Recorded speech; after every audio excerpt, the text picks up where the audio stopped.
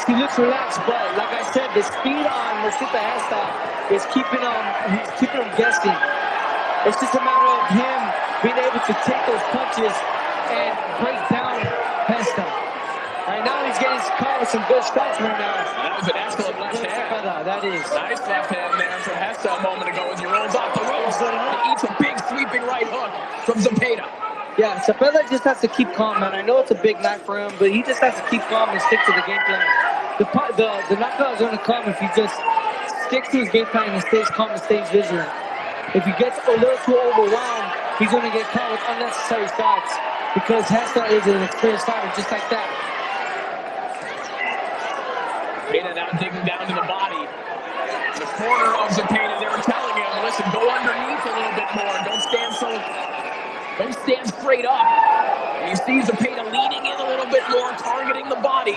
And he's found a target there throughout this round.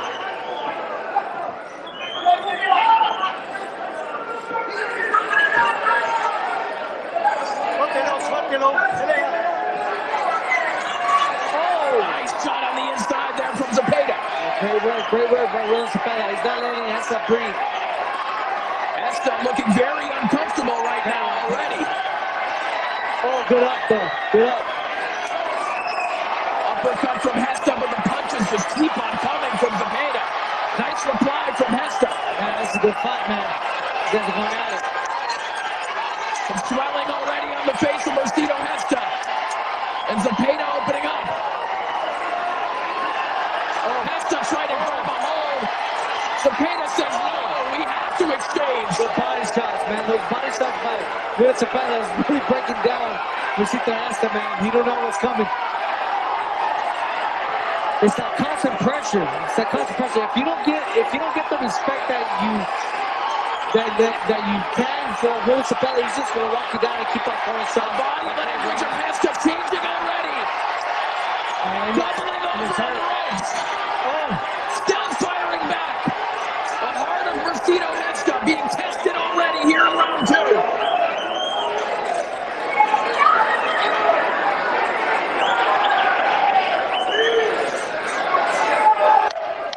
ZEPEDA just absolutely relentless. Look at this combination.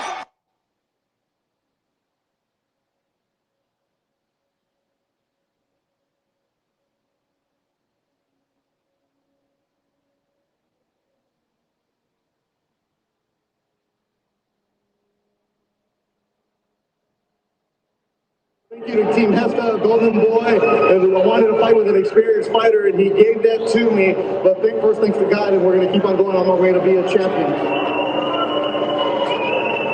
When he said that he knew in the first round he was in trouble, when did you know that he was going to be in trouble? Él dijo en el primer round, ya estaba en peligro. ¿Cuándo sabías tú que él estaba en peligro? Bueno, a mediados del primer round empecé a sentir ciertas cosas que donde yo podía trabajar, sabía que tenía que seguirme cuidando porque eso es muy rápido, pero fuimos trabajando y a mediados del primer round. And also in the first round, I knew he was a dangerous fighter with some power, and I knew that I had to keep on working. Let's bring in Jacob right now. Panda, you're his trainer. You found each other off of social media because after he didn't make the Olympic team, he went to you and he was thinking about retiring. Who do you guys want to fight? We want to fight all the champions. We want to fight who's out there at 135. I think he's ready for each and every one of them. Right now, as of right now, Devin Haney is the world champion. So we want to fight Devin Haney. Él dice que quiere pelear con Devin Haney. What do you think? I'm ready with Devin Haney. You're ready with Devin Haney. Camarón ZEPEDA, make some more noise in the 135-pound division. Congratulations, felicidades. Muchas gracias. Un saludo a todos. San Mateo Atenco, la tierra del calzado. San Mateo Atenco, hard work in town, and they're partying tonight. Corey. Thank you so much, Beto. The state. Yo, what is going on, man? Smash that like button. ZEPEDA came out. Man, I just finished watching the fight early hours in the morning, and the Mexican man, ZEPEDA, came out. Bruv, he put on a beating. He was too powerful, too consistent, throwing punches and punches with bunches. He never gave Gesta a fucking 1 second to fucking reset, bruv. He was like a cockroach on you like a fucking madman. I don't know what ZEPEDA was on, bro. But Zepeda was on it.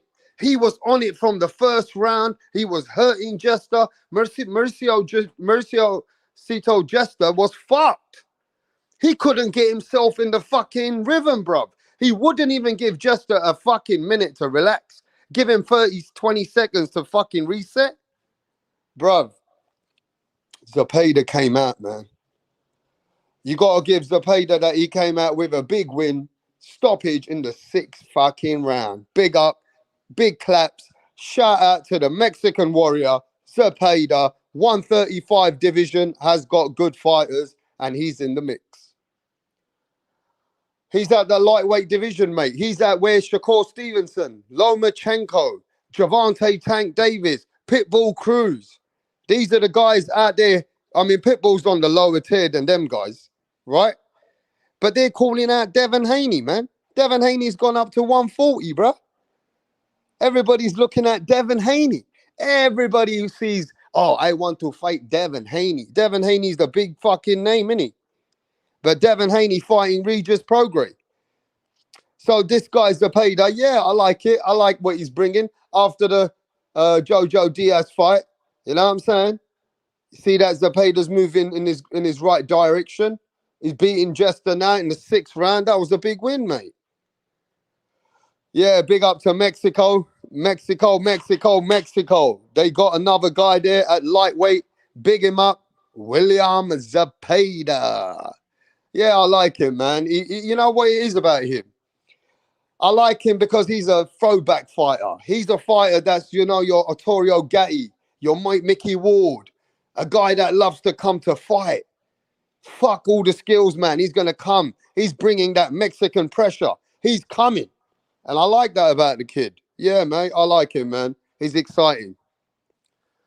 So, yeah, man, shout out to Zepeda. Zepeda came out strong. 135 division. Yeah, mate, it's on lock. But Devin Haney's moved up to 140. Devin Haney's moved up to 140. Yo, look, Jester's a strong guy, though.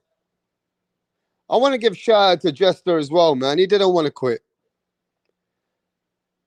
He went back to his, where he was sitting in his corner. They said, you know, are you all right? The doctor said. He said, I'm all right. I want to fight. And he was smiling, even though he was losing. He was smiling. He was laughing at the Mexican bro. And listen, at the end of the day, Jester had good spirits, but he just couldn't do nothing. He was overpowered.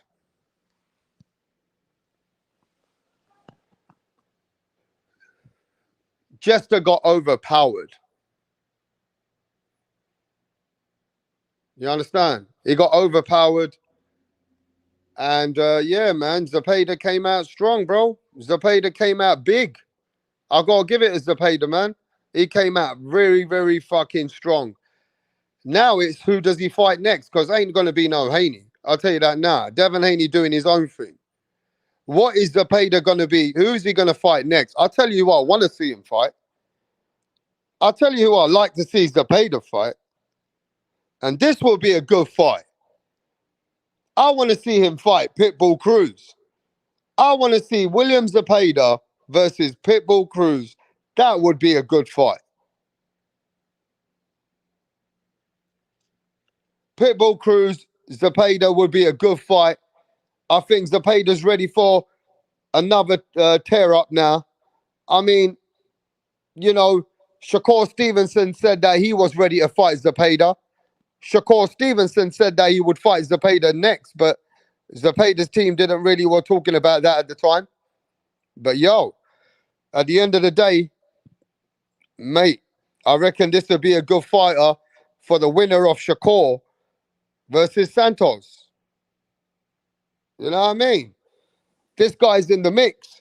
He should be looking at fights with the winner of Shakur. You know what I mean? For that belt. But I reckon Zepeda's good. He's in the mix now. He's in the mix. Zepeda washes Chihuahua. What's happening, Don Ramon? Any boxing fan, J-Rock. Zepeda a dog. You never know. Yeah, Zepeda's a dog. Who do you think wins out of Zepeda and Pitbull Cruz?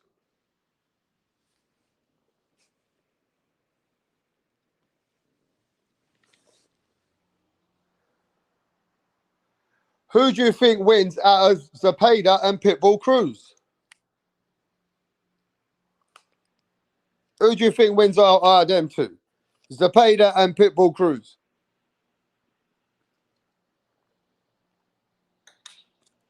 Who's the best Mexican out of them two? Is it Pitbull or is it William Zepeda? I think Zepeda can beat him. Stephen 4722 says Zepeda. J-Rock says Zepeda. Zepeda will dog walk the Pitbull, says Rider of the Storm. Zepeda, man. So Zepeda should be the man, right? To fight Tank Davis. Fuck Pitbull Cruz. I don't want to fucking watch Pitbull Cruz and Tank. I want to watch Zepeda and Tank. How about that? How about Zepeda and Tank Davis? Are you guys down with that fight with me?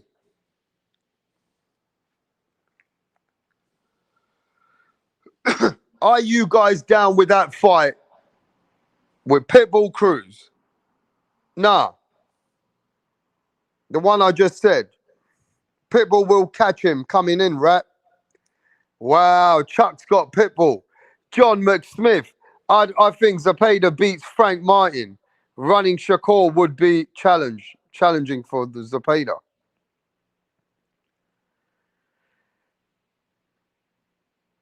Yeah, I don't want to see Pitbull Cruz.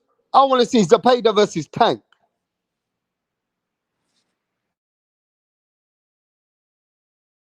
I'd rather see Zepeda versus Tank, bro. Stop the bullshit.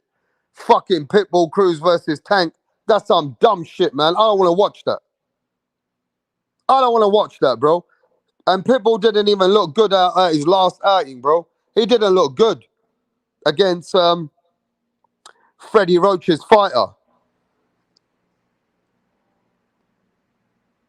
Zepeda lynches little Tank, says Don Ramon. Man, Zepeda's at least put himself in the mix. Zepeda's name is in the mix now. And Zepeda is going to be spoken about. This is a guy that's at the lightweight division. So I believe that this is now the time that he gets into the top 6, top 5. I would actually think that he's a top 6, top 7 fighter now. Maybe I'm wrong. But you can name me 5 guys better than him. You name me 5 guys better than him. I reckon he's after them. But we have to remember. We do have to remember. We got now, Devin Haney's moved on. He's at 140 at the moment. So let's go by Shakur. Loma. I got Loma. I got Lomachenko. Shakur Stevenson. Of course, Tank Davis. You got Tank, Shakur, Lomachenko. There's 3 already. You got Frank Martin, 4.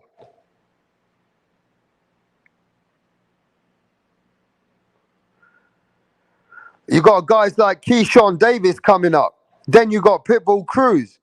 And then you got these guys like Zepeda. You still got Michelle Rivera in the back. But I'm just letting you know, there's names, about 4 or 5 names I gave you before William Zepeda.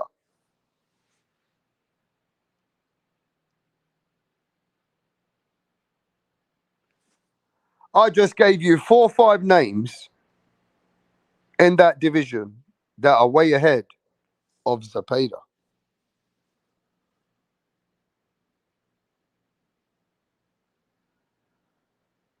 And you know, Shakur Stevenson did say that Zepeda, he was ready to fight him. So Shakur's ready for all of them. Shakur said he'll fight Zepeda when he came into the division. So we're going to have to see where Zepeda moves from here. We'll have to see where Zepeda moves from here, bro.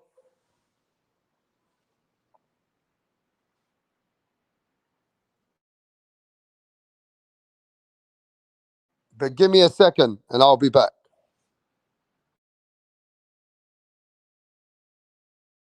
What up? How are you? I'm great. Can we meet you? My name is Tunde Tupac, aka the Rap Killer, Tunde Tupac. the Rap Flexer, kill them all. Your Rappers. name, your name. Your name is Tunde Tunde. Tupac. Tunde Tupac. You can write the Rap Killer there. But Tunde is your It's name. okay. Yes. Okay. Thank you. Tunde, with your dressing, I know the kind of song that you're about to present. Yes. So you want to tell us about it?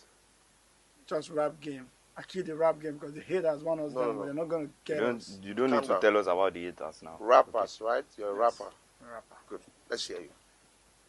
Check it. Ha ha. Check it. Ha ha ha. Check it. Check it. Check it. I rule everywhere. I rule. They want to take me down, but they cannot take me down. Yeah. I rule New York. I rule Lagos to Atlanta.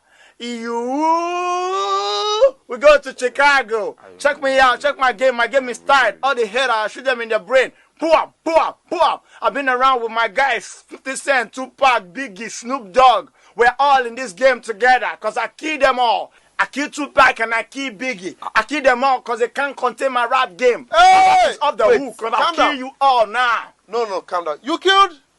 You killed who? It's just a lyric. Don't fear. Lyric. Your lyric Hey. will put you in trouble. You have to be very careful. You don't just go about saying things that you don't know. It's a rap game. That's how it is. Oh, okay. How old are you?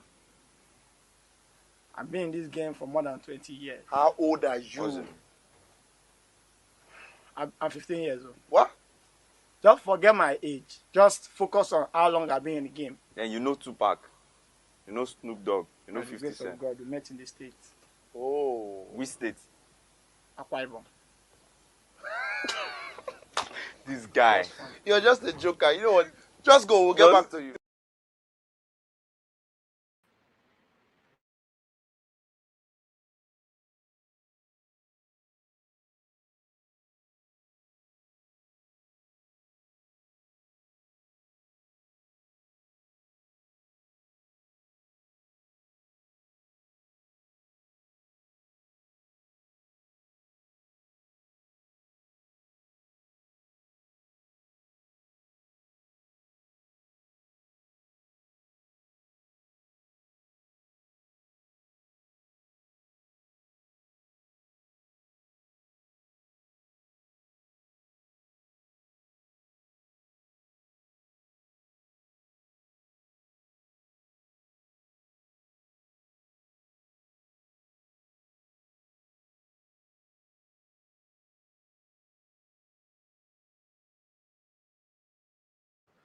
Yo, thanks for being patient. So yeah, ZEPEDA came out strong.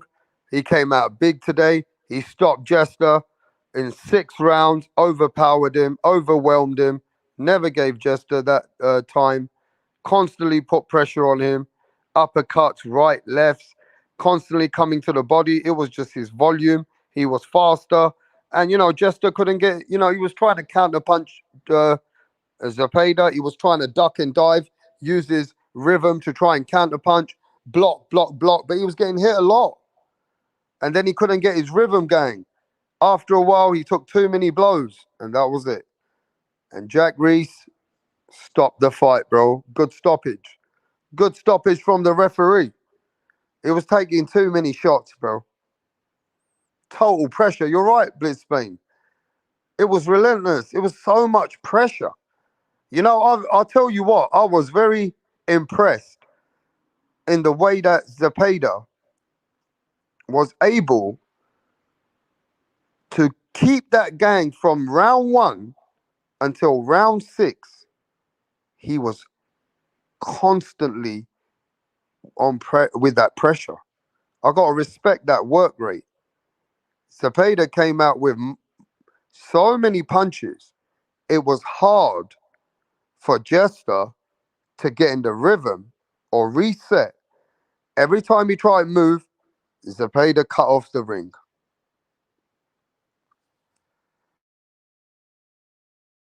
And he cut off the ring really well, bro.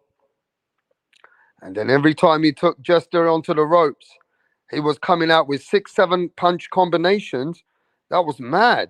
And Jester was still catching Zepeda with a couple of shots while he was blocking, but he was taking too many shots, man.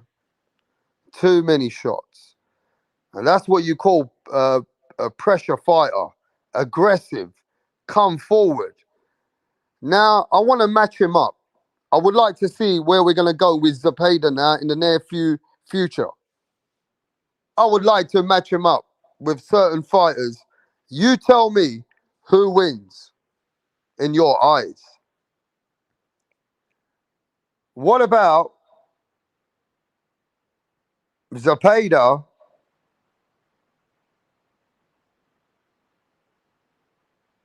Yeah, but there's no point in him calling out Haney, Blitzbane.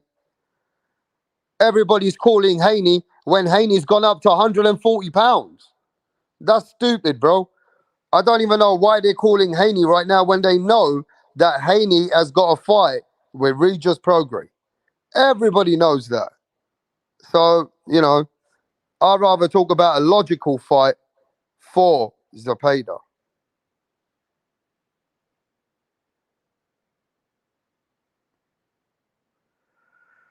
Now, I'm going to give you opponents, and you tell me who wins the fight in your eyes. Zepeda versus Jermaine Ortiz. Zepeda versus Jermaine Ortiz. Who wins? I reckon that would be a banger. I reckon Ortiz could win. I reckon Ortiz and Zepeda will be a fucking fight. That would be a barn burner, mate. I ain't got... listen, that's a 50-50 fight for me. I'm keeping it real, bro. That's a 50-50 fight. Zepeda says Blitzbane. NL says Zepeda. General says Ortiz. Zepeda would win. Says Rider of the Storm. Chuck says Ortiz. There you go, mate. Cool Breeze says Zepeda. Motala versus Zepeda. That's good. Zepeda lynches them all. I don't know about that, mate. He ain't got the best defense, Don Ramon. He ain't got best defense. He's a come forward pressure fighter. That can only work with certain fighters, Don Ramon. You know your boxing, and you know there's styles make fights.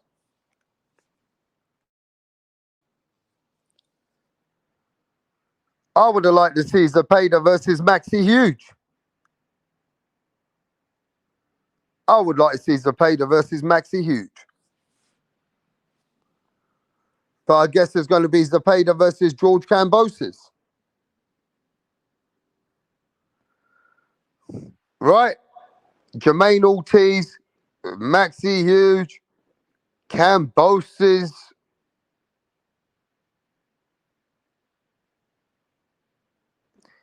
Pitbull Cruz. Pitbull Cruz.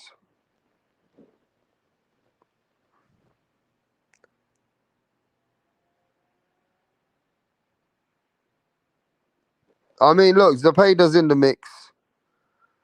He's a top 10 lightweight now for sure. He's top 10 anyway, right? He's top 10. He's in the mix. I'd probably put him number 6, number 7. Number 6 maybe, right? Because you got the mans like Shakur's, the Lomachenkos, the Tank Davises. You got all them guys there, man.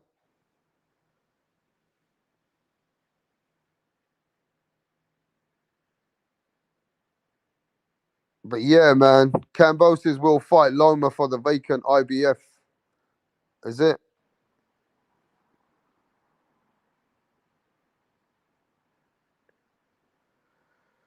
Man, I'll tell you what, bro. Zepeda at least has come out now. We know that Zepeda is definitely a guy that's in the mix now. But we got many fighters in the division.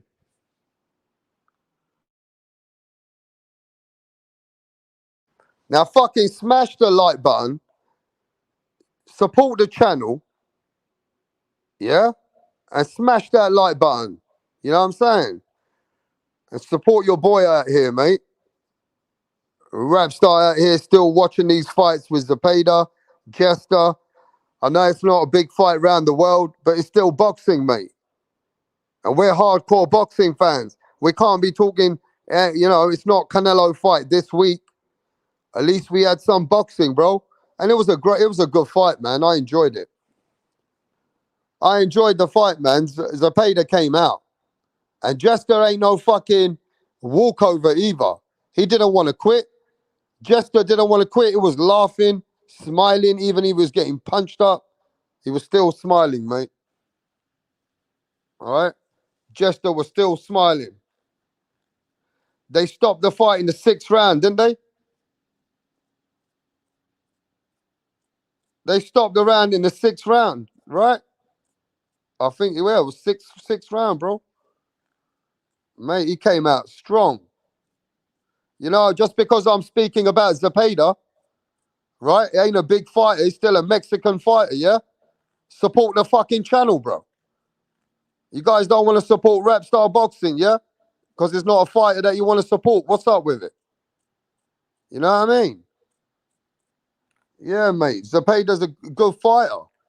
And put a big shout out to the Mexican fucking people. You know what I mean? The Mexicans always come out strong. The Mexicans love their boxing. The Mexicans don't fucking stop.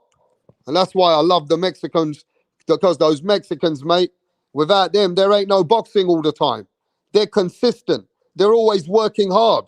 They don't care. They want to fight. You know what I mean?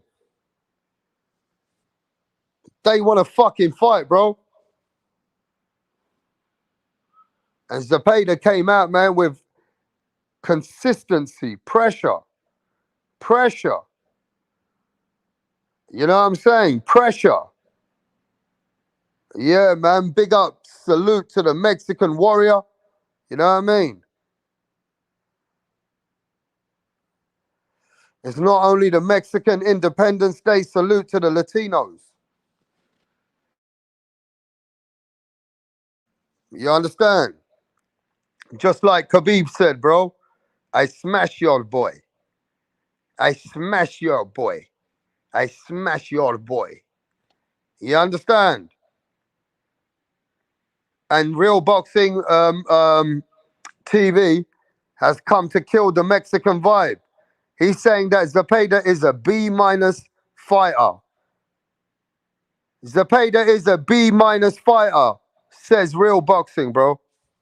He's basically calling him a B minus now. Yeah, mate. Man, he came out with, look at his work rate, bro. Look at how many punches he throws. Right? ZEPEDA classic Mexican style tonight. Come forward, body and head barrage. Yeah, mate. Hey, bro, you know what? I don't feel the support today for ZEPEDA, bro. I don't feel like you guys are just here playing around. You don't want to support for ZEPEDA. You think I'm here just to waste time, do you? You got to put some respect on my name, you know. It's principle. Why is it when I talk about fighters like Low Tier and that, I don't see the energy? Eh? I don't see the energy, the support for the fucking channel. What has ZEPEDA done to you? What he looks like, you know what I mean? I know ZEPEDA ain't a fan-friendly fighter. You get what I'm saying, bro? But ZEPEDA is still a fucking good boxer, mate. A good brawler. You guys are soft, mate. Honestly, you guys are soft, man. Not all of you. I appreciate the support. But you guys make the channel look like it's a fucking joke. Man, you guys don't want to talk about ZEPEDA. What's the future? You don't want to talk about the rest of the division. The fuck is this? Man, let me go get a drink. Let me go get a drink.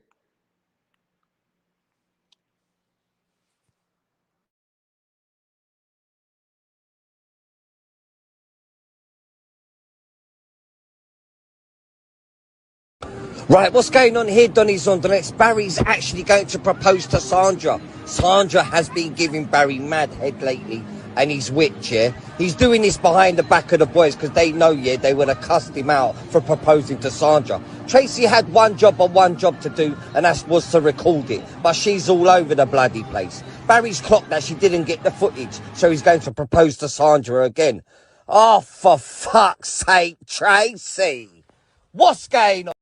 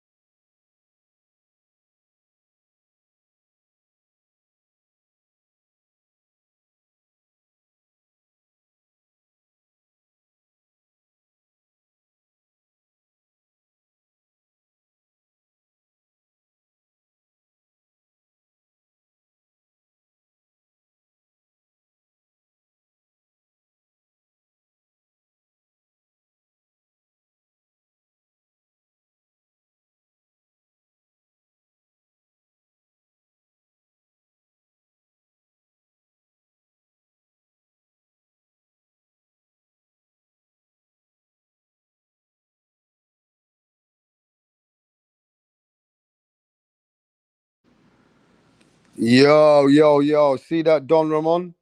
They're not coming to support the Carlito. They're not coming to support Zepeda, bro. They just want to talk about Canelo. You know what I mean? But these real people, these boxing fans, they don't want to talk about all the rest of the boxers. Fake fucking fans. Fake ass fans, mate. I'm telling you, even yesterday, embarrassed the channel, man. Embarrassed me. They embarrassed the legendary referee. They didn't even want to speak to the legendary referee, bro. Joe Cortez, the man who's ref for Roberto Duran, fucking Mike Tyson 8 times, Nassim Hamid, Chavez, Madonna, Mayweather. This guy was with all of them. But the boxing fans that just want to talk about Canelo, Crawford, Spence, Devin Haney, Teofimo, Shakur. Man, fuck off, man. Go fuck yourselves. How about that? Not you guys, but you know what I'm trying to say. Yesterday, you guys embarrassed. You guys let me down with the legendary Hall of Famer, referee, 77 years old. God knows how many more years he's in this world. And the man came here to share the inside of what he's seen in boxing, the people that he knows, Mike Tyson he spoke about, Roberto Duran and everybody else. But fucking not even 20 people came out. Fucking not even 20 people, bruv. You know what I mean? Fucking embarrassed it. Rapstar, I would have asked Joe how juicy was the kiss between Victor and Mayweather. I asked him those questions, bruh. Pat Greedy says I was having alone time with my wife.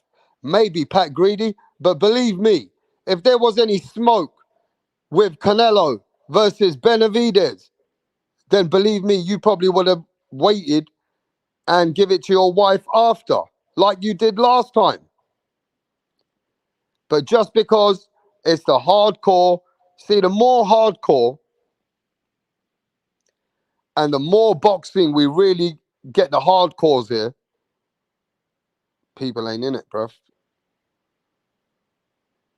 People ain't in it with, bruh. I'll tell you that now. They want to hear And this sounds bad, yeah? Because right now I'm coming off an allergy. I'm good right now. I'm getting better. Couple more days, I'll be back like Rat Montana. Couple more days, I'll be back like Rat Montana, like a monster. And when Rat Montana comes, you guys rather listen to Rat Montana than legendary people. I was getting Don King over here. I don't even think it's worth me getting Don King here, bro. Legendary people like Don King. I'm trying to get him next. Don King, 92 years old. Don King. What YouTuber do you know who's reaching out to Don King, bruv? What OG fucking gangster do you know is reaching out to the man like Don King from fucking England, bruv? You better put respect on my name. I got the sanctioning body speaking to me, WBC. I got other sanctioning bodies speaking to me. But what's the point of bringing them over here, bruh? I'm trying to bring them over here so they can answer your questions. You guys rather see some other kind of smoke. You want to see the Rat Montana. You want to see the free smoke. You guys don't want all that shit, bro. You don't support the channel like that. You don't support the channel like that, man. You know what I did the other day? I said, Rick, whatever it takes, let's get Don King, the legend. I want Don King on my channel. I'm pushing for that. And then the man who did the Rumble in the Jungle, Thriller in Manila. You guys don't understand all that, bruv. This generation that we are, we're not respecting what this boxing game's about. What the people that came here, the OG gangsters, the ones that worked with the mobs, the ones that worked with the Gambino family, the ones that worked with the John Gotti family. Don King. Man like Rat Montana. Man like Rat Montana has got fucking links to go get Don King. You better put respect on my motherfucking name. Seriously. I got you, Joe Cortez. Joe Cortez, the referee that refed 8 times for Mike Tyson. And you guys are sitting there like, oh yeah, well, ain't no big thing. And listen, man, you got to be connected to get these people on your channel. I'm not even a big channel. I'm not even a big channel, but I'm getting all these fucking mafioso people for you. If you ever really knew how connected I can do shit that I don't want to call no names. If you really knew that if I wanted to push this shit and my channel was banging and I got support and I can say, yo, look at this, bro. I get support over here. Send this guy over here, please. Hey, mate, send this guy over for me. I get lots of support over here. I want you to send this guy. But you know what I mean? It's just weird. Weird. Motherfuckers rather give me more views when I'm being Rat Montana than actually getting the people over here to speak to you. You know what I mean? Crazy, bro. This fucking shit is crazy. This YouTube shit is crazy. This YouTube's about entertainment, bro.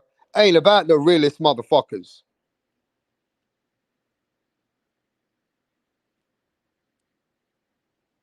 You understand?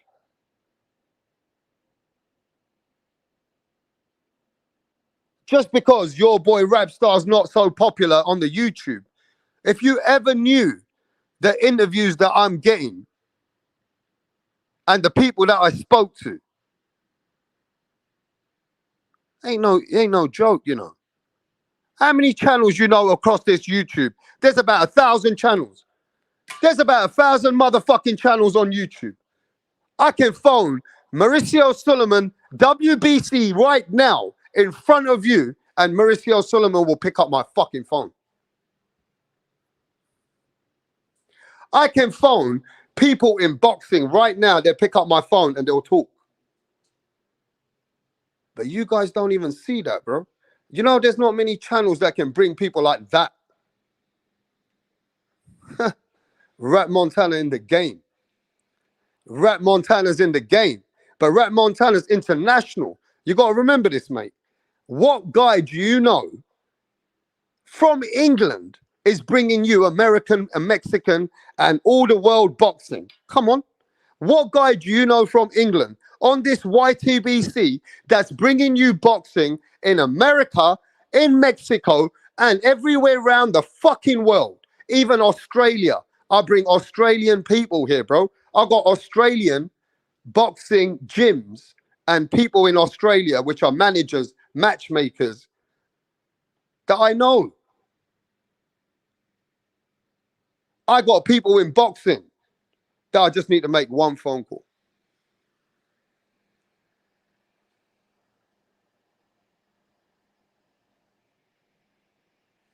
But you guys don't want to hear no boxing, real boxing out here, bro. You want to hear entertainment. You want to hear some jokes. I get it, and I like that as well. Don't get it twisted. But this ain't no troll channel. This is one of the realest boxing channels. Right now, I am letting you know this right now, and you know this. There might not be many of us here right now, but this is one of the realest boxing channels around the world. This is one of the realest boxing channels around the world. Not just one place, around the world. Unbiased, open opinion, open platform. This ain't no fucking troll channel. This ain't nothing to do with trolling, bro. You go look at other channels. They're trolling each other. They're trolling this boxing world. This is the realest boxing channel. Yes, it is.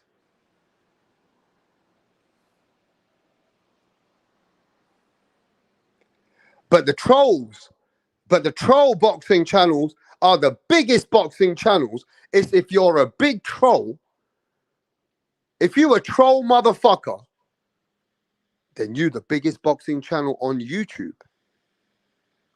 But we ain't no trolls, bro. We're just mano versus mano. It's just a fucking simple, straightforward, respect, boxing talk, real boxing talk.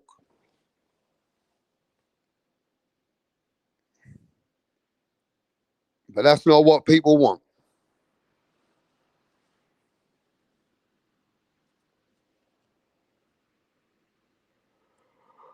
Ultra Instinct, it says, at least this channel doesn't block people. That's why it's called trolling channel, but it's not. It has balls for not blocking people, which is majority of pussy channels out there. Thank you very much, my brother, Ultra Instinct. Check this guy's tweet. Check this guy's message here, bro. Check this guy's message over here, bro. At least this channel doesn't block people. That's why it's called trolling channel. That's why it's not. Big balls for not blocking people, which is majority of the pussy channels out there.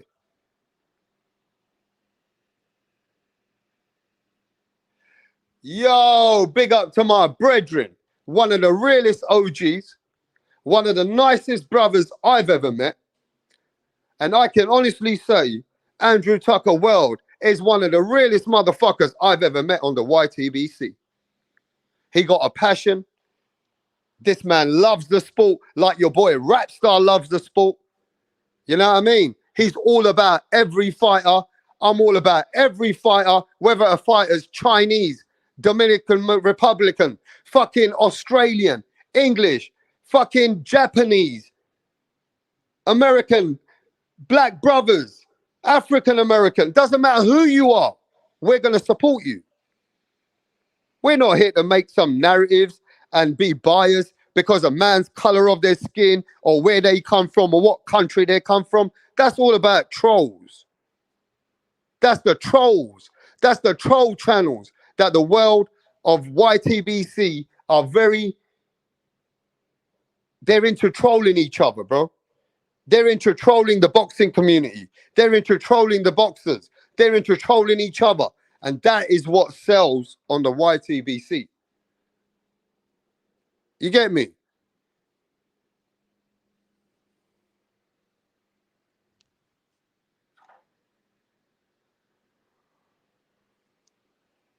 Zepeda trainer trained. Haney growing up. Haney going up. And Panda, his name is called Zepeda. He is ready for Haney. And they called him out. That's a 50-50 fight. Andrew Tucker Wells says, that's true, brother.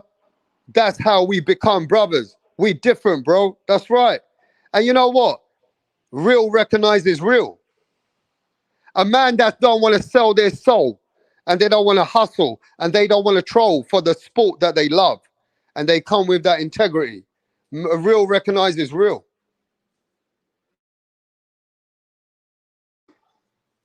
And that's how you know how you can connect with certain individuals. That's when you know what individuals have got a good energy. Your spiritual, listen, Rat Montana is a spiritual man. I'm a spiritual brother because everything I've been in my life, what I've been through, why I appreciate even being here today speaking to you is because I made it. Motherfuckers, nobody can fuck with me in my life. I came from the bottom and I reached to the top in myself. So there's nobody that can troll me. There's nobody that can downplay me. There's not a man in this fucking world that I'm scared of. There's not a human being that I'm bothered about. There's only one thing in my life that I'm ever going to be gracious for, and that's the Lord above. My spiritual connection between me and God. There ain't nothing else that I am fearful of anything.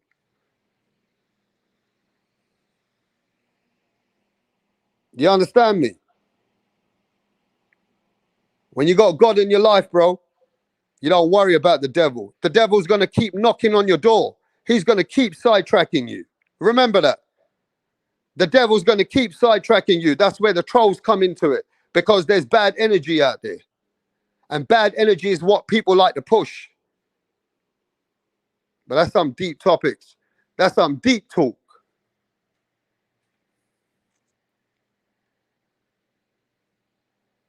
You get me? Amen, bro. Yeah, you already know, Andrew Tucker. God first. You already know this. Rat Montana back. Hey, did you call me? Blitzbane, what's happening, my brother? Big up yourself and always put God first. Hey, let me tell you this though, bro. I'm going to tell you why I got love for all of you people in the chat right now. Because every single one of us are here connected together over the sport of boxing. We all got such a passion. Yeah? Doesn't matter we agree to disagree, but we're all brothers. We're all brothers from our mothers, right? But ultimately, let me tell you, I want good energy with all of you. Even my haters, bro. Even the people that are watching that don't want to support me. I don't care. Deep down inside, I want good shit and good energy. And that's what I like when people come here and we chop it up sometimes and we elevate in conversations. We learn together. Sometimes, I know we can have smoke. It's a bit of banter, but ultimately it's passion. And I love seeing the passion in the men them when it comes to boxing. You know what I mean? Because that's the goodness inside of every man. He got a good passion there.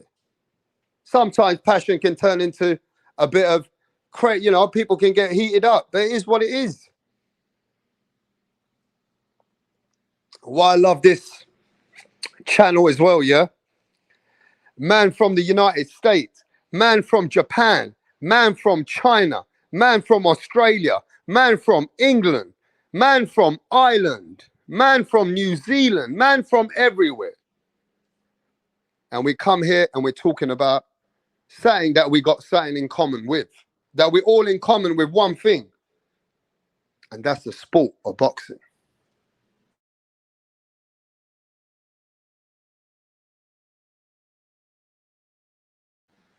But yo, as we go forward, I do have a couple of topics.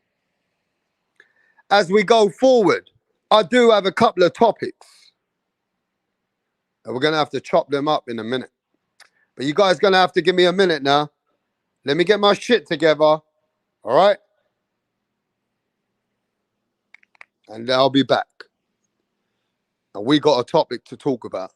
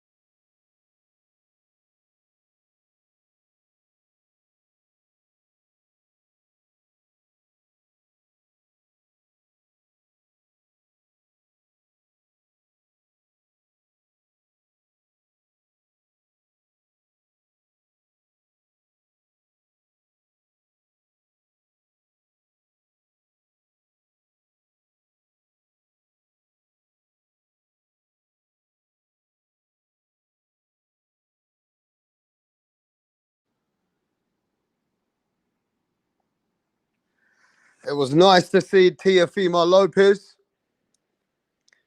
Teofimo Lopez was in the crowd with his baby. I think his baby mama is back with his woman. And that's why you maybe ain't seen Teofimo around his dad. And his dad ain't around him right now. Because we ain't seen his dad on the mic like they always are. And Teo's been a bit quiet after the win versus Josh Taylor. So it was nice to see the guy with his kid and his baby mama. You know, hopefully they worked it out. You know what I'm saying? But we know that Teo's mum or dad or their family, you could see it many times that they are not too connected with Teofimo's wife. And that's where the problems were happening with them before. Teo was going to divorce her, but he was with her. I think she was right next to him. So that's why we think I've seen him quiet. His dad ain't been in the mix as much. But yo, Teofimo was at the fight. You know what I mean?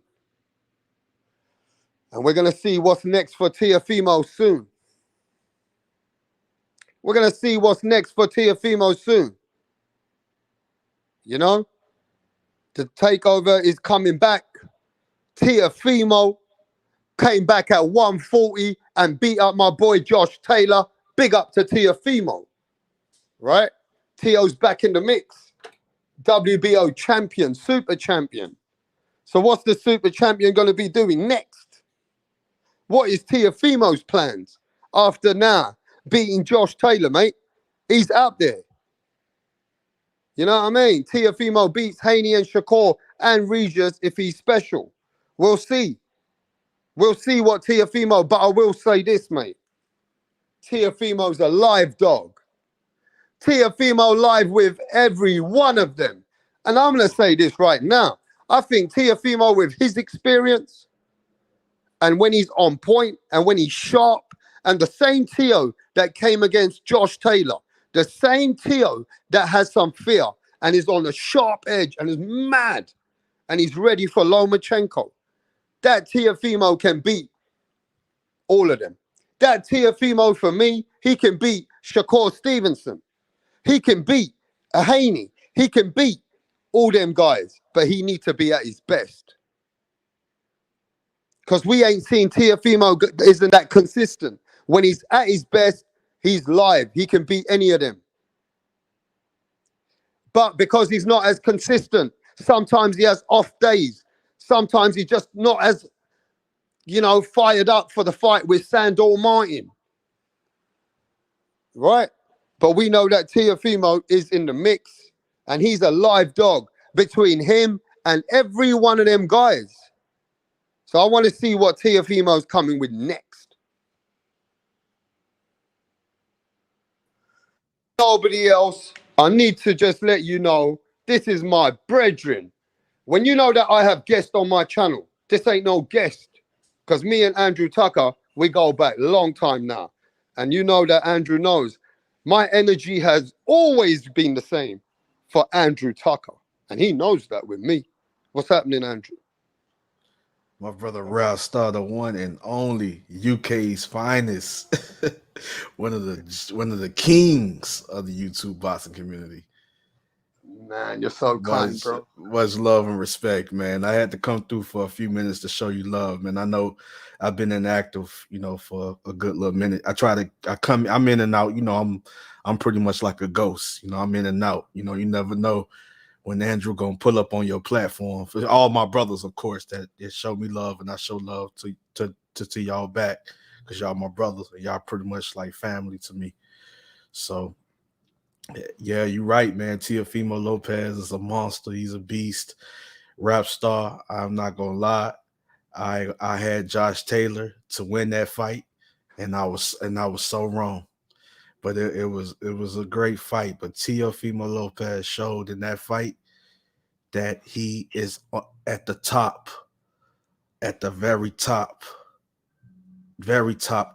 amongst the most superior elite level fighters in the game, bro.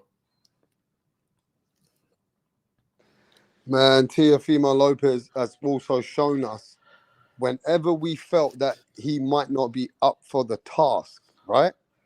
Whenever we as hardcore pugilist boxing fans have sat there and said, man, he's a good fighter, but to beat the great Lomachenko, he ain't ready yet. And then he proves you wrong, right? Yeah. And he did the same thing again to the hardcore boxing people.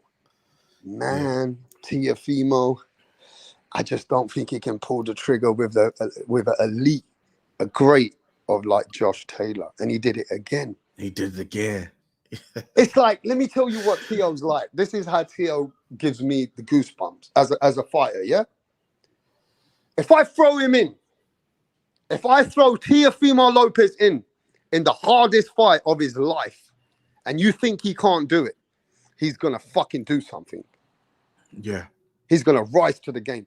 This motherfucker has got something built inside of him that you can't teach. He is a special breed if he's fucking focused. He can see a fighter. And one thing I've noticed about Teo, Andrew, whenever I've done my studies on him, the way that he looks at a fighter when he's that focused, he can see when the punches are coming. He's that clever kind of IQ he has that he's one step ahead when he wants to be. Right. He's a man that, I know people are going to say this is crazy, but him being a WBO super champion, that does mean, Andrew, that he can go up to 147 and challenge like the best of Roberto Duran's. Like that's right. Fucking Floyd Mayweather done it 5 times. 5 weights. Right. Oscar De La Hoya did it 6 weights. That's right. Fucking Sugar Ray Leonard done it 5 times himself, I think. Right? Yeah. We know that fighters have done it multiple. He comes from that little bit of something in him, you know? Right. If I throw him in, and people can laugh at me, say rat, whatever. I throw him in against Terence Crawford, he's giving you a good fight. That's going to be an epic fight. Very epic fight. Very epic. And it's going to be very challenging for both men. I promise you that. Very challenging for both men. I promise you that. Rap star, you know me. I never bite my tongue for nobody. You talk about a man that left his body twice. I bite my tongue for nobody. I respect every man's opinion. I respect how how any man or woman may see things, how they may perceive it. I mean, how their point of view, their perspective, how they perceive it. But you know, I'm going to tell you how I feel and how I see it. And I'm telling you, that is that's two superior elite level fighters going at it, bro. I promise you. That's the best fighting the best right there. Teofimo Lopez and Terrence Crawford, the best. That'd be a major step up fight and a major challenge and a major test for Teofimo Lopez. But I promise you, that will be one of Terrence Crawford's hardest fights ever. Wow. Ever. He's faster than Crawford too, I think. He's faster. They're both fast. They both have, they both are beautiful. They both have great reflexes. They both have beautiful timing. They both are explosive. The elusiveness, the ferociousness of both fighters, the will to win, the determination, the grit, the toughness. They are both elite level, pound for pound fighters, bro. You know, and that's the best fighting the best. That's the best fighting the best. Young lion against veteran lion. You know, it's just the best fighting the best. Man, I'll tell you, man. I just want to see great fights for like Teo's got a lot to do at 140 right now. We know that there's ZEPEDA. We got not ZEPEDA, we got Haney, Regis Prograde. They got a fight coming up. The winner of that to fight Teofimo. What another epic 140 fight. The winner of DEVIN HANEY, Regis Prograde, Teofimo. I mean, this is something that we got. This is what keeps us in boxing. Yeah, absolutely right. You're absolutely right. I'm giving you these guys right now, and you know, there's a guy out there though, Andrew, that people are not really understanding him in the United States as much. But I can throw Jack Catterall in the mix if he keeps beating up people. Jack Catterall is a very great fighter. Fucking hell. Fighter. I mean, I as much as I love Josh Taylor, as much as I love him, bro, as much as I love Josh Taylor, you know, Rap, that's one of my favorite fighters coming out of the United Kingdom. Yeah, for the last 3-4 years since I met you. Yeah, since you know me, Rap, you know, but that was a very close fight between him and Josh, and I may have had it split decision for Catterall that fight, man. Yeah, I don't blame you. You know, I don't blame you. But that was a great fight, though. You know, between two skilled warriors, man. I really loved that fight. You know, some people, you know, they had criticism, and they had, you know, they you know how they felt, you know, the Catterall got robbed and things of that nature. You know, some people just had mixed emotions and stuff about the fight. Some people just had different ways of seeing it, and it was very controversial. But I'm gonna just honestly say it was a great fight, man. It really was. Stay there, Andrew, before I got another guest come onto the panel right now. But before I get the guest on, smash that like button, support the channel. We're cooking it over here with your host, Rapstar Boxing Knowledge.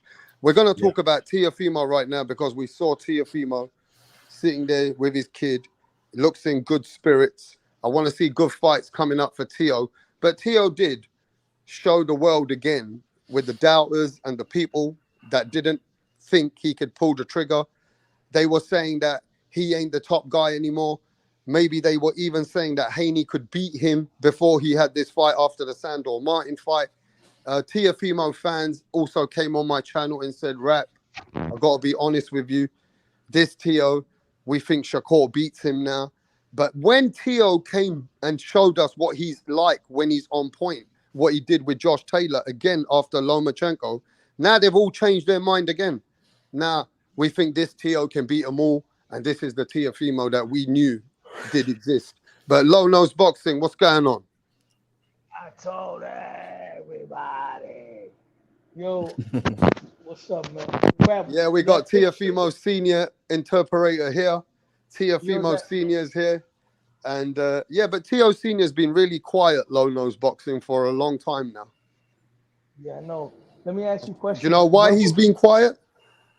Because maybe they got something up their sleeve, man. You know what I'm saying? How you Maybe doing, brother? there could be I'm good, man. tension. How you doing? Maybe it's not my business, but I got a very sixth sense spiritual side about how I see things as well. Yeah, and I've seen the Lopez's for years. How about if I tell you there could be tension between where Tio is now? Tio got his kid now with his wife again. There was tension between the wife and the family of Tio's before, right? Right. Yeah, they Could back be together. tension where Teofimo has came out. Look, you'll find out for yourselves, but you know that rap star knows his shit. Teofimo might come out later and told you before, I want to be my own man for a little while. Do you remember that? Right. Yeah. I remember that. So Remember this that. is what he's doing. He wants to be his own man, and he wants to feel like he needs to make all his decisions for a little while. Right. Listen, I as long mean, as it doesn't affect, as long as it doesn't affect them in the ring, man, that's all that counts, bro. the That's all thing that is, counts. he's been through adversity. We know what he's been through. So the thing is, we know that Tio is strong willed. We know that Tio has the heart of a fighter, the mentality of a fighter, mentality of a warrior. Tio dealt with a lot of personal issues. Tio dealt with also dealt with boxing fans, pretty much trying to crucify him, and how he dealt with that, and how he pretty much answered all the doubters, went in there and defeated one of the kings at 140. Defeated the king at 140. So defeated one of the kings in boxing, Josh Taylor. He did that. So that's how he pretty much gave the doubters and the haters something to talk about, and people that counted him out and that doubted him and didn't believe that he could ever recover because they felt that he was so mentally, emotionally scarred that he would never be the same fighter. So all he did was prove them wrong. And I loved I loved it. Even I love and respect that Josh Taylor is one of my favorite fighters, but I just wanted Tio to prove those people wrong, but also give those people something to talk about, but also silence those people, close their mouths, because they were doing a lot of talking, and they just needed to be humbled, and have respect for these fighters. That's what we got to start doing. We got to start having respect for these fighters. What I want to see next for Teofimo, being that everybody's busy, Javante Davis is not moving up anytime soon. Ryan Garcia may be headed towards a title fight against the belt holder that Rolly was supposed to fight. Devin Haney's tied up with Regis Prograis. So we got to narrow it down, rap, to the most realistic options, right? On Top Rank, and I made a video about this. On Top Rank at 140, you got Jose Ramirez, you got Arnold Barboza. We don't want Arnold Barboza. And we know Teal doesn't want Arnold Barboza. Jose Ramirez is a good name. That's a former unified champion. He has the type of style that will play into Teofimo's style. But the dark horse that I would like to see Teofimo with in his next fight is none other than George Kambosos Jr. I feel that Teofimo Lopez, for him, he would love to get that get back, even though Kambosos is not on the level of Josh Taylor and Lomachenko or even Jose Ramirez. I'm certain that that's a fight that would definitely motivate Teofimo to go in there and do what he can do and show what he was supposed to show the first time around without any of the issues. That's the fight that I want to see next for Tio in December. I want that George Kambosos rematch. And I think Bob Arum can make that happen. Because even though Kambosos is tied with a possible fight with Lomachenko next year, if Bob Arum makes an offer and says, listen, I'm going to give you an opportunity to be a two-division champion, you're going to fight Teofimo Lopez, which is a bigger fight than Lomachenko because they have history. You feel what I'm saying? Right. That's the fight I want to see next to Tio. I want that Kambosos rematch. Yeah, but you If, want that for personal reasons. But what good is that for his business as a WBO status? He's just gone and petitioned to be a super champion. He doesn't really gain after Josh Taylor at the moment a fight at George Kambosos, unless it's a personal vendetta Or it's a personal. It's a personal vendetta, man. Yeah, Fuck well, that. that's it. That's Fuck the all it welterweight is. division. But we it's got to still remember what Teofimo said. Teofimo said, now that I've made it here, I ain't going out. I want that money now. I want that big money. Well, right. once again, He said, I just don't. I want that big millions now. So for him, he's looking at the biggest fight soon. What makes him the most money? Like the thing is, you know, if he was to go to George Kambosos Jr. route, it'll be a stay busy fight. If he couldn't get like another big fight right away, and they could be tied into some other. we got to think about what's really available though. At the end Yeah, of the yeah, day, right, and then yeah, and so we got to also look into, you know, take into consideration what other fighters could be in negotiations with another fighter, or what could be probably lined up for that particular fighter that we might want to see him up against. So the thing is, George Kambosos Jr. could most definitely be a keep busy fight, because like whether we like it or not, he's still in the mix. He's now at the win over. It's not a regular stay busy fight neither. It's a stay busy fight. Right. I don't personally think that it will be a pay-per-view fight. If it was, I would pay for it. Don't get me wrong, I would pay for it. But I bet you this. I bet you that will be the highest viewed fight on ESPN of George 2020. And people got to and people got to understand that George George Kambosos Jr. is still in the mix. He's still a name. He's still a name. And he's still in the mix. Even though he came off of a controversial victory, let's look at this, right? Miguel Cotto still gave Margarito a rematch, and Margarito got beat up twice, worse than Kambosos got beat up. He got stopped by Shane Mosby, and he got brutalized by Manny Pacquiao. Now, don't get me wrong, Margarito is a more popular fighter than George Kambosos, but the fact that he has a win over Teofimo, a lot of people that are detracted to Teofimo still mention that fight to him. Why not?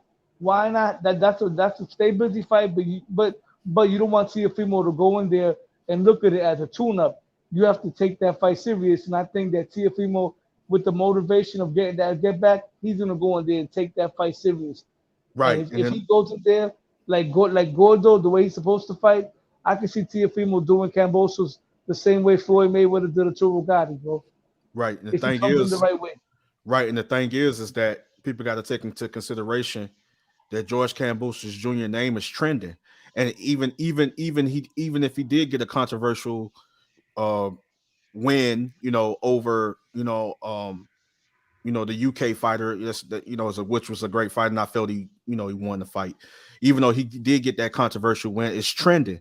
It's not, his name is still in the mix, and his name is trending. So that is a fight that they will possibly look at if there's no other fights available. A lot of people talk about Bud Crawford in the comments. I don't want that Bud Crawford fight. I'm tired of these fighters moving up in weight classes without cleaning up their division. All due respect. Leave Bud Crawford alone. That's a very good point, that people are starting this new trend, yeah? It's a new trend, Rap. It's a new trend that's starting. Everybody comes to me with the same because shit. Charlo's doing it, so Crawford wants to do it, and now they want other fighters to do it. Rap. Yeah. Charlo cleaned out his division. Bud Crawford, for the most part. No, but to be fair, there's a lot of people who feel that after that fight being twice called off with Tim Tszyu, they still feel that's a fight that should have happened. You know what I mean? Man, they still feel that guy should have got that fight, though. I understand that, but Charlo done so much already in that division. He's going to stop now from reaching further greatness and making a lot of money just because Tim Tszyu comes out of nowhere. Get out of here with Tim Tszyu right now. Yeah, but Tim Tszyu was unlucky, yeah, because you got to remember, he was doing everything in his power to get the fights, right? And then when he couldn't get the Charlo fight, they said fight Tony Harrison. Then he knocked out Tony Harrison. So he's been doing what he had to do, right? He's been doing what he has to do, yeah, but we what can't the problem is, soon as Canelo Alvarez, the older brother, couldn't fight, as soon as Canelo Alvarez spoke, everybody else's fights goes down the track. Charlo gets a pass. For me, Charlo gets a pass because he's done so much in that weight class. Teofimo, right? Now with Teofimo, right? To me, he finally acclimated himself to 140 because when he first moved up to 140, he looked great to me against Pedro Campa, right? The Sandor Martin fight, even though he won that fight, he didn't look good. And then Josh Taylor fight, he turned it up. I think Teofimo right now is acclimated at 140. 140 is a weight class where you got guys like Devin Haney, you got Regis Prograis, you got Subriel Matisse. Tank Davis is not that far away. If Ryan Garcia can get a belt, that's a big fight too. He doesn't have to go after Bud. Let Bud go. But Let Bud I go. still don't want you to be ignorant to the point to not to recognize that Tszyu and Benavidez both deserve their shots. I mean, yeah, they do. But you Yeah. know, like I You said, know what I man, mean? Because we can't be fair like that because you are a hardcore boxing fan and the casuals never give the opportunity to the fighters which are coming from the back. And it's our job to know that those fighters deserve it because we also are fans. We know Mhm. that sometimes we'd rather watch Charlo fight Canelo, but I can't be ignorant and be saying, nah, man, nah, because that's wrong. Those guys deserve their shot, man. yeah, just And like now Boots Right. Anderson. I Just gotta like keep Boots it real, Anderson deserves a Andrew. shot. Both of those Yeah. guys I just mentioned to you, they both deserve their shot. No, So no, does I Davis agree. I and agree. the Mexican monster. I totally agree. I totally agree. You know, Tim Tszyu is in position for a title shot. Benavidez has been in position for a title shot. So yeah, I agree. all I'm trying to say is this: to bring it back to Teofimo. A lot of people are talking, and me and Punch went at it behind this. We had our discussion. I don't want Teofimo versus Terrence Crawford. Teofimo is and it's not that I'm afraid. Do I feel he Mhm. could win that fight? That's another conversation. Mhm. My personal opinion: Teofimo Lopez is in a weight class where he can make some good money and have some big fights. I agree. Kambosos is not going to be pay-per-view, but I'm pretty sure Bob Arum could give him a better payday for what he Mhm. got paid last time. And then after he beats Kambosos, assuming he goes in there the way he's supposed to, then we could look at the winner of Devin Haney versus Regis, especially if Devin Haney wins, because Devin Haney will be able to make a fight with him because he's more of a free agent type of fighter. Regis is tied Mhm. up. If they can do that, they can probably get a Tank Davis fight. If Ryan Garcia wins the belt, Ryan Garcia, you know what I'm saying? So Yeah. I don't want him to wait and be inactive. Let him take Kambosos in December and then Mhm. fight somebody else in his division. I don't want the Buck Crawford fight. I'm totally against that, and I'm Yeah. tired of people The making these only thing fucking that will kill videos. Teofimo, and that's inactivity.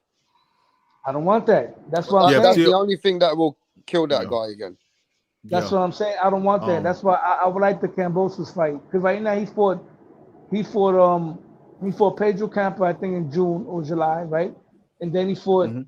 he fought Sandor in December, and then he fought Josh Taylor in June. So December is a good Heisman night to have him fight against Kambosos in the Garden. Make it in the big room. Make Bob Yeah. Arum put some respect on Teal's name. Put it in Madison Square Garden, the big Right. room. Pay the man $3 million. You know what I'm saying? Pay Yeah. him right, and then after that, have him lined up for a pay-per-view against Devin Haney, assuming Devin Haney handles his business. What? Yeah. The thing is like I understand different opinions. You know what I'm saying? Like some people feel when it comes to Tio, I mean, he is the king at 140 because they feel that he beat a caliber opponent in Sandor Martin, and then after Sandor Martin, he beats the king of the division, Josh Taylor, and currently he is the Reign magazine and WBO 140 champion, lightweight champion. So that I feel that I agree with you. Like, yes, we would want to see him. I would want to see him fight the winner of Regis Progress and Devin Haney Devin Haney. because Devin Haney moving up to 140 will take that WBC belt from Regis Progress, and then boom, you got Teofimo Lopez versus Devin Haney in a unification bout, and that's a Yeah. big fight. That's why it's better that he goes into that fight with some activity. Because remember, Right, Devin that's true. Haney's That's fighting true. Regis. He got to Devin keep. That's Haney's what I'm fighting saying. December. That's what I'm Dev, saying. Like a George Kambosos Jr. That a type keeps of him in fight like December. that. Yes, Yeah. yes, Because perfect, Devin is fighting in December. perfect. So you figure, let's say after December, let's say January, February, March, April, May, let's say June, right? June of next year. That's what Devin Mhm. Haney, Teofimo can happen. So if Teofimo sits out from June, that'll be from June all the way to June of next year. That's a whole year. For that, Right, let him get a stay right. busy fight against Hmm. a guy. That's a name against a guy that could be a fight, an attraction in Right. George Kambosos in December, and then have Devin Haney, assuming Haney wins in Hmm. June of next year, But you bro. know what? You know what? Look, I respect this brother, Long Nose Boxing. I know he always means well. You know, he don't ever come to troll or nothing like that. He's for real. But man, some of the talk you're talking, bro, I just disagree with you, homie. Now let me tell you, because you bringing this guy go back to the demons. I agree with pound for pound. If Teofimo all of a sudden doesn't get up for the fight with Kambosos again, and all of a sudden, let's imagine he loses that fight, you're fucking the man's career up. He's got himself such away from them demons. He's got big millions of dollars worth of fights available. I think he can do the Kambosos fight maybe in a couple of years. And Next for couple of me, years, can both that's will a be done, personal bro. vendetta.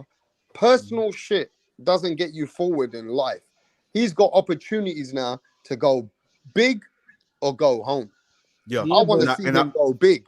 I yeah, want and to see him yeah, go so big. what? I I just would But want he say to this does. see though, rap. him not fuck up with this fights because Yeah, styles make fights, and He's gonna. everybody thinks right that Kambosos got lucky. I get it, but they both know each other. There's a sometimes in life there's a situation where like Mark, what's that guy's name? Mayorga. Mayorga beat a man like Vernon Forrest not once, twice, and they right. Yeah, always knew that Now, that guy was way mhm. better than Mayorga. But yeah. Yeah, now fucking Boxing, this, man. now this to Andrew, be, yeah, Andrew, that, yeah, there's a demon between one Boxing fighter the and wrist, another Maxwell. fighter. right, They right. don't. You But They get and what I'm, I'm don't saying, check though, the innit, yeah, wrist. Andrew? yeah, I get exactly what you're saying, and my thing is, it's gonna be Tio's decision if he wants to most To be definitely, focused. if he most definitely want legacy. Now, if he's thinking about legacy, what Tio would do, and I know he's the type of fighter that will do it. Tio would most definitely become undisputed at 140 and then most definitely move up to to most definitely take care of business at 147. But it's Tio's decision. But yes, do I think Tio can move up to 147? Absolutely. Tio is a big 140 pounder. Tio walk around weight is bigger than 147. Tio, if you want me to be honest with you, Tio is a natural 154 pounder. So yes, he can make 147 easy. And yes, he would be a threat for 147 fighters. Yes, he would. But at the end of the day, I'll be honest with you, Rap. I would love for him to most definitely become undisputed at 140. I look at the legacy and Yeah, then man. move up to 147 and continue to even just take it to a whole nother level. Just put the icing on the cake when it comes to solidifying his legacy. So can we get Andrew Suleiman on the Suleiman? Is that you? Yes, yes. Yeah. What you got to say about this? Because Low No Boxing wants him to fight George Kambosos next. Well, what you want me? What question you have for me that you want me For to answer? Teofimo Lopez, what we're speaking about Teofimo. If you've just come in the chat, you've seen we've been passionately talking about Teofimo topic for the last 25 minutes Well, straight. Teofimo is big enough to go to 147. I think Teofimo should just look from the outside, just keep doing what he's doing, keep himself busy at 147, and then when the opportunity comes to jump at 14, keep 140. When the opportunity comes for him to jump at 147, go for it and defeat those guys. I think he has the skill asset and the great um uh boxing generalship to even Uh. give problems to a Terence Crawford, Okay, to so I think the problem, the detachment here is people like Lono's Boxing is saying that everybody should just chill and fighters need to do what they need to do at their division because fans are getting a little bit too excited by Man, pushing them up. come on, Because man. when I hear Lono's Boxing, he's one of the biggest Teofimo fans.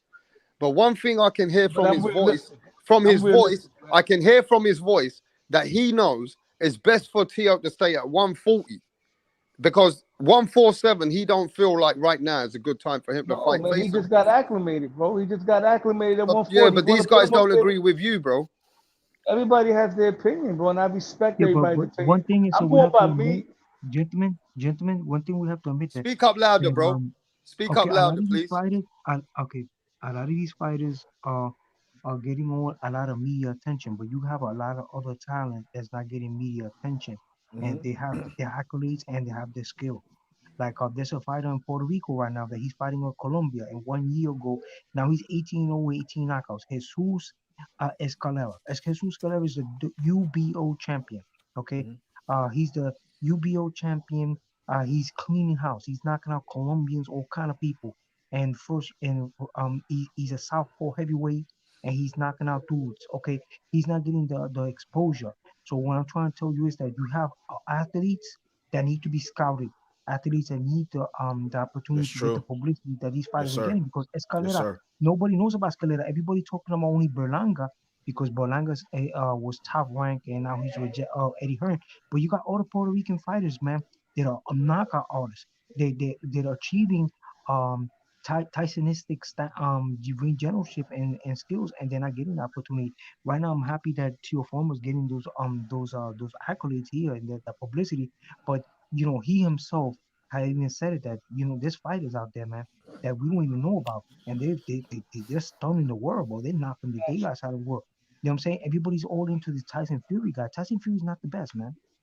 We all know that he's not the best. I mean, that's in your eyes, though, isn't it? Because everybody Real- doesn't. Everybody has not also seen a 7-foot giant who moves better than Yeah, fucking but I Benavidez guarantee does on you, his feet. if a So guy like everybody has Escalera, not. Everybody doesn't have the same opinion about everything, bro. That's true. yeah, I know That's what the you're saying, crazy man. I Superstar. thing. respect that. That I the way respect that, you but to look, I'll tell you how as well. I know that people don't even show the same respect for Devin Haney. But I think Devin Haney's a live dog against every one of these fighters. See, everybody has different opinions on everybody. It doesn't mean that you think Tyson Fury ain't the best. For me, that's a different Hey, opinion. Devin Haney also got my Twitter taken down, but I Why? still because I did a video. I did a video on him that went crazy viral. Like we're talking about 5 million views on Twitter. But anyways, I Well, got love and I got love and respect for Devin, man. And people thought I was a Devin hater and all that. Man, I love that kid and I followed that kid for yeah, that a kid is long nice, man. That for a kid is nice. long Devin time, Haney, man. bro. And just because I felt he lost to Loma doesn't mean that I hated Devin Haney. You know what I'm saying? And I guess him and his team took that video, and they did, and I understand why I had to be taken down. I understand why they came Yeah, at me, Why? right now, What did you and do on the video? What did you do on the video, Andrew? I like to know. he was in when he was in this corner. I kind of mixed it up a little bit. I had word like little emojis and it's kind of like the little bubble that comes when you speaking that comes next to your mouth. I was like, Daddy, he's beating me up. He know my every move, Daddy. I don't know what to do against this guy, Daddy. Just Real playing quick, around. before I yeah, get but off, Tito Escalera, fellas, Tito real Escalera quick, is gonna fellas. fight Jason Guidry on a Don King fight, and Real quick, I don't mean to cut nobody off, whatever. I'm about to get off real quick, but I just want to get back to Tio real quick before we get to the heavyweights. Rap, I just want to say something, Rap. When I say like what I want, for Teofimo next, I'm saying it from a perspective not only as a fan, I'm saying it as a perspective as if I was his team, if I was his management, how I would move a fighter. I'm not just if I'm Bob Arum, right? This is the guy that I'm. Let's say Bob Arum has a long-term thing with him, right? I'm not gonna throw him in there with Buck Crawford with a guy that's not even part of my promotional company that left me. It don't make sense. You're gonna ruin the guy. If you get Bud Crawford, he's gonna get ruined because that's what Bud Crawford does to fighters. Now, one fighter that Bud Crawford beat has been able to bounce back. None. And I'm not trying to say he's guaranteed he's gonna beat Teofimo Lopez. I'm saying Teofimo doesn't need that fight. He has fighters that he can fight in his weight class. He can make his legacy. You know what I'm saying? Bud Crawford's doing what he's doing. But Let you Teo do also it. sound really nice though when you say that no fighter that Bud Crawford beat come back because half of It's the those fighters facts. that you're talking about at welterweight they were ready to retire.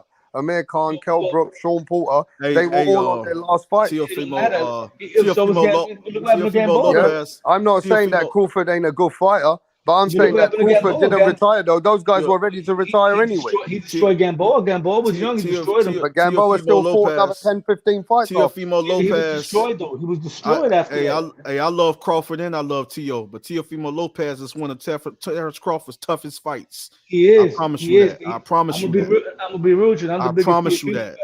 Yeah, I love He both is. of them. I love both of them. I cover, man, the Rockstar know me. I cover fighters from all around the world, man. He You is. know what I'm He saying? will give. And He will all I'm give saying, Crawford problems, but I don't think he beats it's as Crawford. I'm gonna tough be as honest with you. I promise you with you, based on styles, based stylistically how I mesh these fighters up and doing film study on them for so long.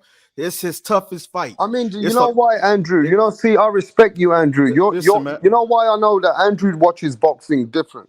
He don't watch one fight and And I'm see not, and Crawford. it's not He's because I'm not. an No, ex Andrew, I amateur know what boxer you're either. like. You And watch it's the not fighter because for. and then it's not because I'm an ex amateur boxer either. It's just I Yeah, but just let been me watching get boxing this for off 30 though. years, man. But Andrew, I know the way you watch Crawford and the way you watch Tio. It's not over one fight that Crawford looked like a machine compared to Errol Spence. That you don't fall for that hype. oh, Crawford's become the Terminator. Bro. Nah, I'm You're a guy that different. understands that every fight there could be anything in one fight. One fight don't make you think that you can beat everyone, right?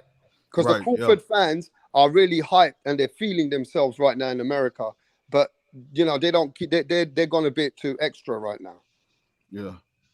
Yeah, I but mean, they I've say been Crawford that way beats though. Cannelo, Crawford beats Charlo, Crawford beats everyone. Crawford beats Tyson Fury this thing. Man, it's gonna come a time, you know, when you're gonna have that one fight. It's gonna take you to a whole nother level, or it might not just be your night. And when you got the best fight, the best, any one of those guys can win that fight. And so all I'm saying is that based on styles, okay, let me ask you a question. Based on skill set, let me say this real quick, Rap. Based on styles and based on skill set, Teofimo Lopez, I promise you, is one of Terrence Crawford's toughest fights ever. And it would be a major step up fight and test for Teofimo Lopez as well. Mm-hmm. That would be a fight, but I'm gonna rebuttal on this. The Terrence Crawford is the top tier fighter, bro. We've seen Terrence I'm Crawford not saying look. I'm not saying that Terrence Crawford ain't a top tier fighter. He's shown he's a top tier fighter. But just like that guy said the other day. Who said that? The guy who came on my channel. Okay, yeah. When I spoke to him behind the scenes, we had a legendary referee here yesterday. Right? We had legendary referee here, Joe Cortez. And he said, over one fight, to me, you know, doesn't make you like, you can beat everybody. There's fighters that fought greats after greats after greats. Mm-hmm. Terrence Crawford came with a bursting performance against Spence.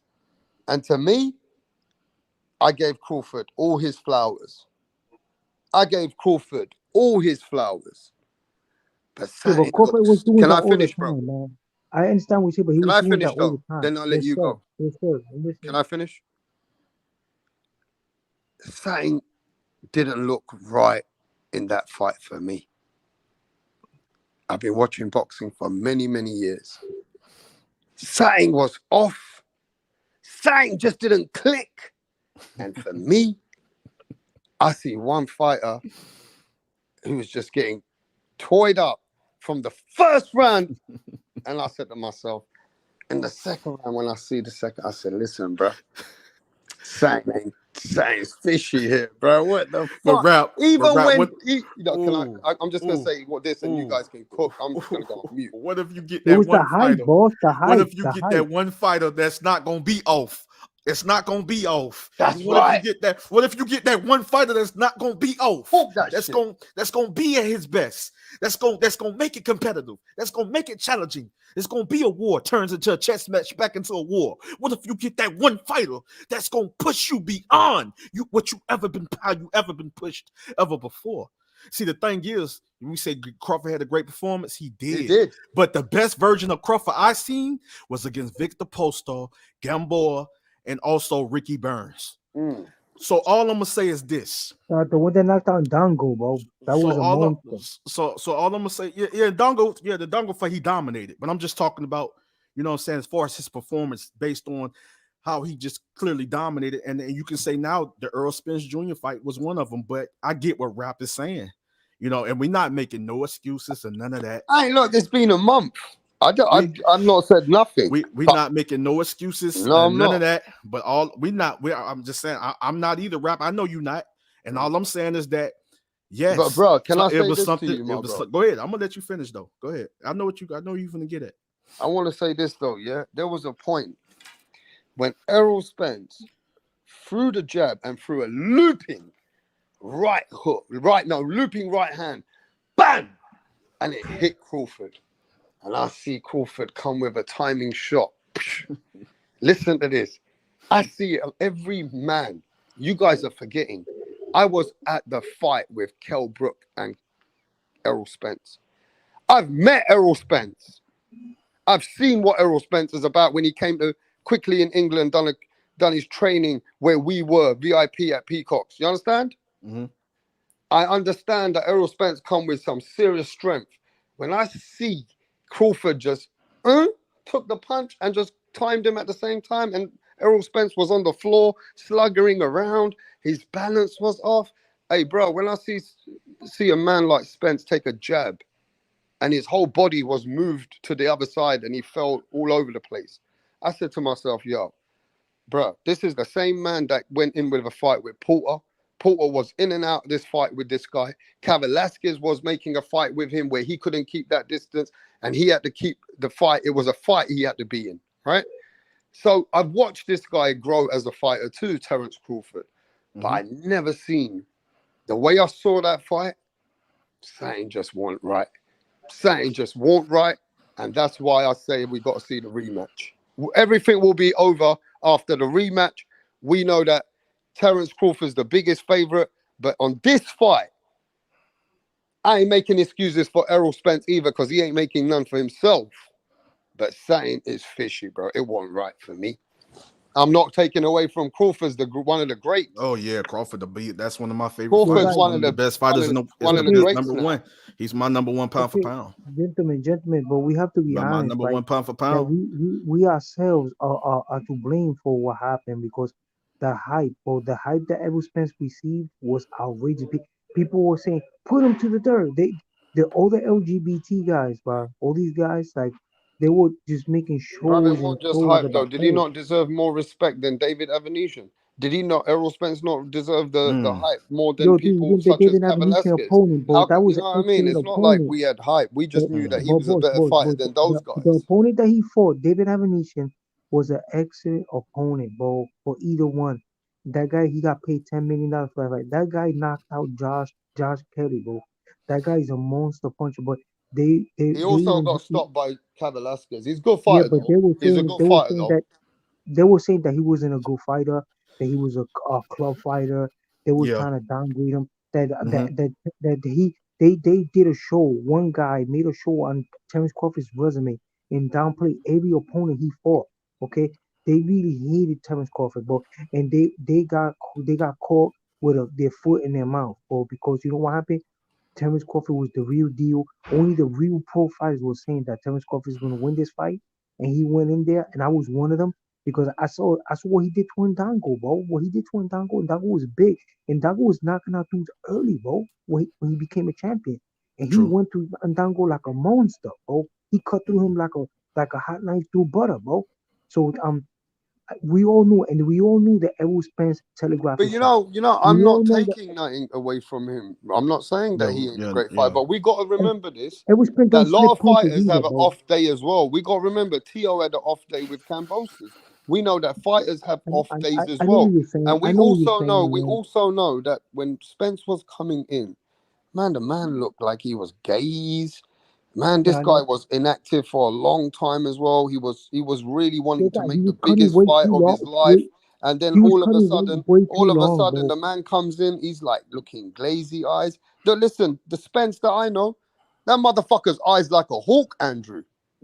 Yeah, I know, but Yeah, you that's gotta true. say You know Yeah, that that's saying true. man that down. That's true. he's saying Yeah. that Bro, the you thing know is that way too man long. down. Yeah, the man motherfucking I down. know what you That guys are sees that saying. I know what you motherfucker. guys I'm are taking saying. your fucking head off. You got my daughters on the line. I got my family on Yo, Nah, the guys, line. man. the No, guy cut Bro, man. way You that gotta too Errol know long, who bro. Spence, we are, that man. You Errol gotta know who Spence. we are before you can you so you gotta know who we are before you assume, bro. We love Crawford. We've been following Crawford for a long time, bro. You gotta Hey, know man, who we talk to are this before guy, bro. like you gotta know who we are, bro. Like we've been bro. We we've been loving, man. We've been showing love and knowing this guy, bro, for a long time, bro. My peoples knew this dude when he was a teenager, bro. As an amateur fighter, bro. So at the end of the day, I'm connected to this dude in a way, and we love Crawford. He is my number one pound for pound. So Yeah, when you that's my say number one pound for yeah, pound too. so at the end of the day, bro, we ain't coming with no excuses. We ain't coming with we ain't taking nothing away from Crawford. Can't nobody, no boxing fan, no fighter, no boxing personnel, nobody can take nothing away from Crawford, bro. We know who Crawford is. But We they was know trying, though. They was trying. You gotta they admit, though. couldn't though. We none of us can, and And we ain't some people are and telling those me this though. we Some can't people we like can't. there's a doctor, right, that I spoke to in England, Andrew, and he said the last time he ever saw Errol Spence very alert, speaking more fluently, and his eyes open, they were before the accident. He feels. Right. That's what some people are analyzing him that way. But he did a really, really great recovery. He did a great recovery as a man from God, like the things that you've had to do in your life, Andrew, because I know you've had to dig deep in those dark days like I've had to. You understand? Yes, sir. And that takes a real man when they know that everything can be the worst, but you got to fight for yourself and just get mentally right. Fuck your physical. That's true, bro. But Errol Spence had to go through them dark fucking times. Yeah. Motherfuckers have got to remember that Errol Spence went through the darkest times of his life. That at some point he was drinking, he was fucked in his head, and then from the accident, bro, that guy was not 100% alert, focused to the man that he was supposed to be from God in the sport of boxing. He flipped. Yes, sir. And he's come back. And sometimes, Andrew, we can come back, but sometimes, it's hard to be at that elite level when you leave certain times of those times in your life of being inactive and shit like that can come back to you. I feel you can't be like that in this sport of boxing at this level. It come back. Do you agree with me though? Yeah, I agree. I agree 100%. I don't want to take it away from I'm a walking miracle like Spence is. There you I'm go. a walking miracle. I left my body twice, man. I listen. All I know is this, man. It was tough though to come back, wasn't it, bro? That man, God bless that man, and he's destined to be here. That's why it wasn't time for him to go, but he's a walking miracle. And all I'm saying is that it can take away from you physically, but mentally, but also emotionally. You know what I mean? So the thing is, how even had to dig down deep and fight hard and come back. The only thing that I disagreed with kind of like when Spence is kind of, off with the lifestyle and kind of easily persuaded with a certain group of people. That was my only issue. But at the end of the day, how hard he had to dig down deep, you know what I mean? And how he dig down deep. He showed me how a fighter bounce back and recover from something that can literally scar you for life and literally not allow you to be 100% mentally, and you're not all the way fully back into boxing where it could affect you in the ring physically and you can get in there and get dominated. So the thing is this, how he bounced back.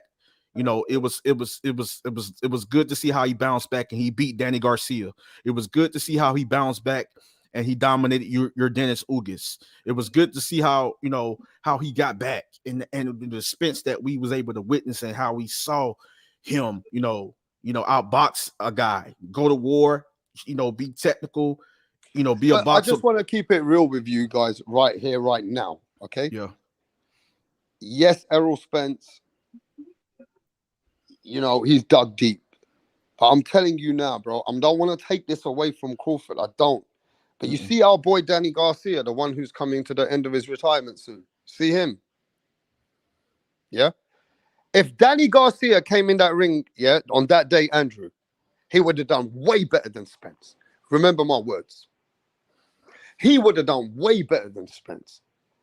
I'm letting you know that other fighters would have done better than Spence. And I'm just saying, maybe Spence has waited too long for the pressure of this major fight that he wanted to do. He stayed inactive. He let them other man go against Avanesian. He constantly stayed on the bench line.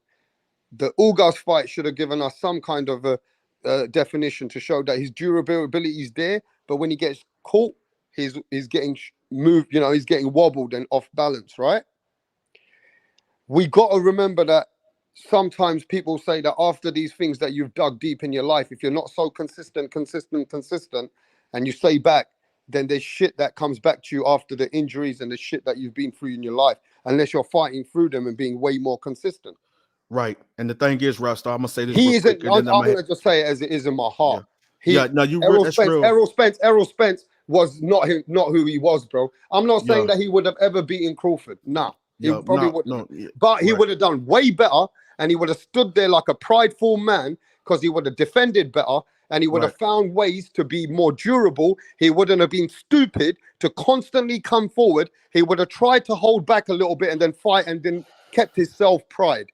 He He was not 100% focused. This man, Errol Spence, was not who he was. I'm just Yeah, gonna say and what I say, bro. right, right. That's No, I that. can respect that, rapper. You know, I can respect that. Now he wasn't who he And was, bro. the thing is, Crawford. One thing about Crawford, I love about Crawford, and I respect about Crawford. You know, and I'm just saying Crawford. You know, much love and respect to all those warriors that step in there to entertain us and put the, and go in there and just want to be great.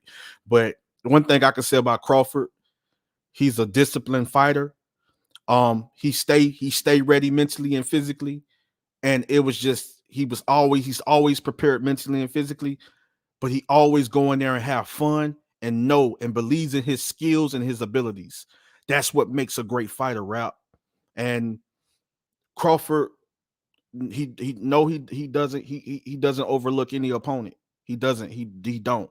But one thing about it, he's gonna make sure he be, if not at his best, close to his best. Every time he step in that ring, all he thinks about is boxing. Of course, family first. But when it's time to handle business, you don't see Crawford. You know, his lifestyle. He have a little good time here and there, but his lifestyle is just revolved around boxing, bro. You know, like when your mind is 100% boxing, that is one of the blueprints of making you a great fighter. And that's the blueprint of a great fighter. Now I want to speak to you about the latest tweet from Terence Crawford's camp.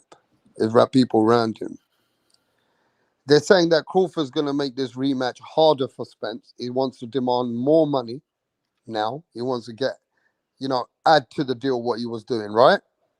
Right. And in order for him to go to 154, he's going to demand more money anyway. If not, he's going to tell Errol Spence, we'll come back to 147 again then. Now, the question here is, should Crawford make it difficult for a man that gave him the opportunity, that stood on the sideline and made him a superstar, and he was promised a rematch? How do you think Crawford should handle this? Should he be mean about it, like they're saying? They're going to hold him up. They're going to make him get more millions and then see if they want to do him at 154. If not, they want to bring Errol Spence back to 147. My thing is, Earl has been at 147 for a very long time. He's fighting. He when it's time to handle business, he handle business, and his worth ethic is crazy. And if he had to make 147 again, I believe he will. But he's really he's struggling to make that weight, rap. I gotta be honest. Spence is struggling to make that weight, bro. Like, I think he's a little more comfortable at 154. He's struggling to make that weight, bro. I promise you, rap. A lot of people don't want to tell the truth and don't want to be honest and be straightforward. But I'm gonna always be straightforward, and I'm not gonna bite my tongue. He's struggling to make 147, and I think it's only, if Spence feels that 154 is a more comfortable weight, I understand the reason why, rap. I understand the reason why. You know what I mean? Because that's a weight he's comfortable at. He's struggling to make 147. He's been doing it for too long, rap. When you get to a certain age, your body, you know what I'm saying, rap. You know what I'm saying, bro. What you're saying is basically he's not, he's outgrown the weight and he's not ready for that physically and mentally anymore. And where he's now already accepting himself at 154, just pay Crawford the extra money and just fight there. Right. Basically, he's going to look. Right. One thing about Errol Spence that people are forgetting, that even though he was trying to be a gentleman about being, bro, I'm just going to say this, man. There's not been any history of the sport where A-side sits on the bench for the fight. He's the A-side, Errol Spence was. Errol Spence had all the 3 belts, and his own fucking team told him, it's all documented. They said, man, leave that guy, bro. He's outpricing himself. He wants more money than fucking you. And they said, we don't even want to fucking wait for him to fight Abanesian. But Errol Spence said to Al Heyman, Showtime, nah, man. They said, look, man, just fight Keith Thurman. You'll make your money. Then we'll come back to your next fight. But Errol Spence said, no, I'm going to keep waiting. Then from the A side, he gave Terence Crawford more millions. And he did a coin toss for who comes in. I have never seen in the A side where a man wants to fight that much that he does all that for another guy. I ain't never seen no Mayweather do that. I ain't seen no Pacquiao do that for anyone. I ain't seen no Chavez do that for anyone. I ain't seen no Canelo do that for anyone. But this guy, Errol Spence, wanted to do all that. So I reckon Crawford should at least give him the fight at 154. Yeah. Because Crawford said that he can't make the weight. It's tough as well sometimes. Mm-hmm. What do you think? Yeah, they both are big welterweights, man. Crawford, you know, I know Crawford, you know, for a little minute now has been ready to, you know, he just wanted to take care of unfinished business at 147, but Crawford been ready to move up to 154. I mean, just like Spence, they pretty much the same for both fighters. You know what I mean? They both are big, strong, a big, strong 147 pounders. Their natural weight. Yeah, Crawford walk around weight be like 160 something, close to 170. Spence sometimes be like 170, close to 180. You know, they can make both can make 154 easy. It ain't as easy, but they're slightly more comfortable at that weight. And so it's just really time. You get to a certain age, your body, get accustomed to a certain weight. When you have to make, a certain weight, and you've been doing it for a certain period of time. Normally, within the height, of course, the height and then the weight, it sort of have to line up. And then at a certain age, when you get to that veteran age, as far as young veteran age, your body, your weight and your height have to line up. So like for Crawford at 5'8", he should be walking around about 155, something like that, 160. Spence at 5'9.5", 5'10", should be walking around at least 160 something and 170. You know what I'm saying? So yeah, it's just time for them to get accustomed to a weight that they're going to be comfortable at, now at a certain age. Why are we even making a big thing out of it? Because the other guy, Errol Spence, I just kind of explained to the fans anyway, watching the sacrifices he made for this fight. Crawford's been saying that he's ready to fight Charlo soon at 160, 154. He's been talking about this every day since. Right? Did Crawford mention about going up to 168 to fight Canelo? Did he mention exactly? That? So if he's mentioned that, so the 154 that goes back what I just said, rap. They walk around weight be like 160, 170 something, man. So like they'll be comfortable at those at 154, 160. Like, just the guys that's used to making 168. They rehydrate, or sometimes they don't come in that fight night normally at no 168. They come in probably 180 anyways. The guys that's used to making 168, they don't be no 168 fight night. They be like probably 175, 180 anyways, rap. And also just because you got the weight doesn't mean that you're not lethal, because you got these dudes that are heavyweights like Jesus Escalera. He's walking around 273. Yeah, bro, for real. That's real talk, though. And he's knocking out dudes like in a one round, bro. So don't think that's gonna make you sluggish, bro. Some of these dudes with extra weight, they're very fast. They're very fast. They're very lethal. I mean, don't think they're not slow, bro. Because these guys are knocking dudes out like in one round, bro. Bro, I'm a big dude at 6 feet, and I got faster hands than some of these smaller guys. Rapper tell you, bro. You know what I'm saying?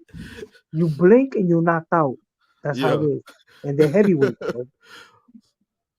Yeah. So maybe hey, if the fight has to be made, let it be made, man.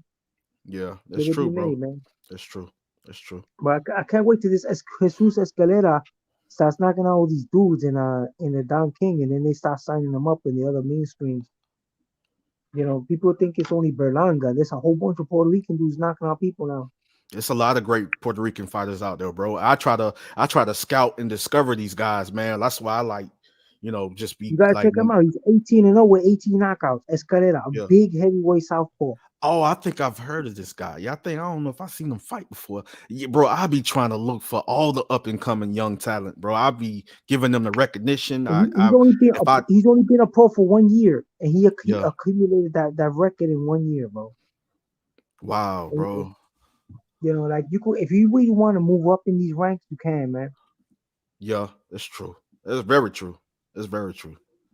And I feel like fighters, especially if they're great fighters and they entertaining fighters and they dominate and they moving up. Of course, they'll have fighters that not on their level. Of course, coming in the earlier part of their career, but still have the potential to be beat certain fighters that might be close to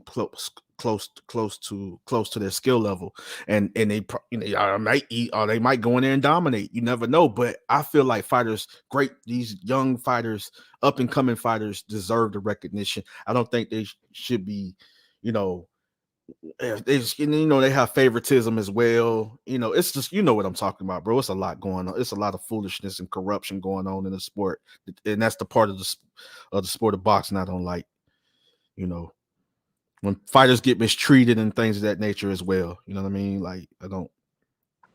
Now I want to Yeah. talk about the big fight But I'm coming gonna up. have to head out. I'm gonna have to head out. Rap star, my daughter. I gotta go tend to my daughter, man. I All right, had brother. I had good boxing talk with you guys, man. And rap, I already know it's love and respect, man. That's forever Always. and for eternity, man. And much That's love right, and my respect bro. to you, my great brother. What's your name? I can't see. Suleiman. Suleiman. Suleiman. Oh, Suleiman. Oh, okay, my great brother Suleiman, man. It was good talking boxing with you and my great brother, and also my big brother rap star because he older than me. You know what I'm saying? And you have a Respect, good my night, brother. bro. I appreciate it, man. All right, y'all brothers have a blessed night. Love you guys, man. Peace. Later, man. All right, bless. So look, let me just say this about the Charlo and Canelo fight. A lot of people are heading just straight to the favorite. But if Charlo pulls off the upset in September the 30th and beats Canelo Alvarez, where does that put Charlo? In the history? Where would that put Charlo? In the pound for pound? And how Charlo will go up in ranks from being the man at 154 and now being the man at 168. That would be a huge win. Where would you put Charlo in the pound for pound if he beats Canelo Alvarez, where Canelo looks ripped in this picture though? Fucking hell, bro. I never knew Canelo could have a six pack like that. That pack looks lethal. Look at Canelo's fucking bro. That guy is tough. Whoever feels, we know that Canelo's the favorite. But if Charlo pulls it out, man, where do you put Charlo in the pound for pound rankings? That's the fucking mad one, bro. Because Canelo's a strong favorite. There ain't many people thinking Charlo can pull this off, bro. They're trying to be nice about it. Well, Charlo's a great 154 pounder. He should give a good fight in the beginning. It should be an okay, great fight. And then, Canelo should overpower. You know what I mean? But there's not many people thinking Charlo can still beat Canelo. Well, I'm talking about the hardcore people that know these two fighters, that know the training camps and everything, that they know everything. They know that he's body sensitive.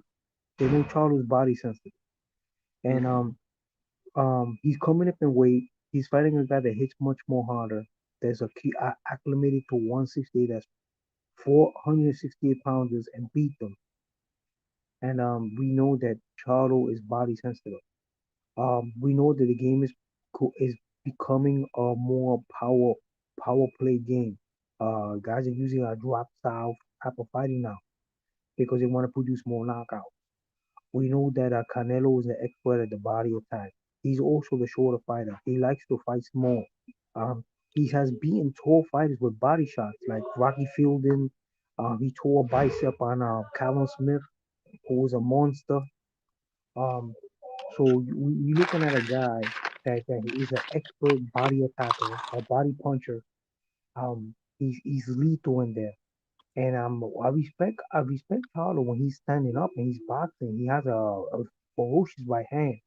We don't know if that power is gonna be coming into play at 168 because he hasn't fought anybody at 168.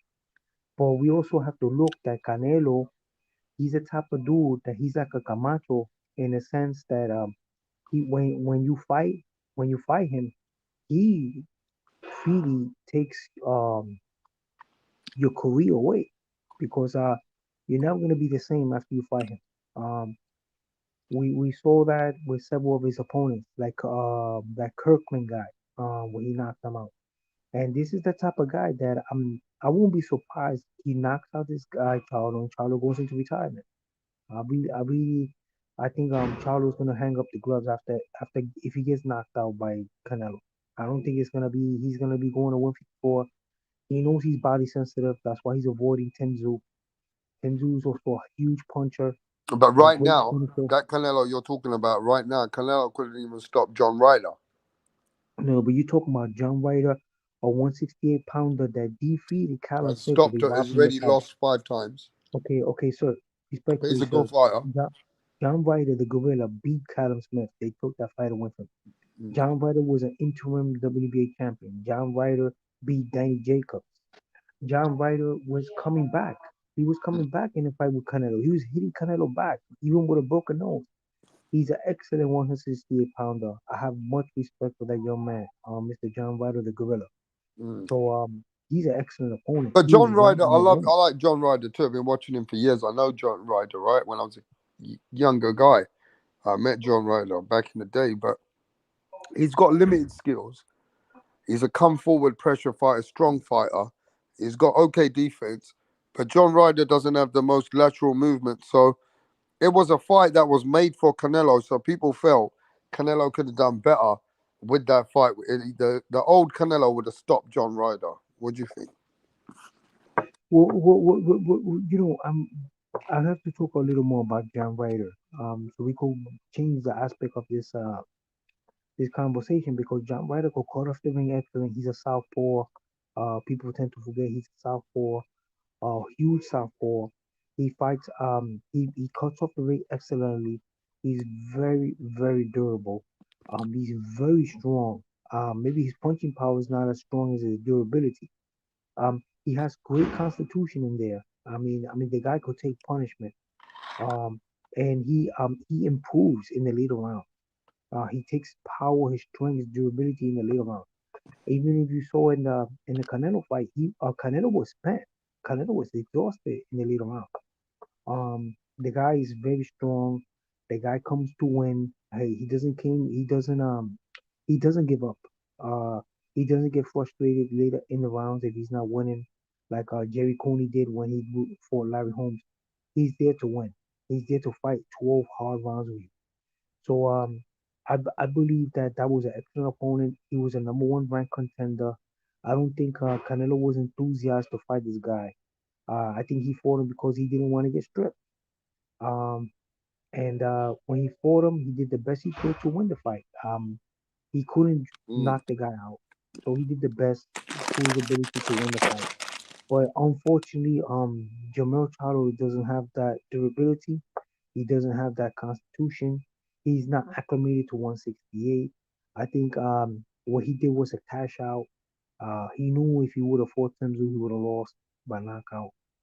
He would have been exposed. So the opportunity came to fight for an undisputed championship at 168 and make some money, and he took it. And he knows he's gonna get exposed in this fight. He knows he's gonna get knocked out. But hey, a loss to Canelo is better than a loss to Tszyu. I look at it like that. Because right now Canelo's a Hall of Famer. He's an ATG.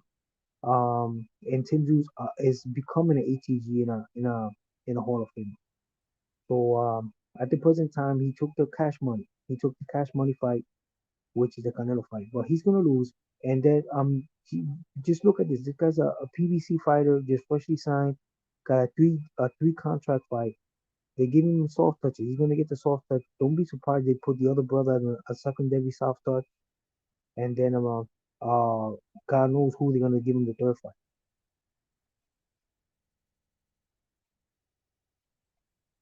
But he's gonna What's your fight. prediction on this fight here? On this fight, he's gonna look good. Canelo's gonna look like when he fought Amir Khan. This guy's gonna pity pat punches. He's gonna accumulate punches with a jab, boxing ability. But doing that, he's gonna be getting killed in there with body shots, like similar to what Amir Khan, Canelo fought. Um, he's gonna get devastated with body shots. He's gonna be broken down. He's gonna break him down to the body, his legs. He's gonna call off the ring excellently. He's gonna be slipping his jab with excellent head movement that he has. He's gonna be fighting as a smaller fighter, working inside, slipping the jab, countering him with left hooks to the body, then coming upstairs. Once the legs are spent, he's gonna and he's more stationary. He's gonna just gonna devastate him. He's gonna have no respect for his punching power. There's gonna be times that Charlo will land the right, but it's not gonna have no effect. And he's just gonna it's a showcase fight. This is really a showcase fight. This is really a showcase fight to show how the greatness of Canelo. People is gonna go crazy. It's gonna be like when Chavez fought Greg Hogan. When Chavez fought Greg Hogan freshly off the Boom Boom Mancini knockout win. And all those people are gonna see a Canelo. They're gonna love Canelo. They're gonna become more attracted to Canelo after this fight. They're gonna forget the Bivol loss. They're gonna overlook the Bivol loss after this fight. And most probably, if they can't find a good opponent Mm. for his second fight, either which is might be a Bivol, there might be a Bivol next, or they say they're gonna start in But March Canelo didn't negotiate. fight Bivol when he had the opportunity. When he wanted to exercise the rematch, he didn't exercise the rematch. He went and fought Gennady Golovkin. Then he Well, went and fought what I John believe, Ryder. So okay, this Canelo is what I believe, also right? has not This is what I been. believe, sir. Canelo This did is what not want to fight the rematch, and for some reason, I want you to speak loud about that. okay, yeah. Well, what I believe is that he's gonna vacate a couple of these 168-pound belts. He's not gonna fight Benavidez. He's not gonna fight Benavidez. Benavidez is not in his future. He's gonna vacate that WBC because he's not. He's gonna refuse to start negotiations in March. He's gonna go for the Bivol fight, knock out Bivol, work Bivol out, knock him out, show that he's an improved fighter, right? Because after knocking out this guy, Jamal Charlo, in a in a showcase fight, they're gonna get the Bivol fight next. After he gets that win and he covers that blemish, he's gonna knock him out in spectacular fashion, break him down. Um, as we saw, Bivol doesn't commit. Bivol hits you with a 1-2 and then backs off. He's not gonna commit, so he's gonna do like where Joe Lewis fought Jersey Joe Walcott. Joe Walcott was doing the same thing on the first fight with Joe Lewis. He was hitting him with a 1-2 and then backing off, and basically at that fight, Joe Lewis thought he lost the fight because the guy was catching him a lot, but they gave the fight to Joe Lewis on point. So unfortunately, that didn't happen with Canelo. So then Canelo took the loss, but it's gonna be the same thing. Canelo's gonna have his timing right. He knows the guy's gonna hit him 1-2 and back up, so he's gonna probably leap at him to overcome that, and get his counters in right? Because that's the problem with Bivol. Bivol doesn't commit to the shots. He hits you with 1-2 and then backs up. So Canelo's gonna either slip the right, slip his jab, hit him to the body to make him stationary, so he won't be able to back up, and then he's gonna show improvements in the fight. Probably stop him later on in rounds, and then he's gonna push for that better beat. Better beat is ripe. Better beat is ripe. He's like a ripe apple right now. So he's old. He's been damaged. He has Who is? injuries. He's been cut. Better Beef. And You then think he's Better gonna Beef try to is coming to the end now, yeah? yeah. Better Beef is injury prone. But you He's know that one thing 15 you fight. never lose in a fighter, yeah, is that Better Beef got a granite fucking chin, Okay, solid yeah, heart, but okay, I and know he's he has. got he's got power. Power, you I never mean, lose power. he's like a Even harbor that's shark. one He's like thing a that harbor. Better Okay, Beef has got. I Callum agree, Smith but can be good for 10 rounds. If Better Beef catches him, he crushes him maybe. okay, Better Beef is gonna knock out Callum Smith. We know that. Okay, the Smith brothers got a problem with durability. They got a problem winning the big fights, and he's one of them. It's gonna show. They showed in the Canelo fight too. So that guy's a showcase fight for Better Beef. Okay, he's gonna get injured in that fight. Better Beef is probably gonna get torn up. Okay, so he's gonna show injury prone. So when they but when Canelo beats Bivol, they're gonna make that fight with Better Beef, and he has punching power. But one thing that Canelo has is great head movement, great defensive skills. He has boxing ability. He just doesn't show it that much. People don't overlook it, but the kid could box. The big kid could move. He's gonna break down Better Beef. Better Beef is injury prone, and he's gonna become undisputed at the 175 also. And the 168 pound belts are gonna he's gonna vacate them. He's not gonna fight Morel. He's not gonna fight Benavidez. He's not gonna fight Berlanga. He's not. The only way those guys get that fight if they move to 175 and they fight him. You know, it's gonna be like domino effect. But he's gonna be defending the 175 pound um undisputed. That's what's gonna happen, man. That's my prediction in the future. Those guys are gonna get a dip. You They're know, gonna what get do a you dip. think about Bivol beating Canelo convincingly? Well, I mean, it's not gonna happen in a rematch. It's not because he's gonna show. It's gonna be like Jersey Joe Cole caught against Joe Lewis in the second fight. Joe Lewis is gonna anticipate all the all the movement that Beterbiev has a European style, and what he does is he doesn't commit. He hits you with a 1-2 and backs up. So what he's gonna do is what Joe Louis did with Jersey Joe. He's gonna anticipate that. He's gonna leap at him. He's gonna slip the jab, hit him to the body, take the legs away. That you gotta understand, Canelo has the textbook Mexican uh style. He Yeah, slipped the but what jab. happened to him with the fight where Bivol was able to keep the distance? He was not able to take his legs away, and Bivol was able to land a lot of punches Yeah, on but he Canelo didn't because acclimate. He every didn't time acclimate. Canelo threw, he had to block himself. Bivol started landing a lot of punches on him and was able to keep that distance and Yeah, use his but feet. he's gonna So show improvements. He's so gonna show improvements in the second fight. Bivol beat Canelo pretty impressively. In fact, in my eyes, Bivol won 9 rounds clear. Yeah, but So what does as we Canelo do see, in a rematch, bro? okay, Canelo was counting on a torn bicep. Canelo was counting on the guy losing the jab. Canelo was counting on the debilitating body attack that he was using. Canelo was getting But backed up to the ropes consistently as well. yeah, but this time it's not gonna happen, boss. This time he's gonna show improvements. Well, why didn't he take the Um, rematch straight away? he's gonna show improvement. The only guy that I see beating Canelo because he has the body, the body structure, the amateur career, the stopping ability. He's fresh. He's still new. And he's still learning. Is either Benavidez or Berlanga because of size, because it's just too big, and he'd be slowing down at 175. But that's gonna happen in 170 because those two guys are really light heavyweights that boil down to 168. It ain't gonna be 168 pounds. It's gonna be Canelo. It's gotta be a big dude. And it's gonna be a Berlanga or a Benavidez because Benavidez started his career light heavyweight and also Berlanga is heavyweight. Is a light heavyweight. You know what I'm saying? And these guys are humongous. You know Yeah, what I'm but saying? what I'm not realizing from you, yeah, you talk about all this, and I respect it. I respect your talking from Joe Lewis and Jersey Joe Wilcott and Rocky Marciano. Those are those guys. I'm telling you that Bivol, at his height, his reach, his footwork, his consistency, amount of punches he throws, he already showed you how to beat Canelo. Okay, but you basing But it you're on one saying that fight. in the rematch, that Canelo hasn't been looking his great in his last three fights.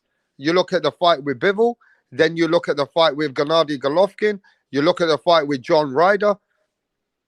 Canelo Okay, also has had a lot of wear and okay, tear. okay, but Canelo's now had a you just lot of wear and tear, Mr. Suleiman. okay, And okay, Suleiman, yeah, okay. to be Respectfully, fair sir, with you, if you give me if a the chance, fight happens I with give. him and Bivol, are you willing to put your money on Canelo Alvarez? Okay, sir. Okay, Yo, big you up to just my mentioned, brethren. sir, Punch Strong um, Boxing in the house. you're big up Cuomo in to the my house. brother. Mountain 509. NL Yes, in sir. the house. Punchline. Yo, look, put Punchline. it this way. What's up, Speak Punchline? loud. Qué lo que es, I want your Punchline? ¿Cómo está la answer. vaina? Give me your loud answer. ¿Cómo está la vaina, Punchline? Yeah. Now tell me So, so, what you think of what I said. okay, so check this out, right? You mentioned Triple G fight, right? The first fight, right? The draw, right? Or the first fight with Triple G. But you didn't mention the second fight. In the second fight, Canelo showed excellent head movement. Triple G wasn't able to land none of his textbook right hands on him. Mm. All he was able to catch him was a straight left, and that's it, the jab. So he won that fight basically on his beautiful defensive head movement, and he was able to work the body. He was able to show Triple G angles that Triple G had never encountered before. So we got to see a very defensive minded, very aggressive, very mobile Canelo Alvarez in that fight. A very enthusiast fighter, a thinking fighter, and that's what we're gonna see in the second Bill fight. And then we're gonna see more So you fractions don't of think that that Bivol's in the gonna better be be fight. smarter? Excuse me? You don't He think knows he Bivol's has gonna wear come and tear. prepared? So okay, we have to understand, right? Canelo Alvarez knows he has wear and tear. He knows he has miles. So he's gonna be conserving himself by But bro, using he's had a lot of wear and tear. Your engine is never gonna be uplifted okay, with turbo. If you gotta remember okay. amount of So fights what he's I know had. what you're saying, man. I know Canelo's what had you're so saying, many and I fights, agree. bro. And I this is don't why he's think gonna he can be elevate. I don't think he can do what you're saying at 175. I believe okay, Canelo will lose to Bivol okay, again. okay, okay. You know what makes Canelo a great fighter is his ability to follow instruction in the ring from his trainer. His ability to implement the game plan that's given to him by his trainer, which is Eddie Reynoso, a world class all star trainer. Yeah, but They're that gonna have trainer a couldn't game help plan. Oscar Okay, Valdez okay, to but listen. Eddie Oscar Valdez. Reynoso is a world class trainer, but he couldn't help Oscar Valdez win Okay, against certain sir. fighters. Sir, Eddie Reynoso I couldn't help respect that. Ryan I respect Garcia. your opinion, Eddie sir. Reynoso couldn't help Virgil Ortiz. So Eddie Reynoso is a great trainer for Canelo, but he's not a multi versatile trainer for every fighter. Okay, sir, like It's you already said been before, shown that sir. many fighters have left Eddie Reynoso. You're talking to the boxing pugilist over here. The most hardcore boxing channel is here, Okay, bro. so Let me you tell you just this, man. answered the question, sir. This ain't no, Okay, you you know what just I mean? said, People will put you sir. straight. Eddie Reynoso is a Okay, great trainer. rap star. You give me a Eddie chance, I Reynoso is can a change. great trainer, but he's the trainer with his dad, who's got his dad's blessing by training Canelo from a young age. Yo, Eddie Reynoso is an excellent trainer, and you, like you said before, Eddie Reynoso is the Canelo trainer. Eddie Reynoso and Canelo have a developed Eddie a Reynoso is a great relationship in the trainer for ring. Canelo. I agree. Yes, sir. Yeah, and Canelo's excellent ability to follow instruction, to be able to do implement what his trainer is telling him, and follow the game plan excellently is what's gonna create this win on Bivol, and also on the win on Better Beef. And once he becomes undisputed, all those other guys at 168 gonna be coming up, and they're gonna be going down like domino. I think Canelo is on conservative mode now. He's not going to be taking punishment. He's not going to be taking any more risks. He's going to be working the body excellently. He's going to be slipping punches using excellent head movement, which is being trained to him by his fantastic, his very well renowned trainer, Mr. Eddie Reynoso. And I believe that we have not seen the last of his greatness of Eddie Reynoso. Okay, it's gonna, but this is his best student, his greatest prodigy, and it's gonna show in these fights that I'm talking about.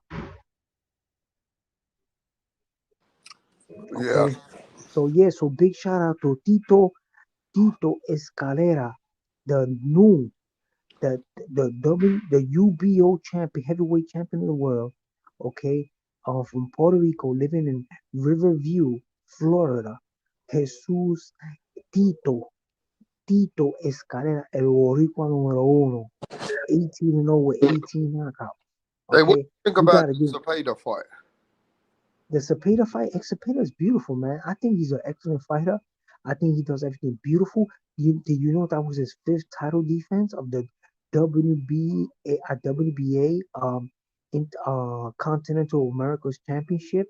I mean, the kid is being acclimated to champion status. The kid does things that are fantastic. I like the way he broke down this guy and won the fight, and he showed himself that he's still fresh. Like if you see, he did not take a lot of punishment in this fight. These men are on conservative mode. They using their defensive generalship, their boxing generalship, their defensive mode to conserve their careers and win these fights effectively. You know what I'm saying? This is the skill of boxing, hit and then not get hit. And this is what's being forgotten. People think this is a club fight that you hit dudes, rock 'em, sock 'em robots. No, this is boxing. You hit your opponent and you slip out of the way and not get hit. You know what I'm saying? Tap and move. You know what I'm saying, my brother? You know what I'm saying? You got to show a little pretty little shorty how to box. Like Clarissa Shields, she hits and she moves. That's why I think she's a fine woman. That Clarissa Shields, she hits and she moves. This is the art of boxing. You know what I'm saying? This is like the Bachelor of Arts. You know what I'm saying? The BA of martial arts. You know what I'm saying? So if Wilfredo Cepeda implemented that today, and Canelo's gonna do that when he fights Charlo, when he fights Bivol, and he fights Better Beef, and continue to conserve his career and be an all-time great. The ATG of Mexico and the United States, Canelo Alvarez got those young shorties shaking their backs like they got some jello because they want to celebrate Canelo. You know what I'm saying? So yeah, man. Yo, man, Rapstar, you got an excellent show, Rapstar. You should make me a full-time co-host, man. Me and you could do something in this. Man. Yo, man, I appreciate your views about your views about Canelo, but we got to see how Canelo looks on Saturday, bro. Yeah, man. Yeah, man. So yeah, man, you gonna close this show or you gonna continue to burn? Nah, man, I'm continuing for a little bit longer. I got a couple. I Mm. got to talk about what I feel like Charlo's chances are for winning against Canelo, and if Charlo actually pulls it off, is Canelo on the decline? And people are telling me in the chat, Rapstar, tell him Berlanga is from Italy. Is that true? Well, I don't know. I think that's the boxing scientist coming up with his biasness against Berlanga. I think Okay, Berlanga's an old where's Miguel Cotto from? Miguel Cotto was born in Puebla, but he moved at a young age to Puerto Rico, and Mm. he's a Mexican Puerto Rican and an all-time Wait, Puerto Rican great. And this is why Mexican the Puerto boxing Rican. scientist, yeah, he's from Puebla, but he happened to live in Puerto Rico. But how come And he never ever fought for the Mexican flag? because hey man, you got Mexican Americans. He's a Mexican Puerto Rican, and he's very nationalistic. You know what I'm saying? But he's never Hey ever man, came out and said that he fighting for Mexico's or Mexicans. no, because nobody asked him. If you ask him, if you went in close and you asked him, he'll tell you. Yeah, but it just doesn't seem like he's ever promoted Mexico, bro. He's always promoted. He's a Puerto Rican Listen, let me national, tell you bro. this He's a as Puerto well. Rican national. There is no Mexicans who support him like that. And all the Puerto Rican parades in New York were held within for him for the Puerto Ricans. Okay, And hey no boss, Mexicans let me claim him, explain to bro. you, right? There is no Puerto Rico is Mexicans part I of know America, bro. in the history of the sport. There is no Mexicans I know, right? No disrespect to you, Suleiman. You are very respectful. Not yet, not yet. And someone shouting at you, Okay, right? so yeah, so let me explain to you, boss. But Puerto Rico is part of America. Okay, Mm. so you got all kind of people living in Puerto Rico. You got federal inspectors, you got all kind of people living in Puerto Rico, military, United States military, United States Marine Corps, Coast Guard, everybody lives in Puerto Rico. Okay, people go to vacation in Puerto Rico. Um, a Puerto Rican is American.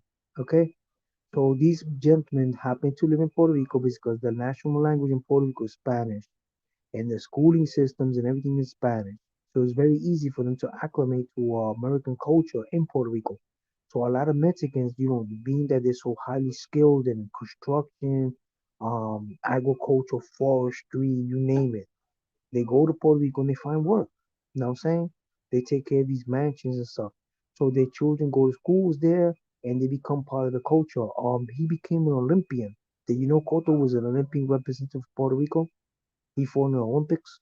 Okay, so the kid was so highly skilled athletic that he fought in the Olympics in Puerto Rico. These guys, all they like to do is flap their gums. They don't know that Cotto is a Mexican that happened to take advantage of the amateur boxing opportunities in Puerto Rico and became an Olympian and became an American national in Puerto Rico, Puerto Rican national, a Puerto Rican nationalistic gentleman that that represented Puerto Rico in the Olympics, but he's also a Mexican from Puebla. You know what I'm saying? And he's a proud Mexican from Puebla, and people have to acknowledge that.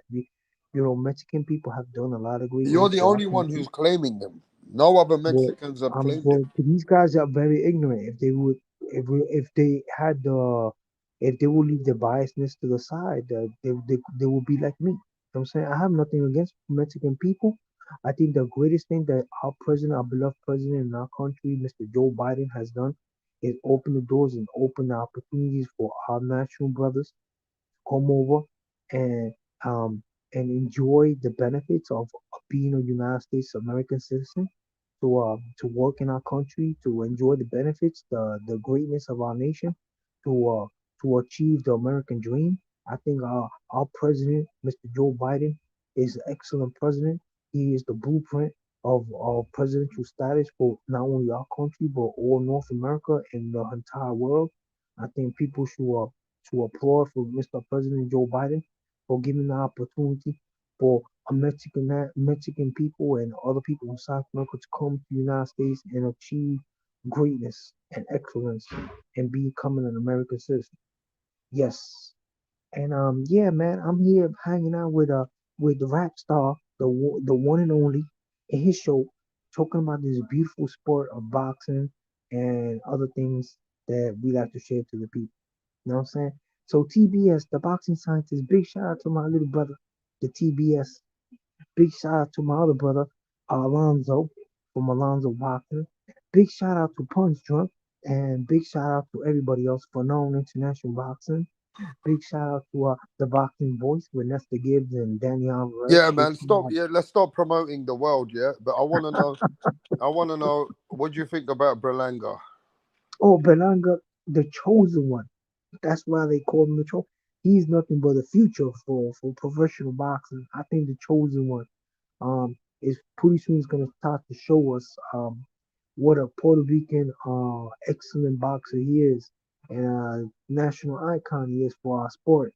He's gonna start to show. They're gonna upgrade the level of competition for him. I want to see him against a guy like Billy, and because everybody's saying Billy's the best thing, I want to see him in the ring. I want to show. I want him to show people how small Billy is.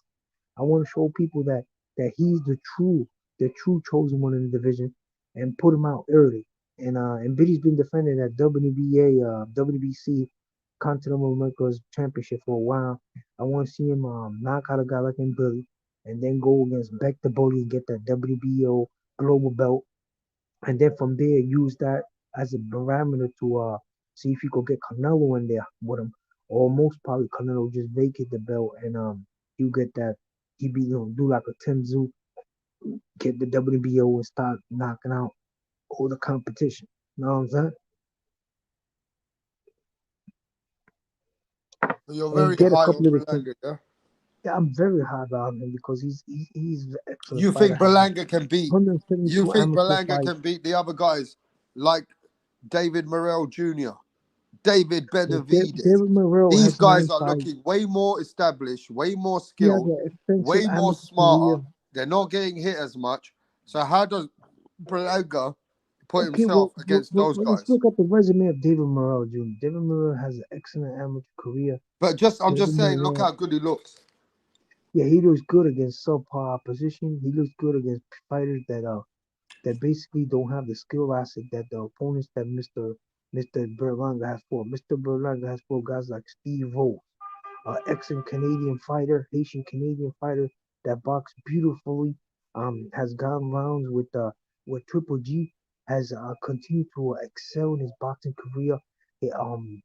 David Berlanga, Edgar Berlanga, the chosen one, has fought guys like Jason Quigley, a two-time um regional belt champion, and also a gentleman that fought 2 rounds with one of the greatest fighters in modern day time, Demetrius Andrade, and he fought for a world title at 160. Then he won in the ring, and this gentleman, Jason Quigley, was dropped. Irish Jason Quigley was dropped 4 times by the chosen one himself. And this man showed the tenacity. He showed the willingness to stay in the ring there, the gameness, the all-star professional boxing gameness to go 12 hard rounds, champion 12 hard rounds. Okay, he fought 12 hard rounds with the chosen one Berlanga and won the distance. He didn't fight a 10 rounder. He didn't fight an 8 rounder. He fought 12 rounds for the NABO championship at super middleweight. You know what I'm saying? That was a championship world class fight. So after doing that, also in his resume, he fought guys that are much better, higher in competition, high caliber, more world class. He fought a guy like the gentleman that just got knocked out by Christian and Billy. I think after 5 or 6 rounds. What's his name? Demar Nicholson. He won the distance the first time with Demar Nicholson. Demar Nicholson is from Maryland, Laurel, Maryland. They went at it for 8 rounds. And the guy, he has only been the distance 2 times. Everybody else he's knocked out. He's a big 6 foot super middleweight, and Berlanga went and beat him on 8 rounds. The first time to go the distance. He showed perseverance. He showed the ability that he could go 8 hard rounds with him. And then after that, Demar Nicholson fought Demetrius Andrade and won 10 rounds with Demetrius Andrade. And now he just fought Christian and Billy. And I mean, give a good testament of his career. That I think it's the first time he was stopped or second time he was stopped. So we're talking about a guy that's fighting high caliber opposition. We're talking about a guy, Berlanga, a guy that's knocked out 16 opponents in the first round. We're talking about a guy that has a vast amateur career, 172 wins in the amateur career. We're talking about a guy that he just gets nothing but praise from Eddie Hearn. Eddie Hearn says he's the next Canelo Alvarez. Eddie Hearn says nothing but good things about him. So this is a guy that you got to keep an eye on. He's a headliner in the MSG, Madison Square Garden, in the city of New York. I mean, people come as tourists to come see him. You know what I'm saying? They come all the way from all over parts of New York to come. They come all the way from Buffalo, New York, from Niagara Falls to come see Berlanga fight in MSG. So they got guys like Electrojet. They come all the way from the other states to come see him in the MSG and sing ringside and cheer for him. So guys like Fat Joe, everybody come see him. You know what I'm saying? Alicia Baumgartner. You know what I'm saying? So this is not a regular fighter. This is top tier. He's the future. Anything you have to say, Mr. Rapstar?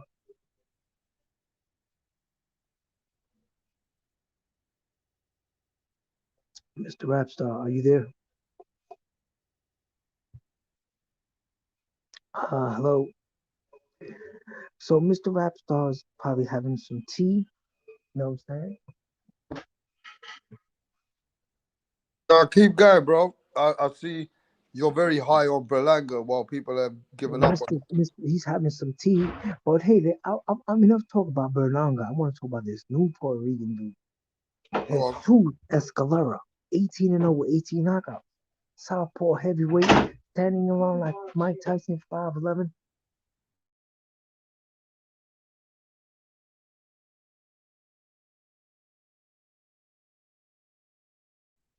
standing 5'11", just like Iron Mike Tyson, fights out of a southpaw stance, comes in weighing about 265 to 273 every time he fights in the ring. He has he's a heartthrob in Riverview, Florida, and all Puerto Rico. The guy has been knocking out dudes. He's a the UBO, Universal Boxing Organization champion at heavyweight.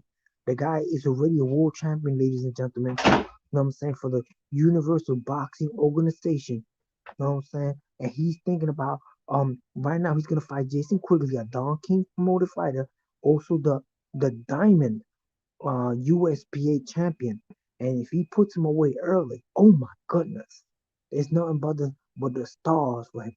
It's done by hanging out with the world stars for Jason Escalera. You know what I'm saying? That's the guy we gotta think about. And he's started his career 1 year ago as a professional, and at the age of 43, people, he's walking around like George Foreman, knocking people out. You know what I'm saying? So he's coming in fast tracking to take over the world. You know what I'm saying? That's the only problem that he has is his age, but I think he's acclimated with that, and he's he's he's knocking on the door to looking at Tyson Fury, looking at all these dudes. You know what I'm saying? So this is the future. This is the future, and also Trevor Bryan, the Dream, the ex WBA heavyweight champion of the world, the one that lost his belt to Danny Du Bois, What is do you going to think be about fighting. Xander Zayas? Xander Zayas is an all-time future champion, man. It's a future champion. The problem he's fighting in a division that you got an undisputed champion that doesn't want to fight nobody. He's fighting a 154. So 154, 160. You know, right now the 160 is transitioning with the champions, but Xander Zayas has a future, man. He's just got to be patient because he's top ranked. Top rank doesn't put you in a world class fight right away. You know, world title championship right away. They build you first. Yeah, but he's a threat for everybody, bro. Like, Yeah, he's a threat. I mean, He's a he's beast. at He's very fast. 154, right?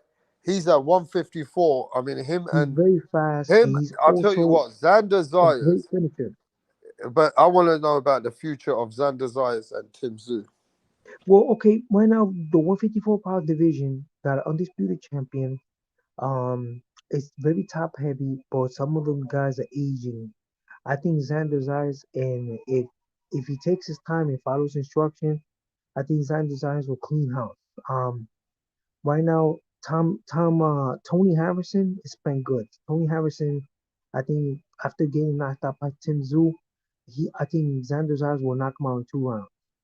Um, who else is there? Charles Hatley. Charles Hatley, Xander Zayas will knock him out I in 2 rounds. totally disagree, but go on. The only guy that will pose a threat for Xander Might Zayas right now would stop be Tim Xander Tszyu. Zayas, bro. Huh? Tim Tszyu is experienced now. He's got a lot of experience. He's a very Yeah, Tim Tszyu strong. the only one. Tim Tim Tszyu Tszyu the is only very one. durable. I think Yeah. Tim Tszyu could beat those guys.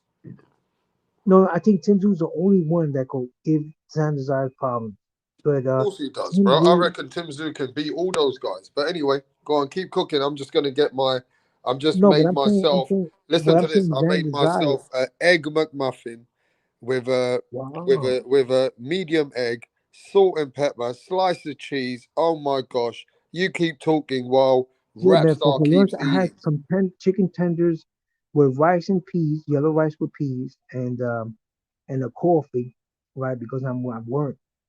So I had a little bit of rice and peas with chicken tenders and some honey mustard and a little bit of barbecue sauce on my rice, and I loved it, man. I'm telling you, America's a beautiful country, man. Beautiful, beautiful opportunity. But I think Tim Tszyu from Australia, Tim Tszyu is gonna be the future of the 150-pound division. And I think Xander Zayas is growing. He's gonna probably go to 160.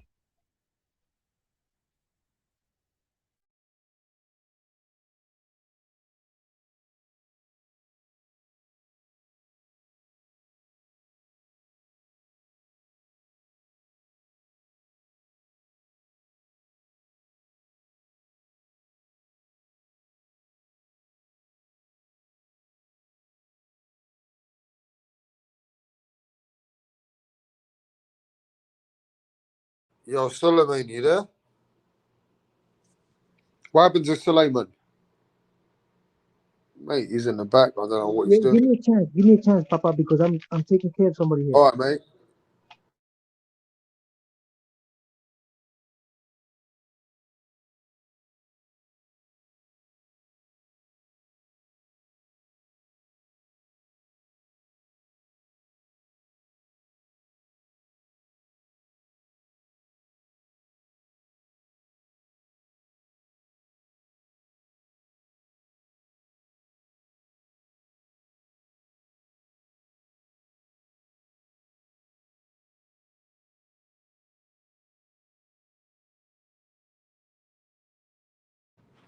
Hey, you guys want to keep the show going? You got to give me a few 5 minutes.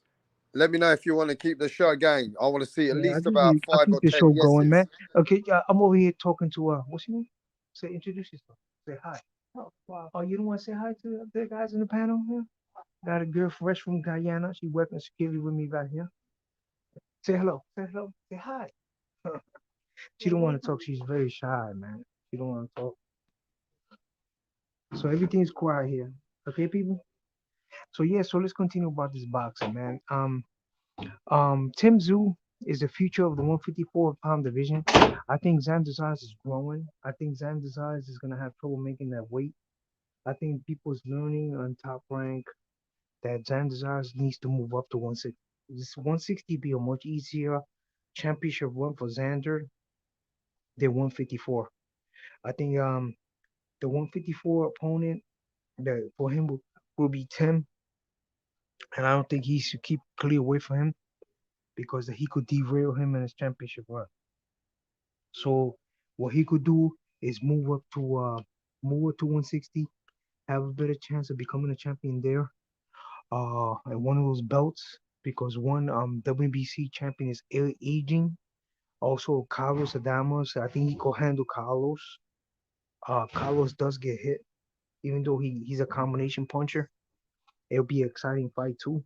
But Dominican against Mexican, so oh no, Puerto Rican. Hey, what you Um, say to the people in the chat saying that Xander Zayas sucks? Sergeant says Xander Zayas sucks. What do you think of that? no, I think Xander Zayas is good. He already have a regional belt. Xander Zayas has big, high quality opponent. Xander Zayas is a top ranked fighter. If Xander Zayas had any flaws in his development, believe me, Bob Arum and Matchroom would have said something. So I think he's doing very good. I think he's showing great skills. He's advancing in the professional game. I think Xander Zayas, so he's already headlighting. He was co-headlighting, and now he's headlining. So if a guy's not productive, as we all know, in Top Rank, they'll cut you loose. This is a guy that cut loose Andy Ruiz. Andy Ruiz was dropped out of Top Rank. Um, so this is a guy that's producing. But everybody's entitled to opinion to say that he sucks. I think that's very very very rude. Um, this is the same people that say Errol Spence was the greatest thing since sliced bread, and they never corrected him on his telegraphing, on his lack of head movement, uh, on his bullying style. He's losing fights, and at the last minute he starts to increase his punch output to win the fights, like with Ugas after Ugas rocked him. But these people love him. They Errol Spence is the greatest thing and all this thing and all this bullshit. But now a guy like Xander on the come up that hasn't shown no deterioration of skills, nothing but improvement. They don't like him. A guy like Berlanga, who is fighting the best of available opponents and is showing improvement every single fight. They have something to say negative about him. But a guy like Errol Spence, who's been rocked, um, who's been handpicking opponents, who's been doing a whole bunch of stuff, and he's been complaining about fighting Terrence. Oh, I had to pay him more than anybody else. That's what he was saying, and then all the fanboys were saying, "Oh, put him on the dirt," and all that. But the one that got put in the dirt was him when he got in the ring with Terrence Crawford. You know what I'm saying? So this is the same people that put a guy on a pedestal that's not qualified, that gets knocked out. And then these are the same people that criticize guys like Xander Zayas, who's coming up that has no flaws so far, who's doing nothing but great work, who's just being patient and waiting for an opportunity to fight for the championship. And this is the problem with these undisputed champions. Um, Fighting at other divisions. I think that's wrong because the 154-pound division is honeycomb with talent, and this guy's going up. He's cashing out by fighting Canelo and not fighting Tim Tszyu, not fighting a young upstart like Xander Zayas, not fighting other guys. 154-pound division, and they're going for the money because there's no way in hell Jamel Charles is gonna beat Canelo. There's no way in hell. He's body sensitive. He's been beaten before. He's been beaten before by a C-class fighter who always got knocked out and got beat up. Tony Harrison. Okay, Tony Harrison lost his first fight to Willie Nelson. He lost his second fight to Jared Hurd, and then he got knocked out. He just got knocked out in a rematch with Charlo. So in the first fight, he managed to beat Charlo. Charlo was punched. Was Had the punch knockout fever. Was loading up on way too many shots, and Tony Harrison managed to survive and win. So this is a guy that had trouble with Gabe Rosado. He went the distance with Gabe Rosado. This is a guy that had to to change trainers to become a better puncher. He got lucky in that fight with Erickson Lubin. They pushed Erickson Lubin way too hard, too way ahead of time, and he caught him with a punch and knocked him out in the first round. So this is a guy that's very body sensitive, wears extra stuff, extra padding when he's sparring people. Doesn't like to hit to the body. He's a diva. Diva and Charlos is they shouldn't be called Lion nothing. They should be called the Divas. The Divas Charlo brothers because these guys are real divas. Him and his brother are the blueprint of divaism. So this is the guy that's gonna get the opportunity to fight Canelo instead of a guy like Benavides. This is the guy that's gonna get to fight Canelo instead of Morel. This is the guy that's gonna get to fight Canelo instead of Berlanga. This is the guy that's gonna get to fight Canelo instead of Mbili. Any of these guys that I mentioned just now will be much better, will be much more credible in the 168-pound division to fight. Even a rematch with Plant. If Plant got a rematch with Canelo, I will respect that more than this. And I think he has a better chance. Even Andrade, he has a better chance to beat Canelo than this man. This man has never fought at 168. He's not acclimated to the weight. He never been hit by a 168 pounder to the body. Uh, these are two different corporations. You know what I'm saying?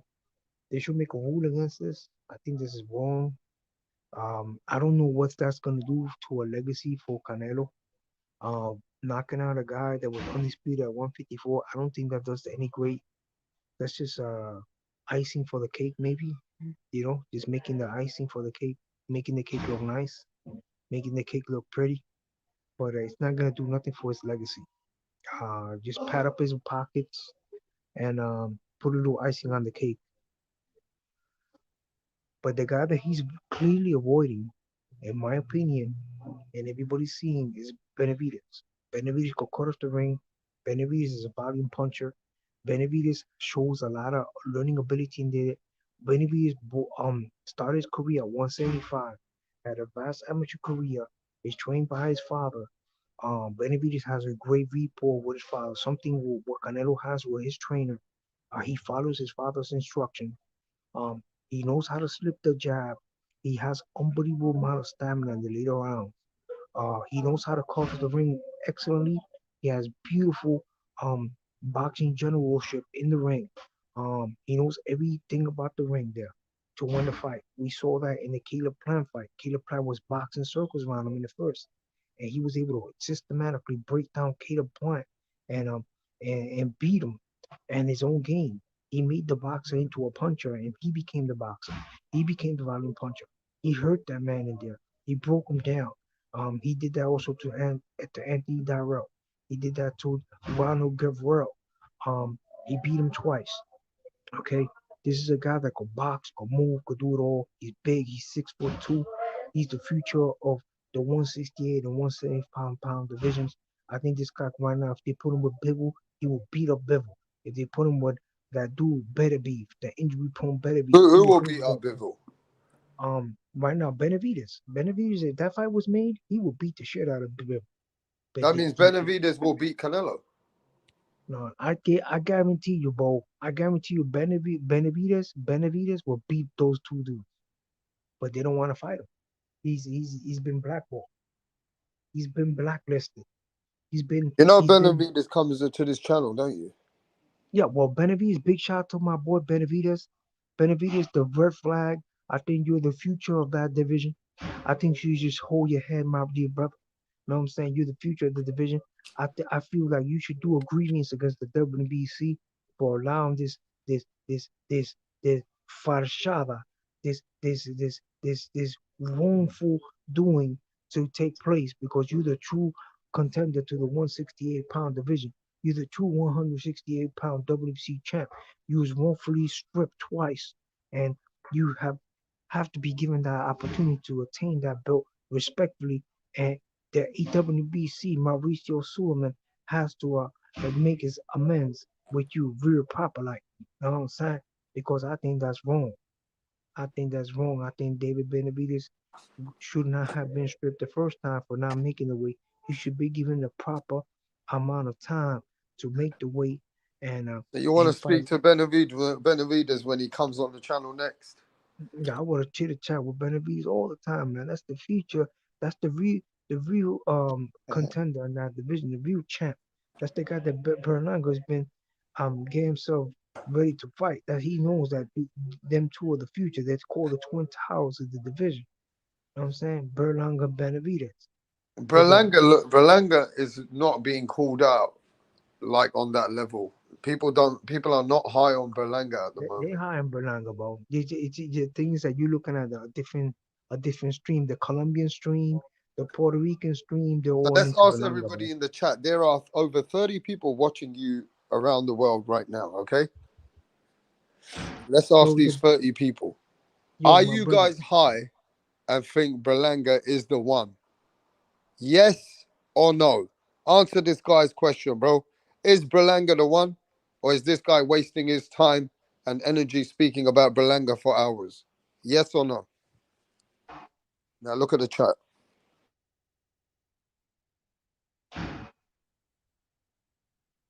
Berlanga is not the one, says even.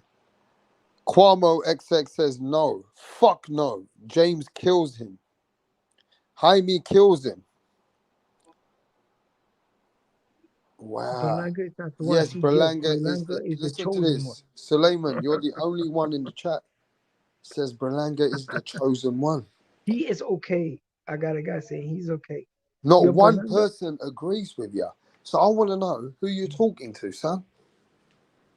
Well, TBS has said nothing. TBS has been quiet, man. Why Hardly TBS been anyone's very? agreeing with that, mate. So I How want to come know, TBS are don't you go an on the panel, alien? man? Look, I need to know who am I speaking to because I like you. You're very respectful, yeah? I like you. You're not. I don't think you're trolling, but I want to Yo, know. guy, but you got to understand the different circuits. You got the Colombian circuit, Yeah, but you said like which Berlanga is the one. Then you said that did you Cotto know is that did Mexican. you know a Puerto Are Rican you an guy was the alien or? champion? Okay, but yo, check this out, right? Did you know Jesus Escalera was the Colombian world champion? He was a Colombian champion, and he's Puerto Rican. So you got different circuits. You got the Colombian circuit. You got guys like Jesus Escalera, that he was a champion in Colombia. Okay, he had that belt. Now he's a UBO champion. You got different circuits, man. So the NABO circuit and the MSG circuit, Berlanga is the man, bro. He's the chosen one. You know what I'm saying? You can't hate, man. You gotta understand, boxing is big, bro. Talk about Berlanga for a few minutes while I change my device. Yeah, I could talk about Berlanga, the chosen one. Had 172 amateur wins as an amateur. Mr. Edgar, the chosen one, Berlanga. Okay, he's from Puerto Rican descent. Living in Bushwick. He probably living in an expensive part of New York right now. Has headlined multiple times in the MSG, Madison Square Garden. Is currently the North American Boxing Organization champion, highly ranked for the WBO. Okay, he has wins over Steve Rose, Jason Quigley, Demon Nicholson, and others. Has 16 and 0 in first round knockouts, unprecedented record. Um, the guy is very very good in the boxing of his boxing ability. Have 4 medals as an amateur. Won 4 medals as an amateur in his amateur career. The guy stands about 6'1", just like Benavides stands about 6'2" and a half. They considered the twin towers of the division. Okay, these guys are highly skilled fighters that carry knockout punching ability in both hands. Um, they're the twin towers of the division, the two monsters, Benavides and Berlanga. So much praise for both of these fighters. I think they're the stars of the division. These two guys are getting all the accolades. They're getting all the respect. Between both of them, there's being probably all the contenders. I mean, um, another guy was mentioned, David Morrell. David Morrell only has 9 wins and 9 fights as a professional. Has 4 fighters that have one fighter he put in the hospital had 2 regional belts. But the other opponents that he fought haven't been that great, even though he has the WBA regular championship. Um, he needs to fight more better opponents. I would think a lot of fights are enthusiasts going in the ring with him because he does hurt you. He's a southpaw also. That's the problem with the 168-pound division. The current champion, Saul Canelo Alvarez, doesn't want to fight his contenders. Um, he's he's lukewarm in fighting his contenders. The last contender he fought was John Ryder. Now he's fighting a guy coming from another corporation, coming from 154, a guy that never fought at 168, and he's fighting him instead of fighting a guy like Benavides, instead of fighting a guy like Berlanga, instead of fighting a guy like Christian and Billy, instead of fighting a guy like David Morrell Jr., instead of fighting any guy with any kind of ranking in the 168-pound division, which I think is wrong.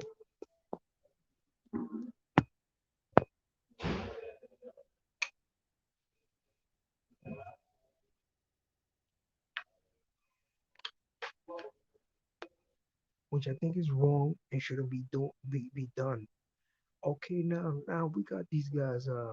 Monguilla stopped running. Monguilla almost got knocked out by Devinchenko in his last fight when was on the ropes. He got very lucky in winning that fight uh, against Devinchenko. If he would have fought anybody with any more finishing ability, he would have got stopped.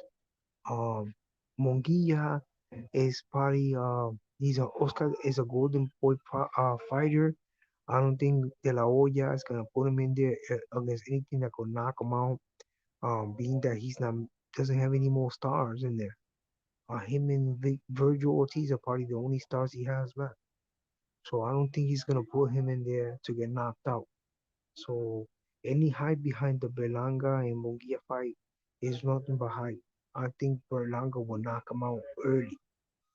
Munguia gets hit too much, uh, unlike Berlanga, and Berlanga is lethal with his punching ability. So please stop saying that Munguia will actually beat the chosen one. It's false. Okay, I'm just realistic. I like the fighter. I don't consider myself a fanboy. I just say that I say the truth. The guy's an excellent fighter. He's the best one of the best 168 pounders at this time. He's the future of that division.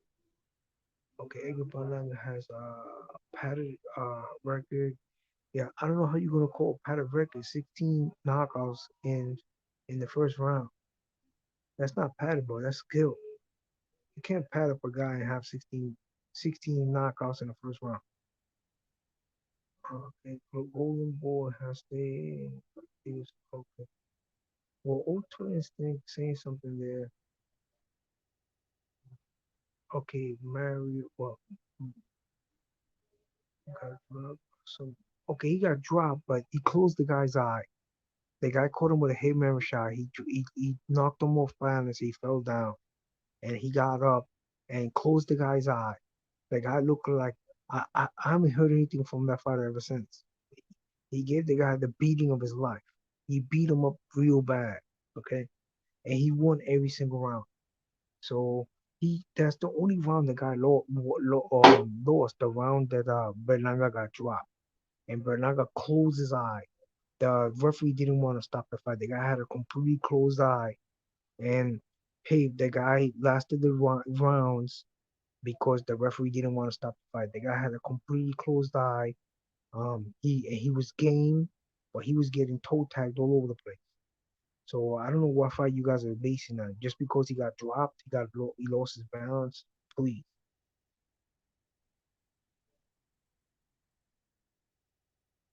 Okay, I got some guys saying that some guy is gay. I don't know who you're talking about. Maybe gay or happiness. That guy's very happy. Yeah, I'm very happy, buddy. Quickly, ugly, we beat. Yeah, he got dropped 4 times. He was losing by 8 points. Every single time you could be losing a round, right?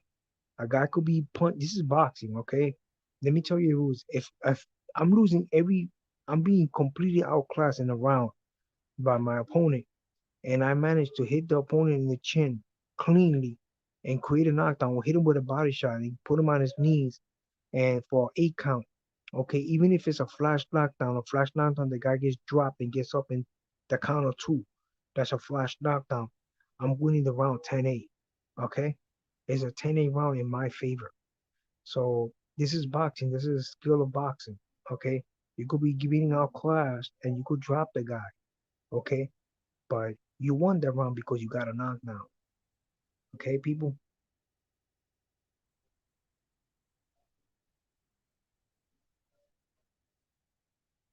Okay.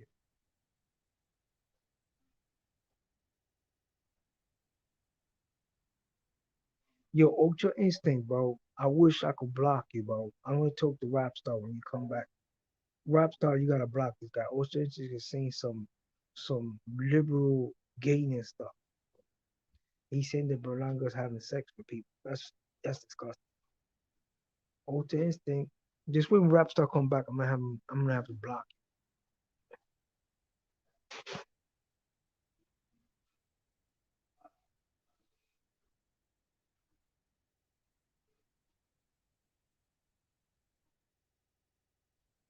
We don't know if he has the next fight. I'm pretty sure he's training or he took some time off. I haven't heard anything.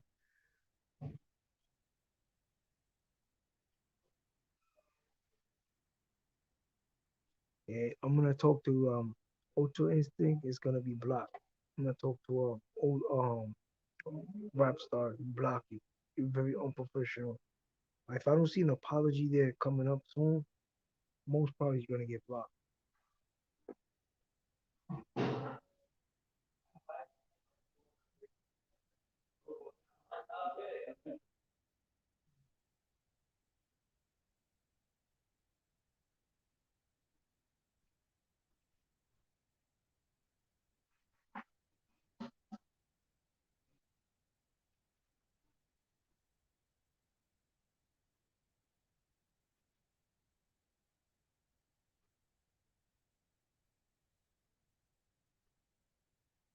Yeah, I was saying that a guy could win a fight just on defensive ability. A man could be throwing punches at you, and he could be missing shots. And they say you didn't counter. Of course, you have to throw punches. That's part of the game. But let's say right now, if you didn't throw a punch and the guy's throwing punches and he's missing all those shots, and none of the shots are landing, you won the round without throwing a punch, without landing a punch, because the guy's missing shots. So you showing the judges that you got excellent ring generalship and defensive skills. Every single time you throw a punch and a guy blocks it or moves it, then that's a negative for you. But you threw that's what you call the aggression is ineffective. Your offense is ineffective. Okay, so you could lose a round And you could be throwing punches, but if the guy's ducking all your punches and blocking them, you could lose that round. You can't shoot shine all the time and win rounds, man. Like Lomachenko does. Lomachenko is a shoe shine.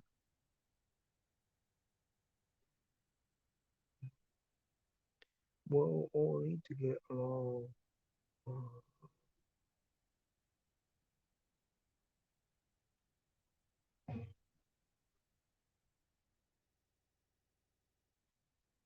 well, well, we don't know what your training is. Ultra Instinct saying that he knows Taekwondo. Anybody could say that he knows Taekwondo. I don't know that. I haven't seen your degree. I haven't been to your dojo.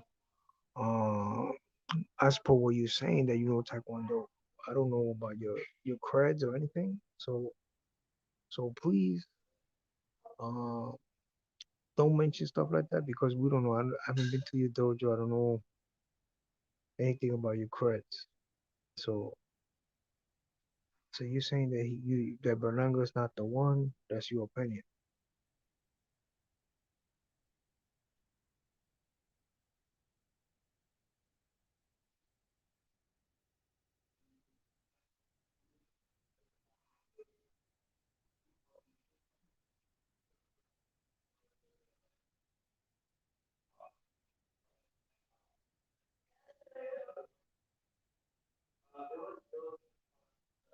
Yeah, a lot of these guys they come in on show and they start saying that they know Taekwondo. How am I supposed to know that what you're saying is is the truth? I don't know where your dojo is. I don't know if you know how to do katas or anything.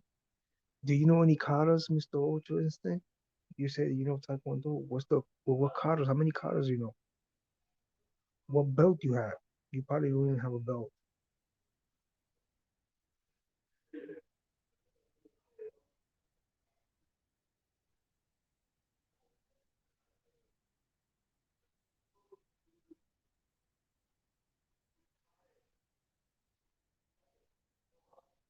So you're wasting our time with all these comments on the chat. A guy like you should be blocked. We should dedicate our time to better people on the chat than you. This when Rap Talk comes back. Rap Talk's on break.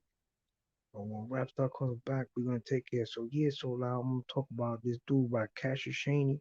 Cassius Haney or some shame like that. He's gonna be fighting Trevor Bryan, the ex WBA heavyweight champion of the world. That's his comeback fight. He's gonna fight on the undercard of Broner. Broner's gonna be fighting a guy called Howard, and he's fighting on the undercard. That's gonna be a good fight.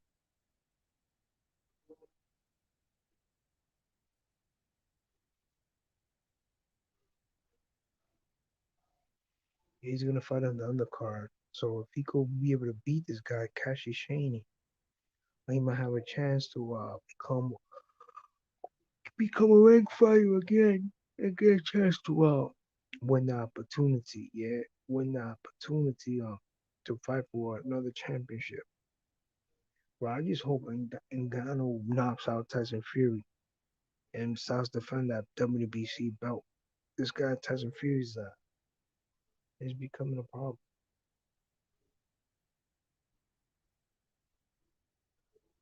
Yo, Ultra Instinct, why you don't join the panel, man? Come on the panel, man. Talk all that yin yang over here. Restrain you out real proper like. You know what I'm saying?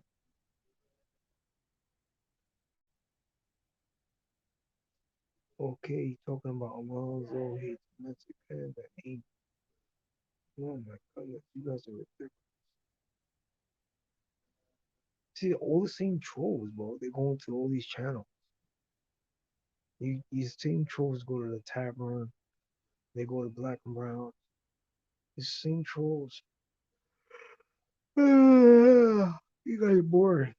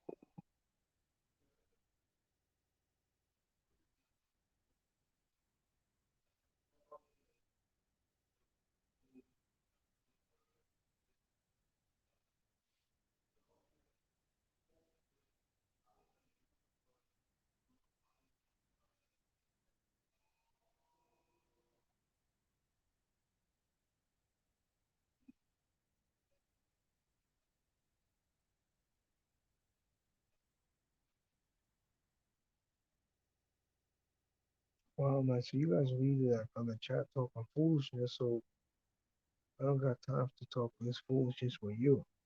So yeah, man. So I think Canelo systematically will break down Jermel Charlo and knock him out and keep his undisputed status alive for the present time. I think that's what's gonna happen.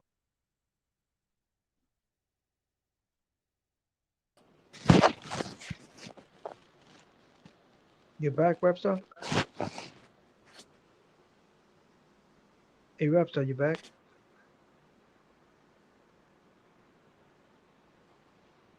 Hey, Repstar is gonna be coming soon. He's gonna be coming back on the panel. So yeah, I think Canelo's gonna win this fight. He's gonna win this fight in a spectacular fashion, man. I don't think Jermel Charlo has the strength to keep him off. I don't think he has the punching ability to keep him off. I think Canelo's gonna just clean house. Yeah, these guys don't want to join the panel, man. Especially the rap star, this Ultra Instinct dude was talking some very nasty stuff on the panel, man. On the chat, I have a question for you, Brock. Is that Ultra Instinct?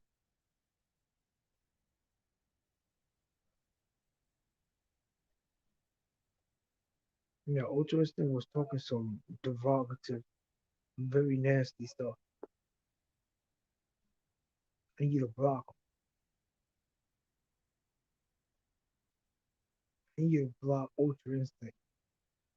Ultra Instinct, I'm gonna try to get you blocked. You're very nasty.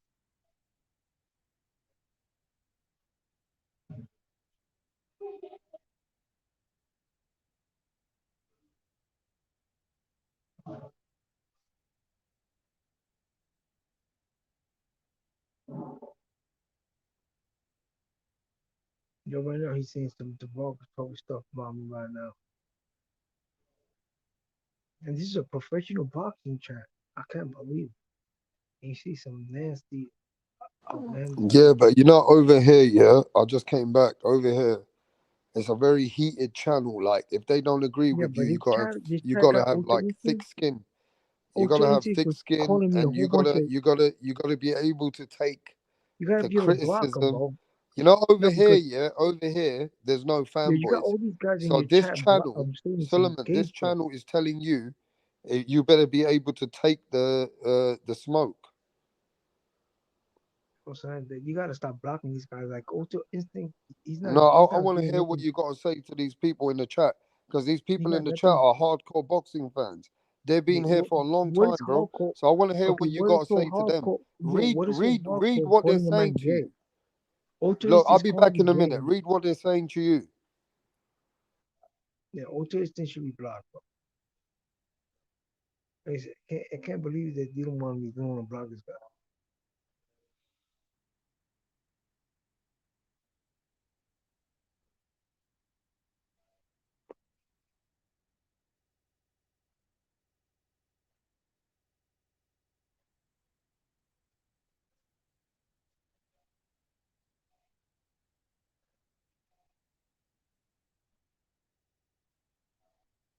Here's what Trevor Bryan was ex WBA heavyweight champion of the world. He lost his belt to Danny DeBois in Florida. He's making a comeback now. He's going to be fighting a guy called Cassius. At one time, Cassius was a upstart prospect. He lost one fight, and he just won his last fight. Um, that's going to be a good fight because they both have identical records, 22-1 with 15 knockouts. So we're gonna see who's gonna be the one that's gonna win, and we're gonna see be the one that's gonna lose. I think Trevor Bryan has an excellent chance of upsetting and beating Cassius, due to his boxing ability and his heavyweight punch. I think he has, being that he was a champion of the world, he has that experience. He has that tenacity to win. Also, he's a Don King promoted fighter. He's fighting on their card, so I'm pretty sure they spent more time on his training and giving him a proper training camp so he could prevail and win. I think he's a future contender in the heavyweight division of this time. I think him and Usyk should be matched soon. Like Usyk and And Trevor Bryan, if he wins, will be an excellent fight. Being that Usyk's having a hard time getting the unification fight with Tyson Fury, I think he would be a great title defense opportunity for Usyk. I would like to see Trevor Bryan knock out Usyk and become unified champion in the heavyweight division. I think that's a big plus for the heavyweight division. Have a guy like Trevor Bryan. Trevor Bryan, being that he's very popular, he's an American national. I think that'd be very good for Bob. Oh, I wish he would chance to say Ultra Instinct is saying that the problem is that these guys, we fanboys, well, he calling people fanboys, besides all the other stuff, only scared people, only scared black people. I don't know what the chat, but I'm gonna let rap star deal with the chat, man. I'm not gonna pay attention to the chat no more because they're talking some foolishness. So yeah, man, Trevor Bryan, man, the ex heavyweight champion of the world. I would like to see him preview and beat Cassius. And if he beats Cassius, they should just throw him in there with Usyk. I want to see him fight Usyk next, man. Or see if he can fight Mahmoud Charlo. Mahmoud Charlo got his hands full with Miller, with Jarrell Big Baby Miller. I think Mahmoud Charlo has enough skill asset and enough in the tank to beat Jarrell Miller on points. I don't know if he could hurt him or knock him out because it's a big dude. Big Baby's a big heavyweight and could box and move and actually crowd you on the ropes. But I think Mahmoud will give him some angles. I think Mahmoud will use his ring generalship. I think Mahmoud have a great punch output. I think he'll use effective punching. His effective punching and his will win him the fight. I think his defensive skills will prevent Miller from hurting him, and he'll be able to last the distance and defend the heavyweight championship of the world for the first time. The WBA heavyweight championship of the world. I think he should get the fight next with the winner of Trevor Bryan and Cassius Shane. That'd be a good second defense of the championship. That's something that we want to see. That's something that we want to obtain. Um, this guy Ultra Instinct said he disrespected from time. Okay, well this guy's talking some stuff. I don't know why he got this chat. I'm gonna take him and block him. I said he gotta modernize his chat. Stop blocking these fools from talking this yin yang on the chat. You guys are lucky you're not subscribed to my channel because I will block you. Okay, so yeah. So this is what I want to see. I want to see a heavyweight that can box and move like a Char. I want to see heavyweight that could use his skills to win the fight. You know what I'm saying? That uses ring generalship to win the fight, man. Something like a Usyk, but an American Usyk. These guys don't want to go on a panel. How come you guys don't want to go on a panel, man? How come you guys don't want to go on a panel, man? This guy's hyping younger her in general songs. Well, this guy ultra instinct is sometimes.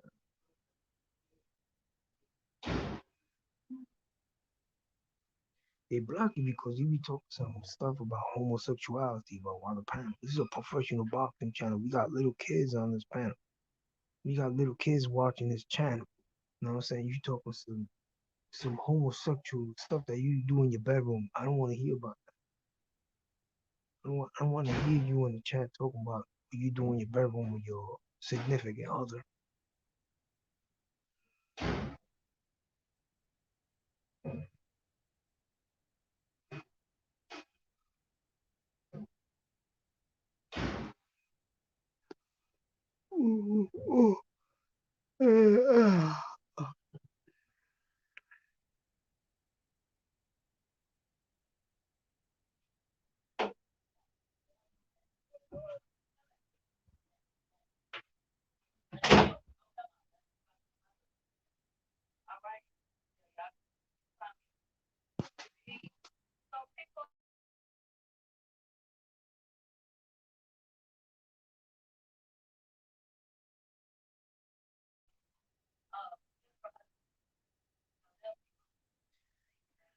You got a future opponent for Clarissa Shields, aspiring female boxer.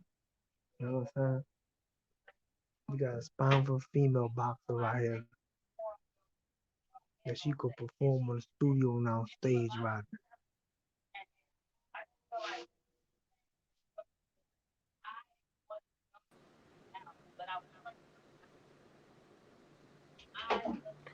Yo, TBS, you there?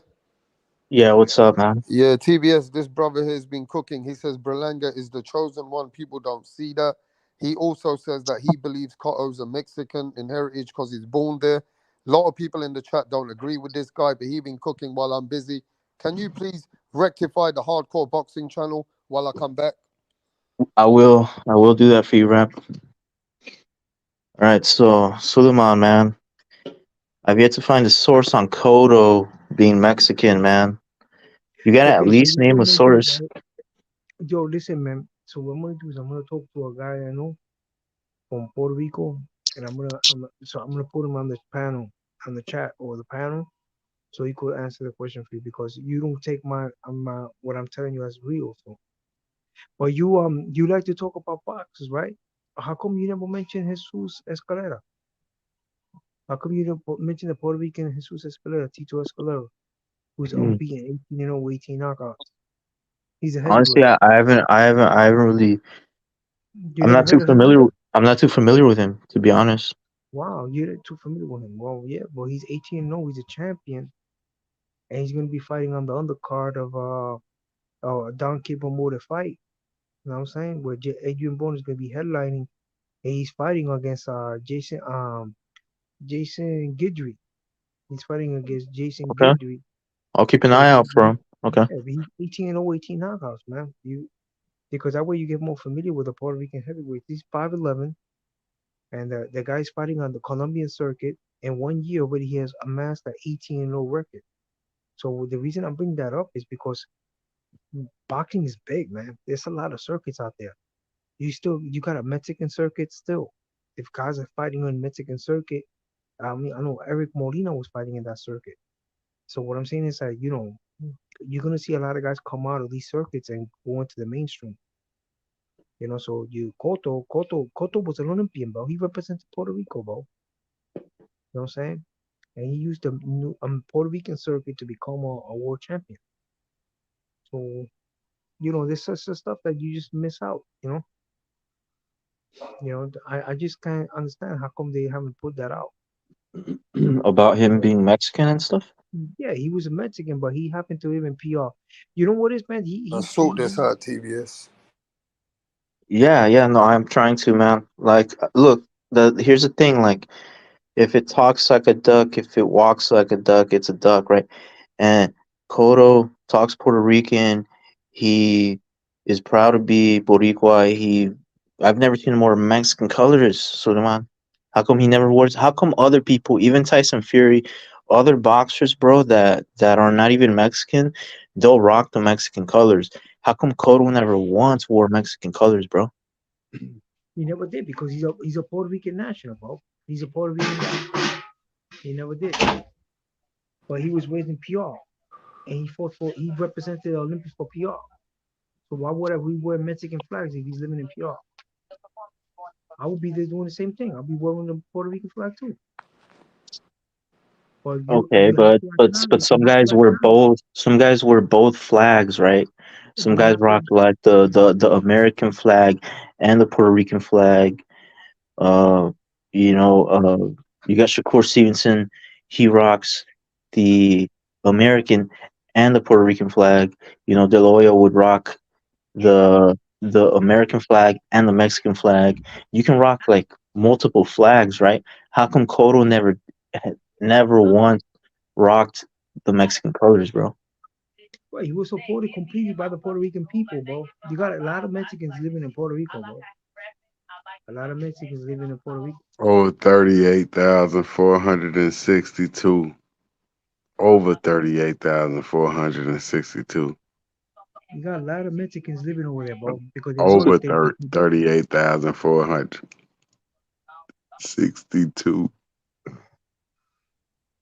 Hey, but Suleiman, why are you calling people fags and stuff in the comment section when you're the I'm one not calling that anybody. I'm not calling anybody. He was calling me that. He was ultra instant calling me that. I wasn't calling him that. Okay, I want to stick with over, the subject here. over, I want to stick with the over. subject in the chat. Yeah, I want you the guys to dice down. This guy sees special attributes, and he believes Red that flag. Berlanga is the chosen one out of a lot of fighters. Oh my, I want you guys to tell me. oh my God.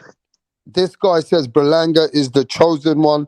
He beats a lot of people. What do you think about that, guys? Masterminds. 100% agree. I disagree 100%.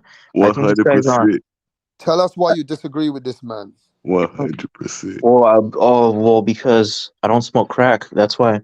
And so, you gotta be on some special sort of drugs that they make. What kind of drugs they make now? I don't know. And fucking, this guy Oh, Berlanga, he's trash, bro. Who the hell has he beat for you to say that he's the chosen one? Chosen one for yeah. what? The chosen one, to pick cherries? Like what? Is he gonna be the greatest cherry picker ever? More than Tank Davis? Is he gonna surpass Tank as the greatest cherry picking chosen one? Is that what you're trying to say, Suleiman? Is that what you mean by that? Nobody will pass Tank. Nobody. Tank number one. What do you think about this guy when he bit the guy's ear off? Was that a way to try and get out the fight? What was going on there? That TBS. happened. Did that happen today? Now this was Berlanga when he Oh tried to yeah. bite Angulo's ear. But the problem here is Berlanga has gone from knocking people down, which were cab drivers, and when he stepped up, he got knocked down and he had to fight a war. And then people have seen him become normal. Where is Berlanga today? Because he's lost the hype. But this guy, what's his name again? Solomon. Solomon says that everybody is basically in cloud nine, and Berlanga is going to show the world why he is the chosen one, and he beats the fuck out of Jaime Munguia. What do you guys think about that? That's what the Solomon said. I hope they make that fight. I hope they make that fight because I think Mungia fucks him up with one arm tied behind his back. So they've been biting people since Mike Tyson in the ear. He's like a wannabe Mike Tyson. Yeah, this guy. They still bite people in the ear. I thought they did that in the night. They still do it. Oh no, not they, just him. Mm. Just this weird. Mm. Yeah, just this weirdo. So Now he let's Probably ask 'cause- undefeated. Solomon. Solomon, why do you feel that Berlanga is still the chosen one? What is it? He's still undefeated. Hmm. But he reckon he the chosen one. He's he's saying that Berlanga do this and Berlanga do that. And to be fair, they were talking like this early days, one day when Berlanga was knocking people out, and then everybody had a change of heart, change of mind. They said they overhyped Berlanga. He can't beat Morel. He can't beat Jaime Munguia. They feel that he can't beat even John Ryder. But this guy says he's going to beat all of them, basically. Yeah, so to a certain extent, you're right, Rap. There was some hype behind him back in the day. I never was sold on the guy. I can tell you, I never was. I never hyped the guy up. But some people were in the beginning, and most of those people were casuals, and and so most of them no longer feel that way. But you got some that do. You got this guy obviously. He's got some strange fascination with the guy. It's just asinine to me how he's some sort of chosen one. Chosen to do what? To do what? What's he gonna do? This guy's not gonna do shit. Jaime Mugia will annihilate him with one fucking arm, bro. I hope they make that fight, man. I think it'll sell. I think it'll sell just because it's got Yo, the guys, whole met. you have been hating on Berlanga, and I've been listening, guy. But Berlanga in the Puerto Rican circuit and also the MSG circuit, they're Mm. hiring him, bro. Okay, he got Eddie Trainer, Eddie Hearn is his promoter, Matchroom. The guy has an NABO champion. He defended it several times. He fought better quality opponents than the Morel. We already broke down in the show. If you was listening to the show, Undefeated. he fought better opponents than Morel. Okay. He considered one of the twin towers, him and Benavides in the 168-pound division. Okay. When people talk, they talk about Benavides and Berlanga. They don't talk about nobody else. They have the best. They fought the best quality opponent. Okay. He fought guys like Steve O's, like Demon Nicholson. He beating guys like Jason Quigley. He beating guys like that guy Angulo. You got his picture there. He's being guy like the guy that dropped him. He got up and swelled up his eyes so bad that the guy hasn't fought since. Okay, this guy had 16 knockouts all in the first round. He has 172 wins in his vast amateur career. Has won 4 medals as an amateur.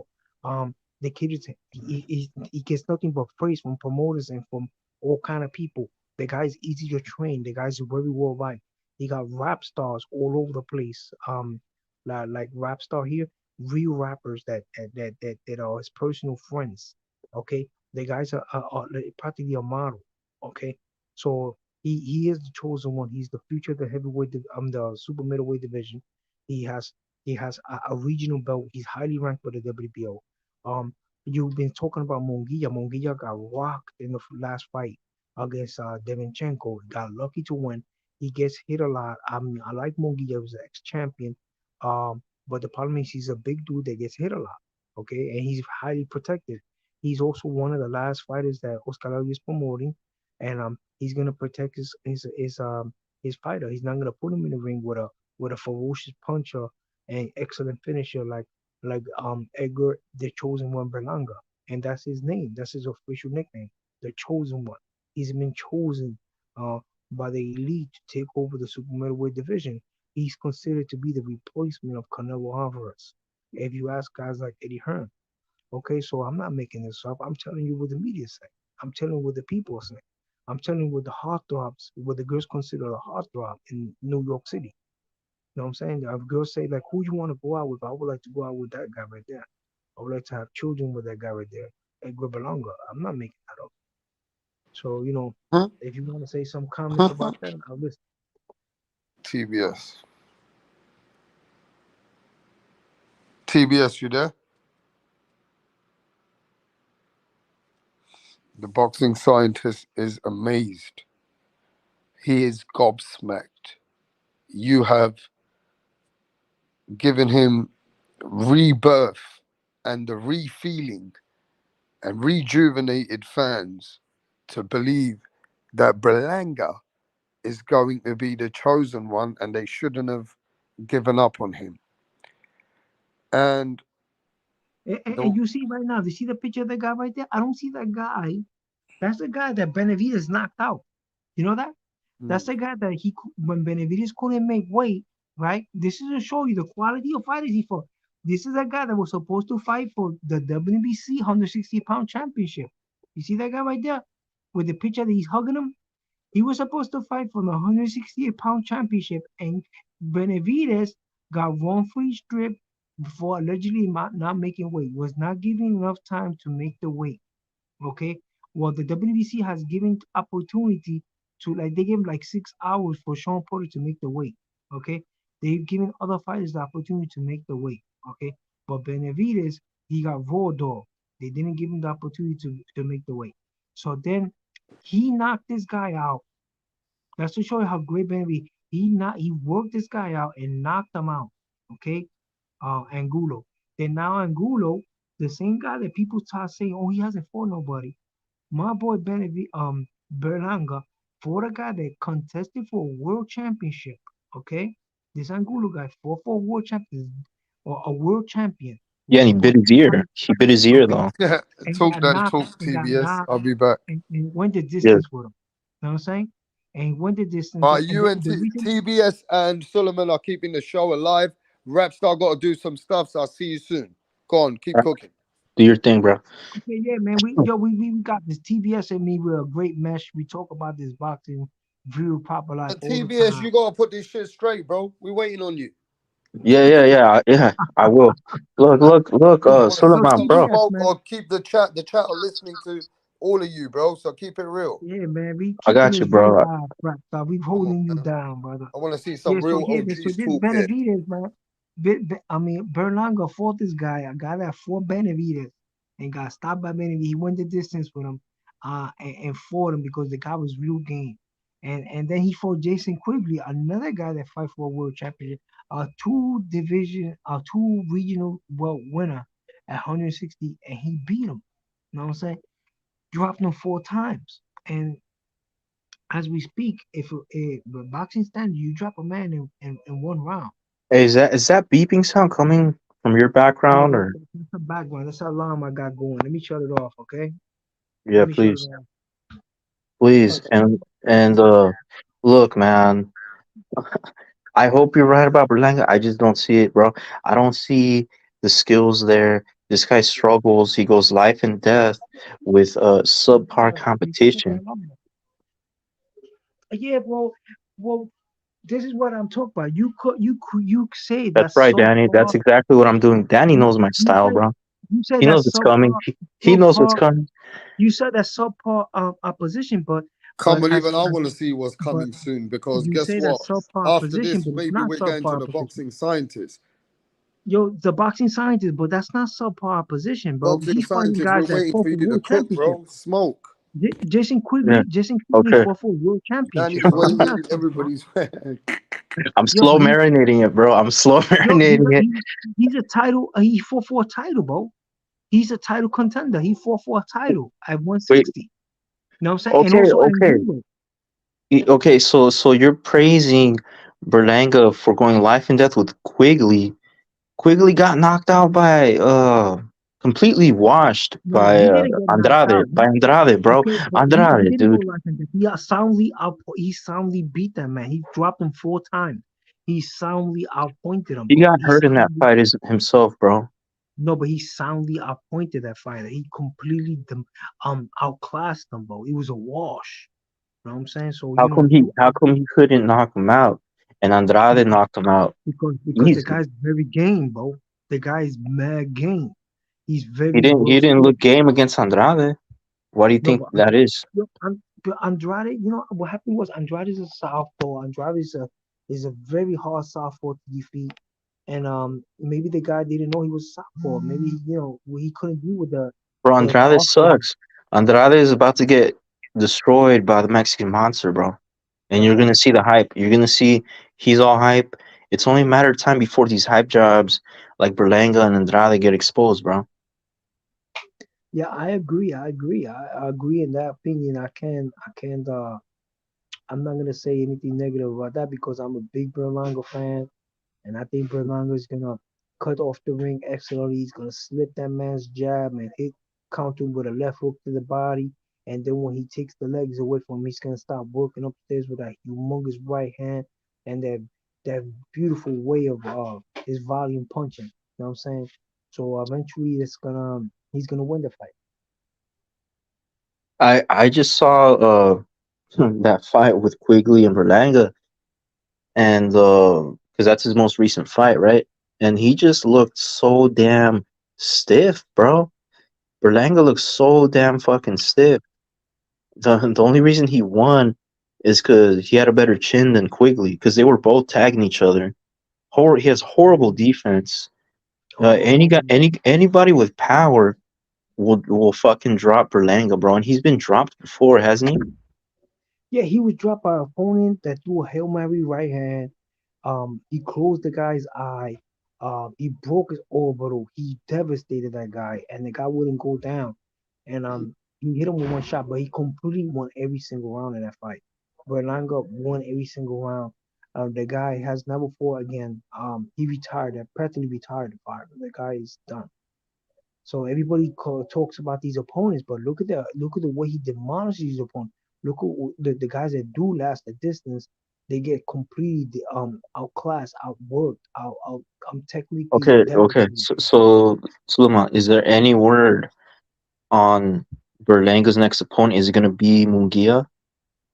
But I think Monguilla don't want to fight him, bro. You think Oscar De La I'm Hoya pretty gonna sure Munguia will sign up for that quick. you think Oscar De La Hoya gonna sign that guy to fight Oh him yeah, to me? Oh yeah, that's easy money. That's money. That's a big money fight for both of them. Because it's got the whole Puerto Rico versus Mexican factor in it, and it's easy. He look, man, that guy's a cakewalk for Munguia, bro. That's your pity, bro. Look, Monguilla almost lost to Dennis Hogan. Dennis Hogan almost beat him, bro. And remember, he became a champion. How he became a champion, Monguilla? Monguilla became a champion because Liam Smith was hurt, and he was a substitute fighter for Sam Ali. And Sam Ali, instead of taking the time off and celebrating his Ramadan, he didn't. He wanted to get a good payday and went against Monguilla. And Monguilla is like a super middleweight that boiled down to 154 and knocked him out. And then Monguilla fought a life and death fight with Liam Smith on his first defense.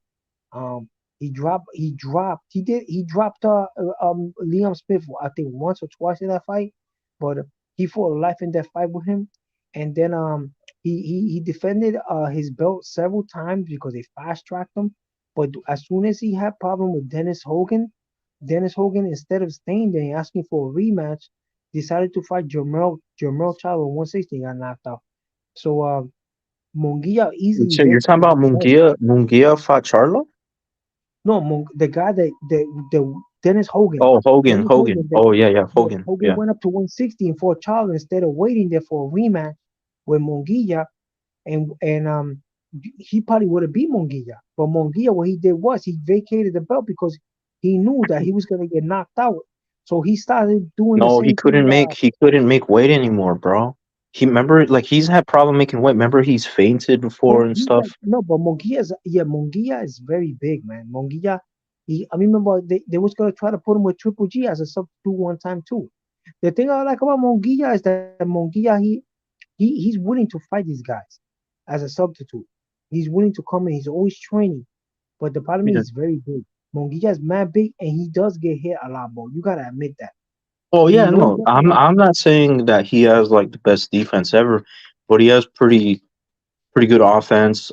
He's fun to watch, bro. I've never seen a boring Munguia fight. Have you? No, I haven't.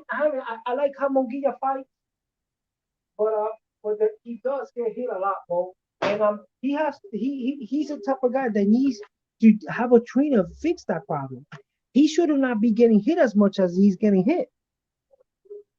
He's not improving, bro. His skills has deteriorated. He's not improving. Like I think he fought Bentley. When he fought Bentley, he was loading up on his right hand too much, bro. He was loading up on that right hand way too much.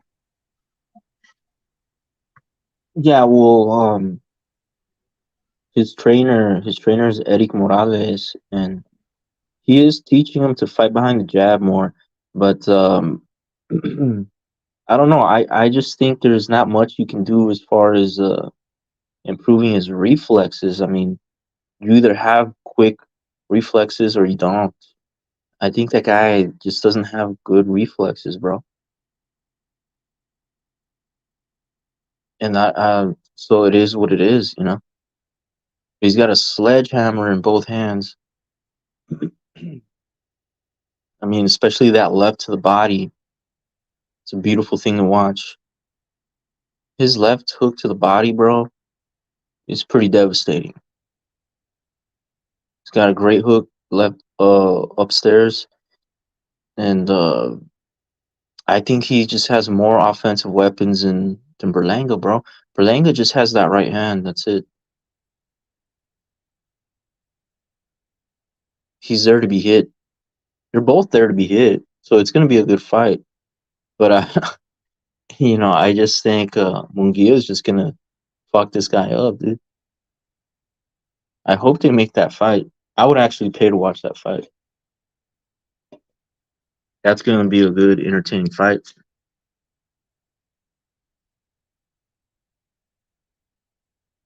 And I mean, I know that you're from New York. You're Puerto Rican from New York, so you.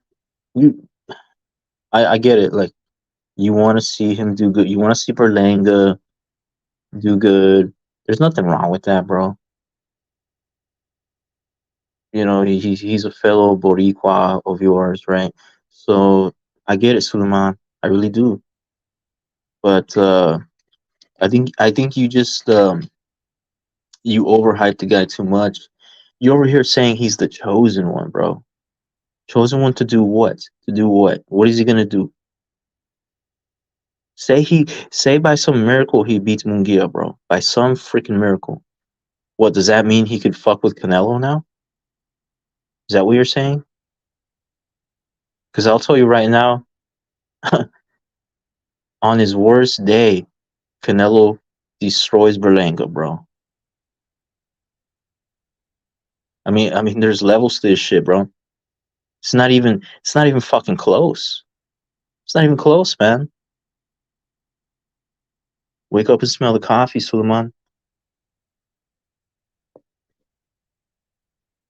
Look, if you want to hype up a Puerto Rican boxer, why don't you talk about Xander Zayas?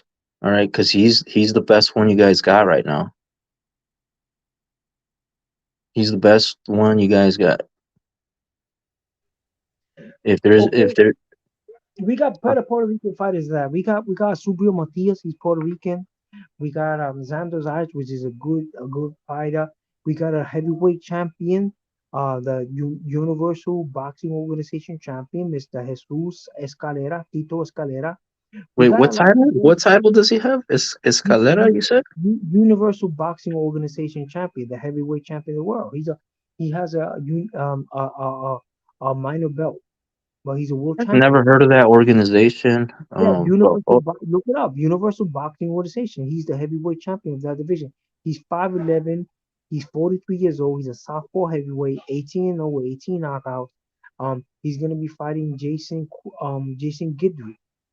Jason Guidry, he only has one loss on his resume to Trevor Bryan when he fought for the WBA championship.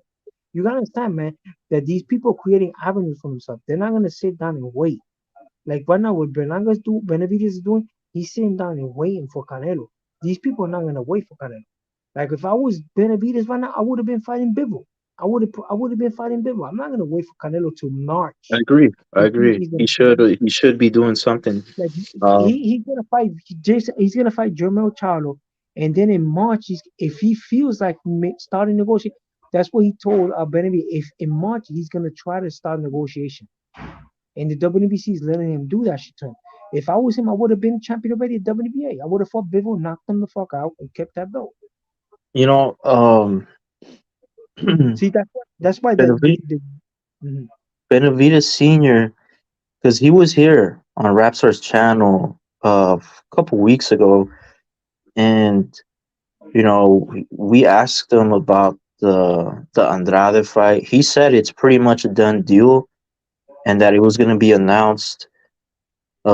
Like he said, like in a couple days, and it's been a couple weeks, and it hasn't. I've not heard an official announcement. So it's starting to sound like the guy is full of shit, bro. Now you know what it is, man. That the problem is this, right? Like for example, like they did with Frank Martin. They make the fight, and these guys they send the contract. They stole on the signing the contract. You know why? Because like for example, like Frank Martin fought that guy. He was losing that fight. He got lucky, dropped the guy, right? And he swelled up the guy's eye, right? So Frank Martin knows that he really can't hang with these big dudes. He can't hang out with a Shakur Stevenson. You know Shakur Stevenson, when he fights, people only land 13% of his punches. Clarissa Shields compliments him. She said that guy, nobody wants to fight him because he's hard to hit. And the same thing with the Frank Mar. You think Frank Mar is gonna go in there and fight Shakur Stevenson for I think $1 million purse that was gonna give him? He's not gonna fight him for that shit. So that's why he didn't sign the contract and he said, "Oh, I'm not gonna fight him." And then he's saying he didn't duck him because technically he didn't sign the contract to duck him. He didn't duck him because he never signed the contract in the first place. So Well, he's isn't saying that that. ducking though? Isn't that ducking when Yeah, you but these guys talk like lawyers. These guys, what they do is, ellos hablan como abogados. They talk like lawyers. So a lawyer, you didn't sign the contract. So technically, you didn't duck him because a contract was never signed. So he's talking like a lawyer. He's lying, but he's technically he's not lying because he didn't sign the contract. So what he did was he never signed the contract. So the fight was never made because he didn't have to pull out the fight. They sent him the contract, but he never signed it and never sent it back. So he don't want to fight Shakur for $1 million. What he wants to do is fight for a vacant belt. Fight somebody else for a vacant belt, an easy fight. That's why Shakur's having problems getting fights at 135. He fought a Japanese dude, knocked him out. He's a top 10 ranked fighter. He kicked the shit out of him, and now nobody wants to fight him. This is boxing is becoming very hard now. Like look at well, So is that what's happening with Andrade and yeah, look at Benavides? Andrade fight. The Andrade fight, right? They signed the contract, right? Right? And I guarantee you, Andrade, he's a PBC fighter. He's probably stalling on signing it. He's probably stalling. One of the parties is not signed the contract, and that's why the fight's not made. So now what happened? If right now Benavides he's probably waiting for like a Jamel to get hurt or some shit, and they say Jamel got hurt, and Canelo's looking for a substitute, right? So he signed the contract and vai, se mete a pelear con Canelo right away. That's why he didn't want to sign the contract with a guy that fucking went 10 rounds with Demon Nicholson, a life and death.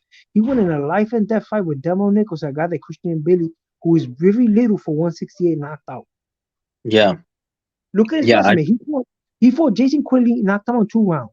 He's injury prone. He got hurt a couple of times. He stalled fights. He canceled fights. Right? This is Demetrius Andrade's whole career. He's done this through his whole career. This pulls is out. why he pulls out of fights, bro. He gets hurt in fights. He never wanted to fight Janabek. After he knocked out Jason Quigley, vacated the belt, stalled on that shit. Went up to 168. Was supposed to fight a 168 somebody, right? He stalled. He got hurt, and now all of a sudden the only fight he fought was Demo Nicholson. Won 10 life and death rounds with Demo Nicholson, and then now he wants to fight Andrade, and I guarantee you he hasn't signed the contract. You know what I'm saying? Yeah, Because that's yeah, how they is. It's like, what he's doing is he's using Demetrius Andrade to hype himself up. He's using Demetrius Andrade. That's what Barras was talking about. Like a lot of guys use Demetrius Andrade's name to hype himself up. I mean, not Demetrius, Benavides' name to hype themselves up. Oh, I'm gonna fight Benavides, blah blah blah. So now the fight falls through, and he'll say, "Oh no, they never sent me a contract, or the yeah. contract is never signed." You know what I'm Andrade. saying? So you're saying Andrade never had any real intention of fighting Benavides? He was Yeah, just I clout don't think chasing. he's just cloud chasing, like what you say, because that that contract must have been sent 2 months ago, and he still haven't signed it. That's why that it's not in their box rack. You know what I'm saying? So like that's what with Frank Martin, the same thing. Frank Martin, one thing he doesn't want to fight for $1 million. He doesn't want to fight Shakur for $1 million. He's like look at Terence Crawford. Terence Crawford fought David Avanese for $10 million. Bro. He fought David Avanese for 10 million because David Avanese knocked out Josh Kelly, bro. And everybody, as soon as David Avanese went and knocked out Josh Kelly, and he was a European champion, nobody wanted to fight him. He had to fight a guy from Finland, right? So then what happened? The fight was offered to Terrence, and Terrence with that new record, the new promoter, who I think was a new promoter offering the fight. He said, "Y'all fighting for $10 million," and they had to give him $10 million, bro. He got $10 million to fight at David Avanese. David Avanese knocked out the Spanish European champion. I forgot his name, and he knocked him out twice. And they did, and then he defended a European championship like it was a world title. He fought Josh Kelly, and Josh Kelly was undefeated. And Josh Kelly, if you see the fight, that Josh Kelly was trying to But to outmuscle be fair with Avanese. you, David Evanesian was always a European fighter because even David Cavalasquez, when he stepped up, right, he got knocked out. Like he got stopped. So I'm not saying that David Evanesian ain't a good fighter, but he's a European fighter. Coming up at world level, people didn't expect David Evanesian to beat Crawford, man. Right. Right? No, And No, but the problem is I know what you're saying, but you're giving credit for David Evanesian. Virgil Ortiz beat the motherfucking man who beat fucking David Evanesian. So why don't you give Virgil Ortiz his flowers then, bro? yeah, No, we do give him his flowers, but he got All right. sick. But The you guy got sitting there sick. trying to boost up David Evanesian and yeah. all I that. know. I Come on, man. noticed. Stop the cat, bro. Let me eat my little snack and let me do some emails, bro. I'm working right now. Let's Now, the keep this reason I shit a bit mentioned more David concrete, Avanese is bro. because the reason I Look, mentioned David Sodoma. I Avanese. noticed you never praise Mexican boxers, bro. Is there a reason for that? You got okay. You tell me when I have not praised. I'm big on Mexican fighters, bro. I just that conversation has never come up. Like who? Okay, Virgil Ortiz. I'm big on Virgil Ortiz, but Virgil Ortiz got hurt. He's got an illness. I think Virgil Ortiz when he's fighting these guys. Look, Virgil Ortiz beat I think he knocked out Maurice Hooker. He knocked out Maurice Hooker, and that was a fucking humongous win, bro. He didn't capitalize on that, and the reason he didn't was able to capitalize because all these divas they don't want to fight him. Same thing like this guy, Javon Ennis. Javon Ennis has humongous wins, and he can't capitalize on because Okay, all the divas. what about Canelo? What's your opinion about Canelo? Okay, Canelo has big wins, but he also puts soft touches. You know what I'm saying? Canelo Like what? Alvarez. Like what? Like what? What do you mean by that? Okay, Canelo Alvarez got a big win. He knocked out Caleb Plant, right? After he knocked out Caleb Plant, that was a big one, right?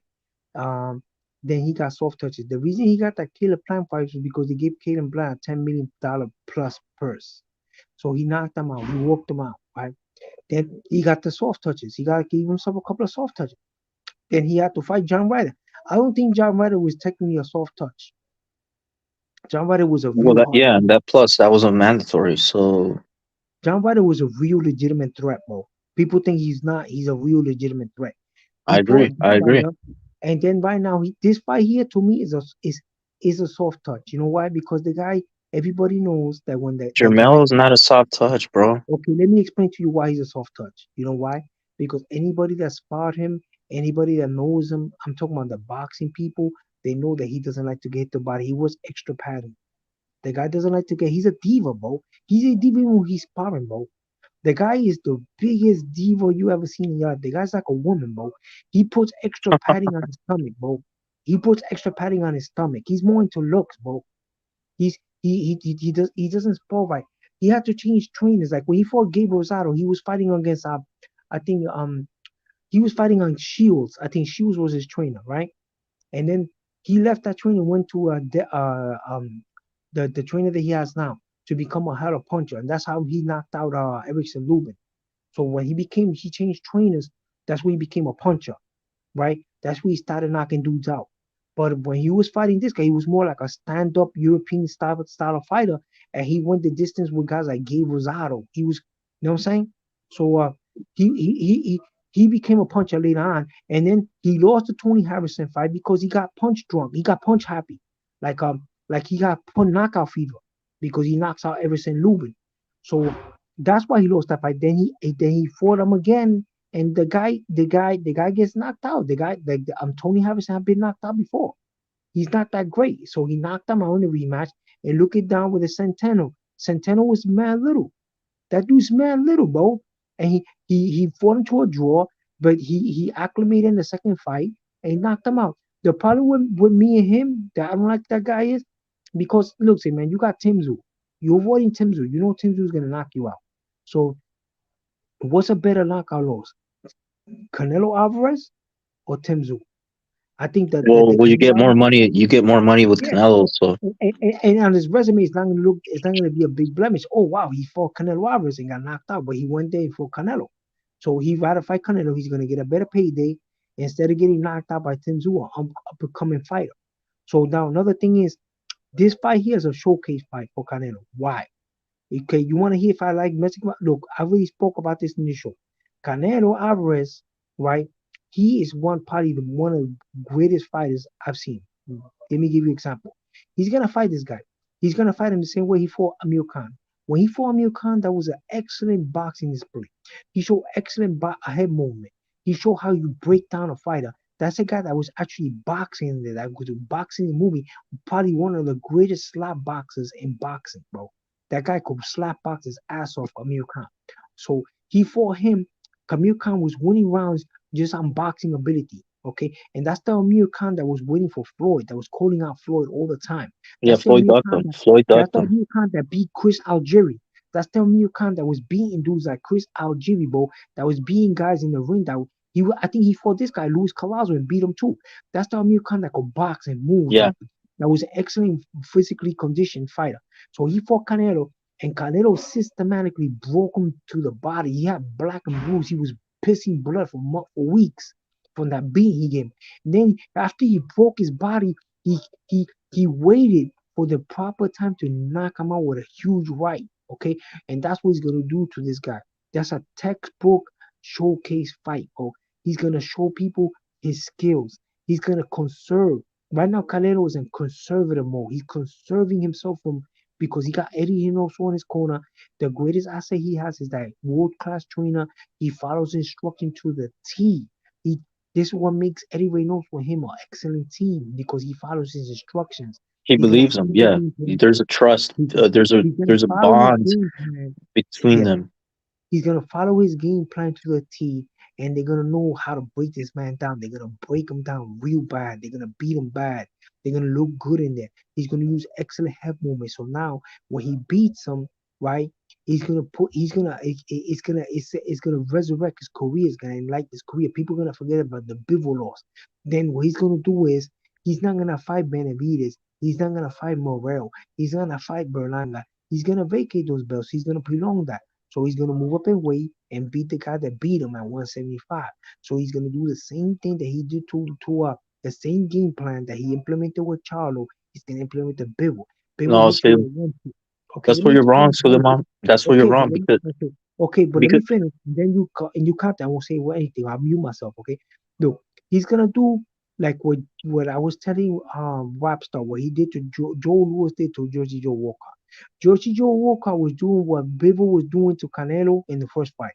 He didn't want to 1-2 and back up. He wouldn't wait for a counter. Okay, he didn't commit himself to punches. He would hit him with a 1-2, back up. Didn't commit himself because he didn't want to leave himself open for a counter. So now Canelo's gonna advance from that, like what Joji do with Walcott. He's gonna jump in, he's gonna step in, leap in. So now when he jumps out, that he's right there. He's gonna anticipate. It's gonna be like a chess move. So now when this guy does the 1-2, he backs up. Ahí viene Canelo y ya está ahí mimito y le va a meter la mano dura. So he's gonna break him down. He's gonna bust him to the body just like he did to Charlo, just like he did to Amir Khan, and knock him out. So when he got the WBA Super, what's he gonna do? This guy's gonna have a life and death fight with Mundo Smith, right? He's gonna beat Mundo because he's killer instinct. But he's gonna take a lot of punishment in that fight. I'm better be he's gonna take a lot of punishment in that fight. So now guess what? well, Now okay, but you said you were gonna let me talk, bro. So no, but let here, me finish. let me Let me let me finish. let me So then okay, I'll let finish me right know now. I'm finishing let right me now. know when So it's my when it, turn. I know. So when Canelo goes, he's gonna fight Better Beef for the undisputed 175-pound championship. Where everybody's saying, when are you gonna do that, Canelo? When are you gonna do that? Because during the meantime, this guy picked up the IBO, Bivol before this fight because he's gonna fight Lyndon Arthur. So now that fight with Bivol is gonna be for the IBO and the WBA. So he's gonna completely unify with Better Beef for all those belts. He's gonna break down Beterbiev. Beterbiev is gonna be wounded because okay, he has punching ability, but you forget that Canelo has defensive skills. He has ring generalship. Canelo's gonna know he knows how to avoid getting hit. He's gonna have slip punches. The guy's gonna be slow in his time. So why he got punching power? But he's slow. He's slow. He's there to be hit. He's old. He has ring wear, ring damage. So he's gonna get knocked out. So when Canelo's undisputed, okay, I'm gonna finish here. That's when he's gonna call in all these big light heavyweights that bowl down to fight him. They're gonna have to come back to 175 and fight Canelo, and that's the end of it. Now you could continue. Okay, I'm gonna mute myself. okay, thank you, Suleiman. So I agree with, believe it or not, I actually agree with a lot of what you said. But where you're wrong at though is when you said after Jamel, you said he's gonna fight Berlanga. If Canelo was gonna fight Berlanga, he would have stayed in the zone, bro. So that makes no sense right there. I think he's gonna fight I never Benavides mentioned next. Berlanga. I never mentioned Berlanga, boss. He's not gonna fight Berlanga. He's not gonna fight Benavides. He's gonna vacate those belts, bro. He's not gonna fight those guys. Vacated and go up to 175. I mean, he tried to make the rematch with Bivol, and the negotiations fell through because Bivol was being difficult in negotiations. No, but it's gonna That's the happen now. reason. That's the reason why he came over to the PBC. He couldn't make any fights over there on the No, zone. after he fights Mel, that fight's gonna be made, bro. He's gonna fight Bivol because he's gonna want to clear his name, bro. He want to clean his name because that's the only blemish he got. and he has the skill to do it. And the Reynoso blueprint that he has, they're gonna use But it in that fight. it's not a one. Okay, Mel is only the first out of the 3 fight deal that he has with PBC, bro. It's not like he can just go from PBC straight to the zone Bro, now. He's got to fight two more they could times be two after Jermel. promoters. I know, He's got but to they're gonna fight two put more. Hold on. I'll let you talk. So after Jermel, it's a 3 fight contract, right? So after Jermel, he's got to fight two more times for the PBC, and then he could go back to the zone and do his thing with Bivol in that if he chooses to, or he might retire. Who knows, bro? Who knows what the hell Canelo's gonna do? it's gonna be two But one thing's promoters. for sure, Canelo's not gonna be tackling he's got to fulfill that contract. That's for damn sure. And so what I think, he beats Jermel, and the second fight is going to be either Benavides, Nah, he's or not it could gonna. be He's not gonna it could be retire. Jamal. It could be Jamal. It's gonna be a PBC boxer, bro. It's not gonna be Bivol or Berlanga. These are the zone Okay, once Bivol boxers. fights, right? Once Bivol fights Lyndon Arthur, right? He's gonna get a poultry purse, right? He's gonna get shitty money, right? He's gonna be a unified champion. It's gonna be a life and death fight. With that fight, you're gonna see that he's gonna easily make a fight with Canelo. He's gonna cash in and make a fight with Canelo because you know why? He's very beatable, bro. And it's gonna be exposing the Lyndon Arthur fight. So then he's gonna make the fight with Canelo. That's gonna be the second PBC fight, right? And Canelo's gonna do a unification with Better Beef, and they'll do a merger. But PBC will do that, man. PBC will work with those promoters if Canelo wants it. It's done before. Canelo is the man, bro. Canelo could do anything he wants. Okay. Canelo could fight under any promoter. Canelo could fight right now under any promoter. Canelo could do anything. If Canelo says, I want to fight Berlanga right now, right? Or I want to fight Billy, he could So make that fight you're happen. saying it's gonna be some co-promotion sort of thing. It's gonna be a co-promotion because you know why he wants to go out on top, bro. He wants to go out. I won't be surprised he unifies 175 and then retires. He wants to go on top. He wants to be the ATG, bro. He wants to be the all-time great, bro. You know what I'm Okay. saying? Okay. So what's going on with Better Be, because he's supposed to Better fight be gonna Callum see. Smith. Yeah, he's gonna fight Callum Smith, right? Callum Smith is gonna expose him, show that he's aged. He's But gonna injure I him. heard he got injured or something, so they're postponing it or something. Yeah, they're postponing, but the fight's still made. So if he's gonna get injured in that fight, he's gonna get injured. He's gonna come back from losing, and then he's gonna knock the guy out. And then when he knocks the guy out, Wait, immediately who's that's gonna knock? when No, who's he's gonna knock out yeah, Callum Smith, Smith? Smith, yeah, Smith. The Smith brothers, they only gonna get to a certain point. The Smith brothers are not ultra world class. Like even with Paul Smith, even with Liam Smith, those guys are not. You could tell they're fighters, they game, but they're not ultra world class. Even Mundo got exposed when he fought Canelo. Mundo got exposed when he fought John Ryder. They're beatable. They just what happened with Mundo? Mundo's the biggest Smith brother. He's the giant. He's the giant of the family. But Yeah. you know what I'm saying? Like when he gets to that level, like to fighting a world class fighter or interim world class fighter like John Ryder, they get exposed.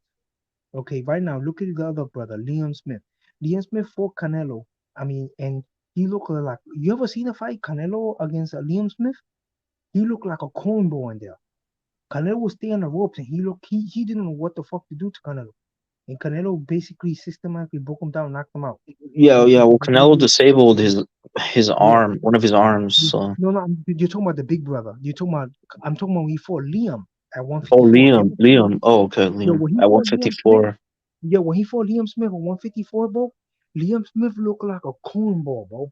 He looked like a cornball. Like Canelo was staying on the ropes, he wouldn't know what to do. He didn't know what to do. And Canelo took his WBO belt at 154. Well, Okay. Canelo's good off the ropes, bro. Even Triple G didn't know what to do. Yo, the guy could fight, bro. Canelo could fight, bro. So Canelo beat the guy on the ropes and made him look like a combo.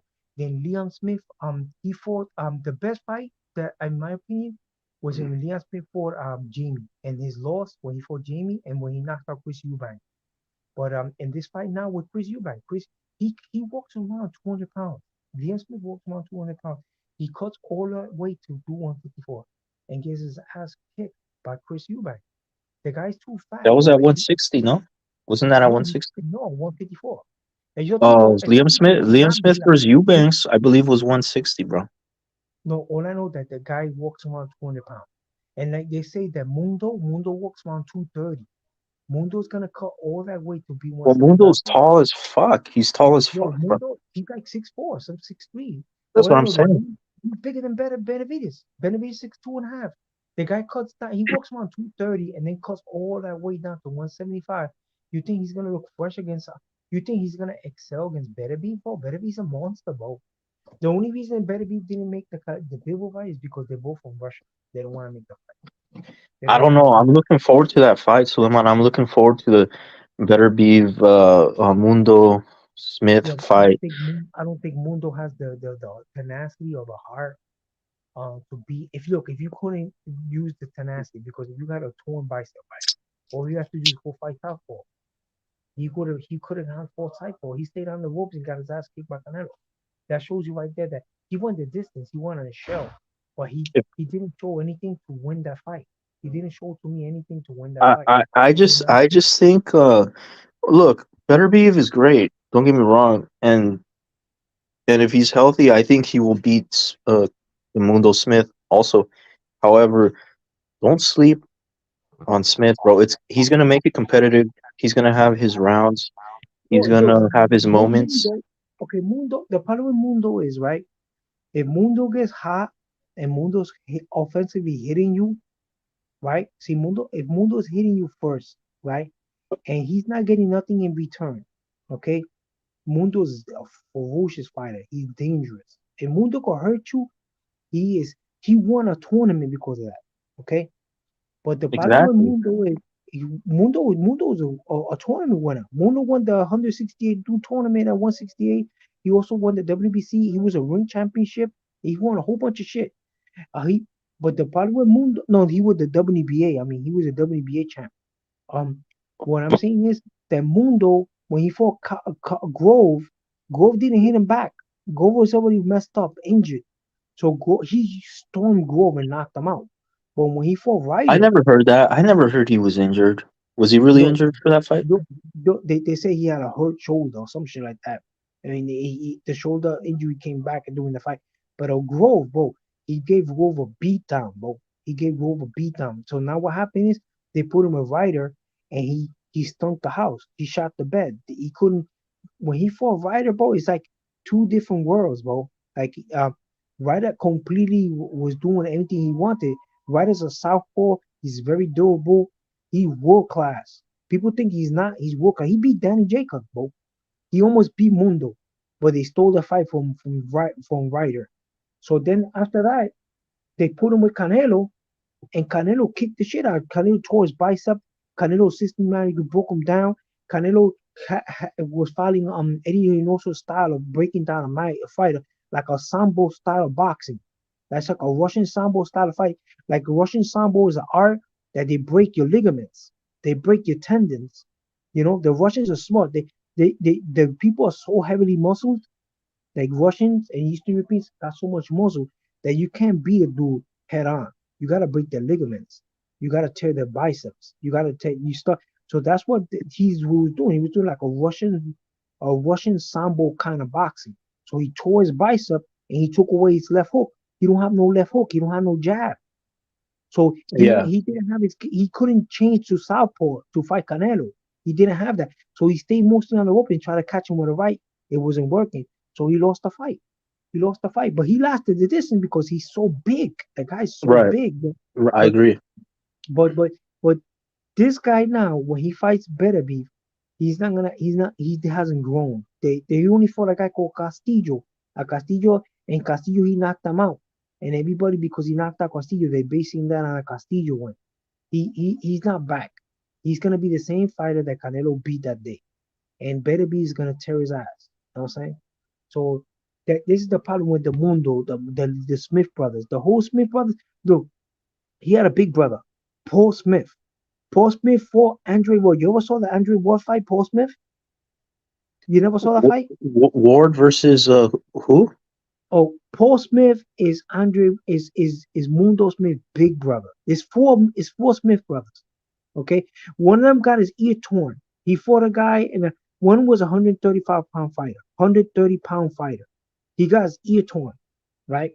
That's a Mm-hmm. Smith. I think his name is Stephen Smith, right? Then you got Liam Smith, who's a WBO champion, and Canelo kicked his ass and took his belt, and never been the same since. He after Canelo knocked him out, the greatest one he was Chris Eubank Jr., and now he just got knocked out by Chris. Okay, Yeah, then that's true. Mundo, the greatest Smith brother is Mundo, the one that's gonna fight Beterbiev. Then you got Paul Smith, the first brother. Paul Smith fought Andre Ward when Andre Ward was coming back. Because what happened with Andre Ward, they tried to mess him up. His promoters tried to mess him up. So when Andre Ward came back, bro, Andre Ward beat that man so bad, bro. He beat him so bad, bro. You gotta see that fight, bro. Then you're gonna see what. Oh, was that during the tournament? No, The that was after the Super tournament. Six? Or No, that after? was after the Super Series because what happened? He signed with Rockefeller, Rock Nation, or something. He had a problem with a promoter. So he came back after the contract expired. He came back and he fought Paul Smith. And if you see Andre Ward, you want to see how great Andre was. See that fight, and you're gonna say, "Wow, Andre Ward was an ass kicker. Andre Ward could fight, bro. Andre beat the shit out of his brother, bro. He beat him up so. I think he stayed in the stool. He didn't get up. So then after that, that's when he fought Sergey Kovalev. You know what I'm saying? But that guy beat the shit out of Andre. Andre Ward beat the shit out of Smith. And these guys they all fight the same. They all get beat up because Elian Smith got beat up just like Paul Smith by Chris Yeah, Eubank. but they kick a lot of ass too. No, they'll beat, but when you meet that fighter that's a world class fighter, they lose. Like elite, like an elite level Yeah, if you boxer. see Like, a elite boxer like a Beterbiev is not no punk. Beterbiev was knocking out on the come up, but he has 100% knockout ratio. Beterbiev was knocking out guys like Gabriel Campillo, knocking him out cold. Um, he was knocking dudes out, man. You know what I'm saying? He knocked out Tavares Cloud, bro. so you He's not don't no think it'll be competitive? Like the Bivol, I don't think not so. Bivol. I'm sorry, Better be Smith fight. You don't think it'll be competitive? Nah, like the better be Marcus Brown fight. Nah, I don't think so. The guy, you look at Marcus Brown. Marcus Brown tore his head up, and he still knocked him out. The guy is too lethal, bro. He's too lethal. The only guy that could beat a guy like this, Canelo. Canelo could beat him because Canelo is gonna be slipping those punches with the head movement and working Um, him in the body. You gotta work his body, bro. And so these guys they don't have the art of body punching no more. so you're saying, let me get this right. Correct me if I'm wrong. What you're saying is Canelo's going to beat Jermel and Better Beef's going to beat Smith, and then they're going to fight each other. No. And then he's gonna fight Bivol, right? And Oh, then he's gonna fight Canelo's going to fight Bivol, or Better Beef's going to fight Bivol? Canelo's gonna fight Bivol. And Okay. that's what's gonna make the fight where it better be. After he So better beats be Bivol, he'll go undisputed against Better Beef and yeah, retire but as two-time undisputed. better be just injured too much. Better be is not gonna fight. After that Smith fight, he's not gonna fight for a while. He's gonna be injury prone. He's gonna be so injured in that fight. So it's gonna take a long time for him to heal. So by that time they'll make the Canelo better be fight and Canelo because he gets hurt, bro. He takes beating, bro. Look what he fought Marcus Brown. You know that Marcus Brown fight was made because what happened was the WBC wanted Benavidez to fight him, right? They made him the offer, right? And Benavidez didn't want it. Benavidez I know said no. Benavides is not this monster like people make him out to No, because be, what bro. happened was, yo, the way they treated him, bro, the WBC tried to sucker him, bro. They tried to sucker him into the fighting undisputed, fighting a unified champion and better beef. And he said, no, What's I'm not wrong with doing it. that? Well, that's an opportunity Well, right there. well, Canelo well, would have jumped on that, bro. Canelo would have well, jumped on that. well, Benavidez didn't. Benavidez didn't jump on it, and then they gave it to Marcus Brown, and Marcus Brown almost stunned the world. And then, like out of nowhere, he got too close with that dude with 100% knockout, and he got dry. He got stopped by body punching. He got stopped by body punching. The guy was killing him to the body, bro. You one thing is that you better be on your A game when you fight Better Beef, bro, because Better Beef will kill you, bro. Better Beef is He's a got Better Beef has amazing power, amazing power. he has power. He's slow and he's like a horrible shark when he wants to kill, but he got that blood in his eyes, bro. He wants to kill you, bro. But that's why Benavides has a lot. To me, Benavides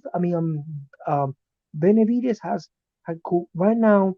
They say that he's being treated very well by the WBC, but I think what they did to him was crime, bro. They did it to him too many times. The WBC. They want the kid to get an L so bad, bro, and he doesn't get it because he just like you see that Caleb Plant fight. He was supposed. They made Okay, that but fight because why isn't he fighting Morel? Because it looks like okay, the Andrade fight fell through. I don't think okay. that's gonna go down.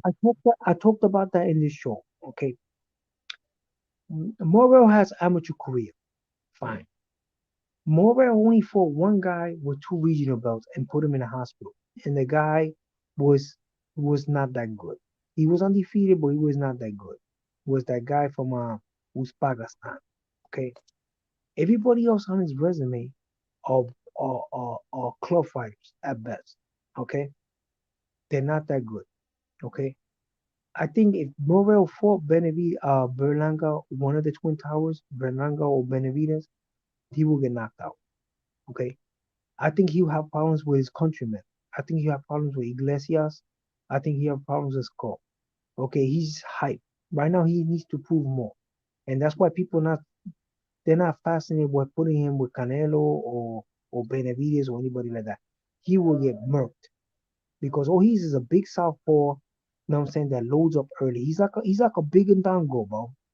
He's like a big Ndango. You fight a guy like that, all you gotta do is you gotta look out for the right, for the left, and look at your timing and fight him and you could beat him. You know what I'm saying? Or negate his southpaw by fighting southpaw. You know what I'm saying? And he's not that much of a threat, bro. He's not that much of a threat. That's why Benavides will cloud class him, bro. Benavides will Okay, class him. so he does. You're right. He has more to prove. He's only got 10 fights, but Yeah, nine ba- fights. Nine fights. He's 9-0. 9 fights. Okay, whatever.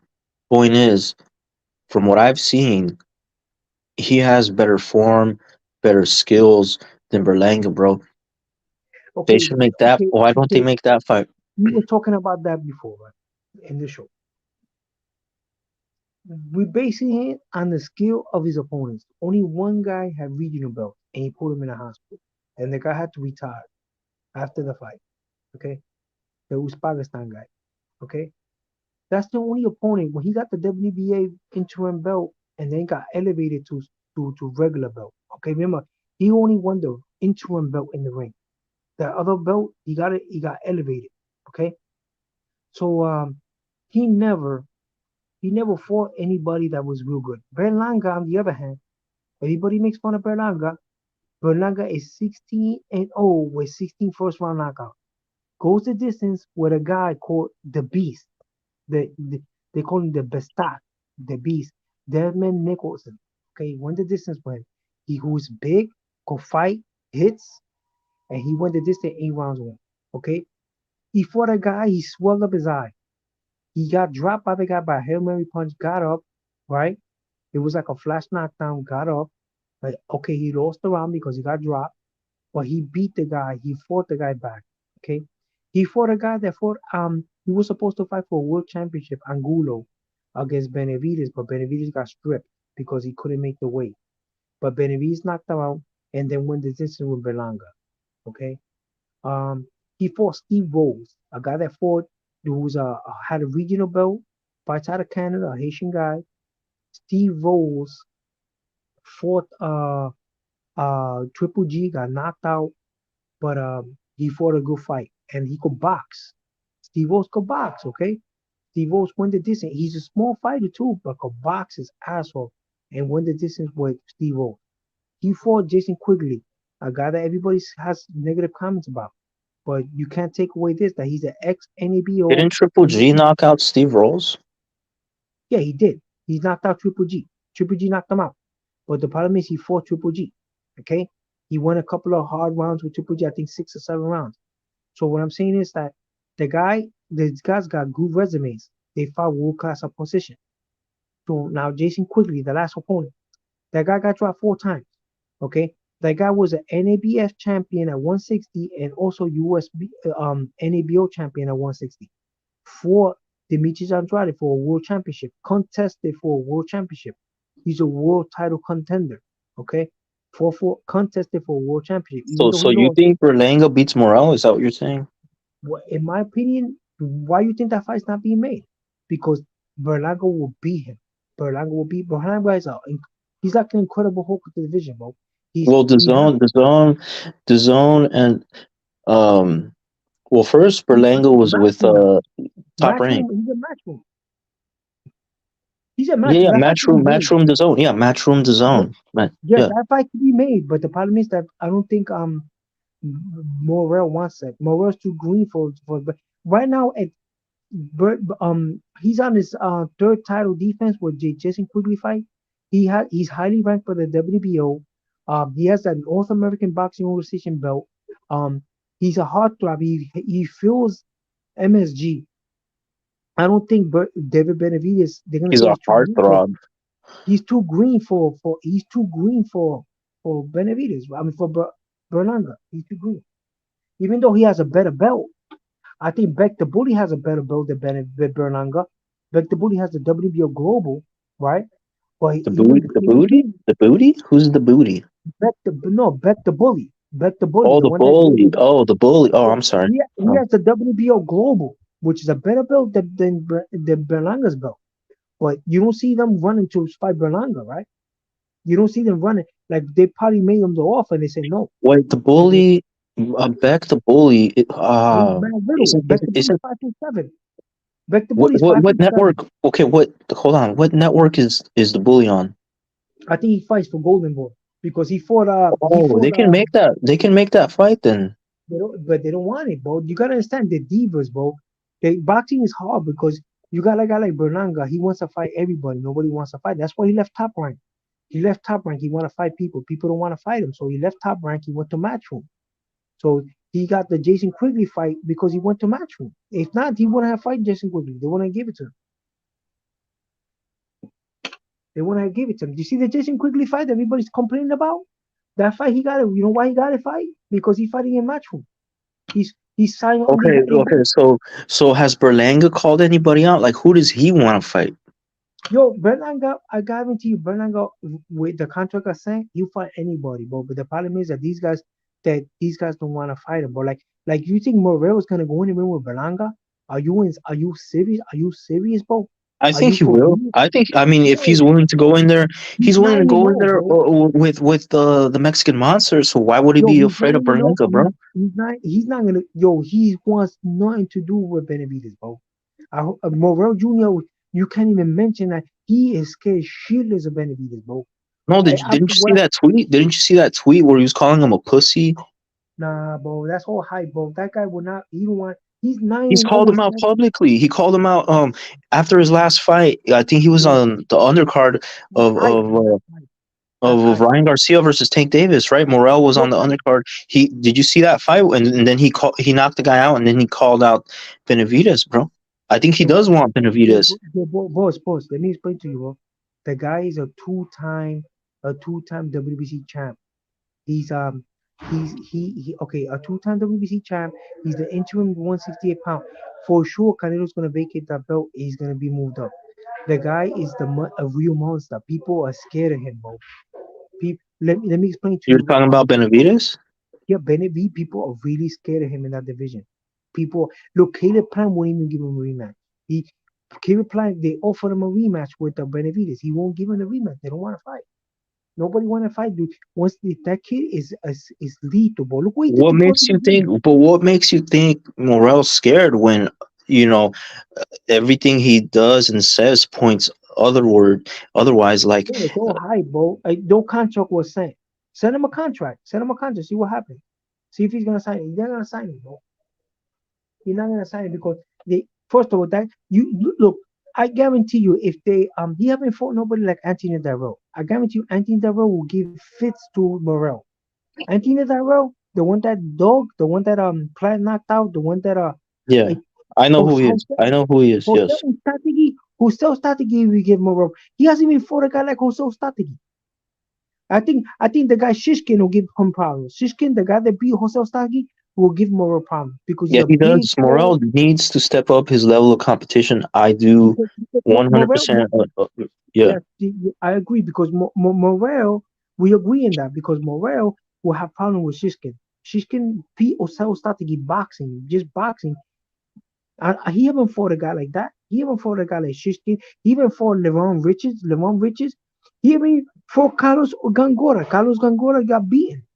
I'll be right back. He got Keep beat. cooking, bro. I'll be right back. Yeah.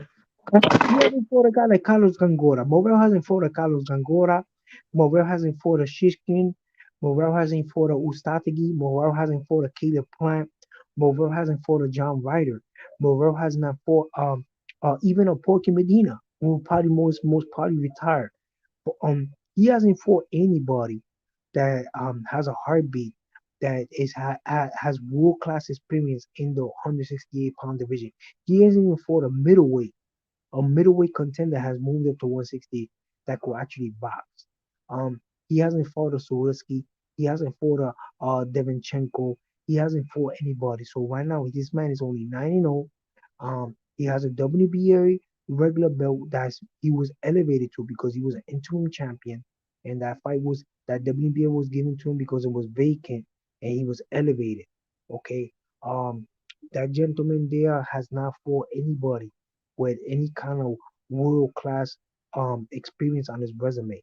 On the other hand, Berlanga has fought a 12-round fight for the NABO championship against Jason Quigley, who is a two-time regional belt champion, who is an NABO and an NABF champion at 160, and has world class experience. People has fought for a world title against Demetrius Andrade. Never mind that he only won 2 rounds. That's not important, but he has fought for a world championship at 160, went up and contested against the NABO championship at 168 against the gentleman Eddie, the chosen Edgar, the chosen one Berlanga, and won 12 rounds. So we cannot downplay Berlanga. Berlanga has showed he's highly ranked for the NAB, WBO also. He has a high ranking. So we cannot downplay this gentleman at all. The gentleman is really the chosen one. He's very highly accredited, highly ranked. So what that he's gone the distance, but he's highly ranked fighter. Unlike Morel is 9-0. Morel doesn't have the experience. Uh, hasn't fought anybody. If I'm 9-0 and I want to look at you guys to fight me, fight people. There's tons of people, tons of opponents at 168. You got Jose Statigi, you got Caleb Truex, you got a whole bunch of opponents there. The division is honeycomb with talent. There's no reason for you to be sitting sitting on the bench waiting for an opponent. You got Jose Statigi, Caleb Truex, you got Peter Quedlin still out there. You got Jose Statigi, Peter Quedlin, Caleb Truex. You got Danny Jacobs. You got Caleb Plant. You got Porky Medina. You got tons of opponents that want to fight. You know what I'm saying? Tons of you got Shishkin on the IBF side. You got a whole bunch of guys that want to fight. There's no reason for you to be waiting for a fight. You know what I'm saying? Mind you, I understand he's not qualified to fight a Benavides or a Berlanga, but he's qualified enough to fight one of these other guys to pad up his record to get experience. You know what I'm saying?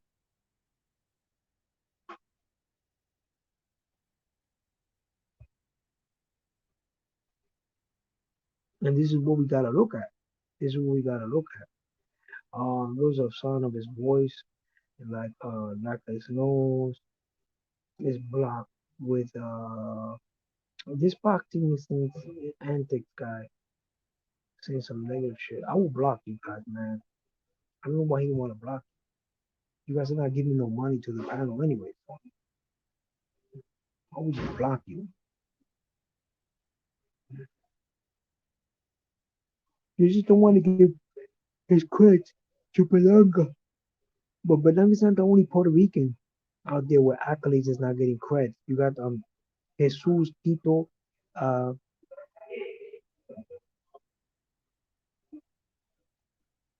Escalera, the 5'11" in height, living out of Riverview, Florida. Escalera is 5'11" in height. He's a heavyweight, walking around 273, southpaw, knocking out everybody, 18-0 with 18 knockouts, fighting on the Colombian circuit, starting to come to the U.S. now, coming to the mainland to defend his belt, the UBO championship. You know what I'm saying? Signed to create uh, uh, uh, uh, um, a fan base in the mainland, the United States, and opportunity to fight people. Maybe you will get like a Richie Torres. Maybe he could get himself like a Frank Sanchez, an Andy Ruiz Jr. who's desperate to find an opponent. Maybe Jesus Escalera could be that opponent for him. Tito Escalera, a southpaw that hits crazy hard. That's 5'11". This is what we need to see. We need to see a guy that's aspiring to do big things in the I'm back. heavyweight division. Oh, you're back. Yeah, I'm talking about Jesus Escalera, Tito Escalera, the UBO championship of the heavyweight division. He's coming to the mainland on Federal Express. He's coming to the mainland to create avenue for himself over here. Oh damn. So he's the real deal, huh? I'm gonna look Yeah, into him. he When is he 18 and fighting? When is he 0. fighting? Well, he's gonna fight this guy, Jason Guidry, and Don King pay per view that's coming up. Oh, you said it's He's on the gonna fight on the Broner. undercard of Adrian Broner. Adrian Broner is fighting. He's fighting on his undercard. I see. All right. What about this background picture that Rapstar has here? What is that? What is going on here? What kind of boxing move is that? From Well, Berlanga. they said that Berlanga bit the guy. I think Berlanga was just hugging the guy, but he got penalized and he paid a fine for that. It looks like he's He trying to paid a, give the guy a hickey, bro. now they said that he was biting the guy on his ear or some shit.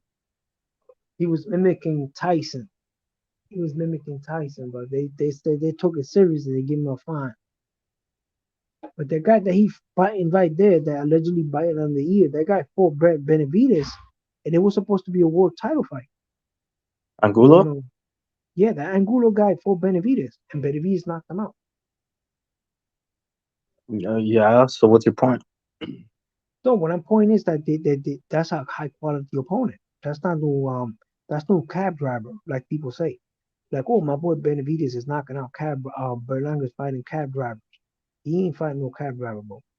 And right now, look at this guy's resume. If you look at Well, what is the before, best name on Berlanga's resume, bro? he got a whole bunch of good names on his resume. They're all He got a bums, whole bro. bunch of good names. But that's your opinion, bro. That means if you look at Jesus Escalera's resume, you're gonna say they're all bums too. You know what I'm saying? But Well, he's yeah. 18 years knockout. He's a UBO champ. Anybody can be 18-0 with fighting bums, bro. Well, I don't think they're bums. How could you consider a man a bum if he has a professional boxing license? He's fighting live opponents. He has a professional boxing pedigree. How could you call he's ranked in box rec? How could you say he's a bum? Well, I just don't buy into the hype, I guess. I'm not sold on Berlanga. And this other guy, I haven't even seen him, so I gotta look out for him. And you know what's up? Back in Mexico, right? You know the Chavez, the senior. Chavez sat down with the first guy that he beat as a on points as a professional, right? And that guy, Chavez beat him on points, right? And then Chavez fought him again, when he was 8-0 and knocked him out, right? So that guy never became anything. That guy, I think he won one fight and won one in like 1-14, something like that. So that guy was the first guy he beat, and then he beat him a rematch when he was 8-0 and knocked him out, right? 2 rounds. So that guy never became anything. That guy was 1-14, something like that. So they met after the career was over, right? And the guy had picked up drugs and alcohol and all that. So the reason I'm saying that, like, you have to see how Chavez, senior Chavez, okay, gave this man his respect, his props. He gave him his flowers, bro. He respected him because that was the first guy he fought as a professional. Yeah. And you could see that the guy, even though he's old, he could kick ass, bro. You could see that the guy, el viejito mexicano, like, tú ves que no un hombre fácil. He probably whipped my ass. He whipped your ass, and he was like 1-14, bro. No knockouts. He still look lethal for his age. So we we we as boxing historians and boxing analysts and stuff, we gotta respect that boxing journalists. We have to respect the sacrifice these men do in the ring, bro. These men are not bums, bro. I would They're just not like bums. to. I would just like to see Berlanga step up. Morel's got to step up. Um, Benavides has to step up. You know, he can't wait around for a Canelo payday. For Benavides has to stay active, bro. He can't just wait around for that Canelo payday. Because I don't want this excuse of how, oh, Canelo got him off a layoff. I Yeah, don't I want to hear agree. that shit. I agree. He got two ways around it, right? This is two ways that Benavides could do that. Either Benavides could go the Bivol route, or he could go right now with the connection he has with the WBC, go the Beterbiev route, right? After Beterbiev beats Caleb Smith, go the Beterbiev route, right? He has Yeah. two. He has a lot of options, bro. He has a lot of options, bro. And he could just keep So defending the why is he IBF. why is he not exercising those options? I don't know. I don't know. He could just stay with the WBC interim and keep defending it. He got three options right there.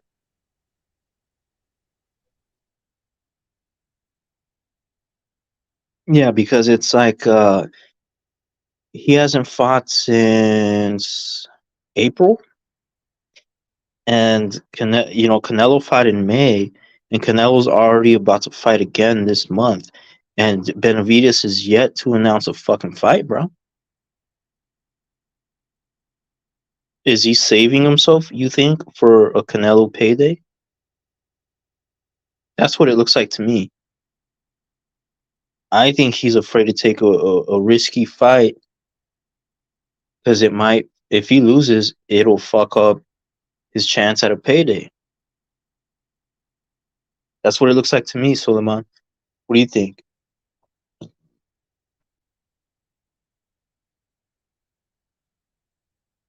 I really don't think Morel's scared of him. Morel has called him out. He's even Yeah, talked shit to I him on agree. Twitter. I agree. But we spoke about Morel. Morel's all hype, bro. Morel is not. There's no Okay, so why way. not fight him?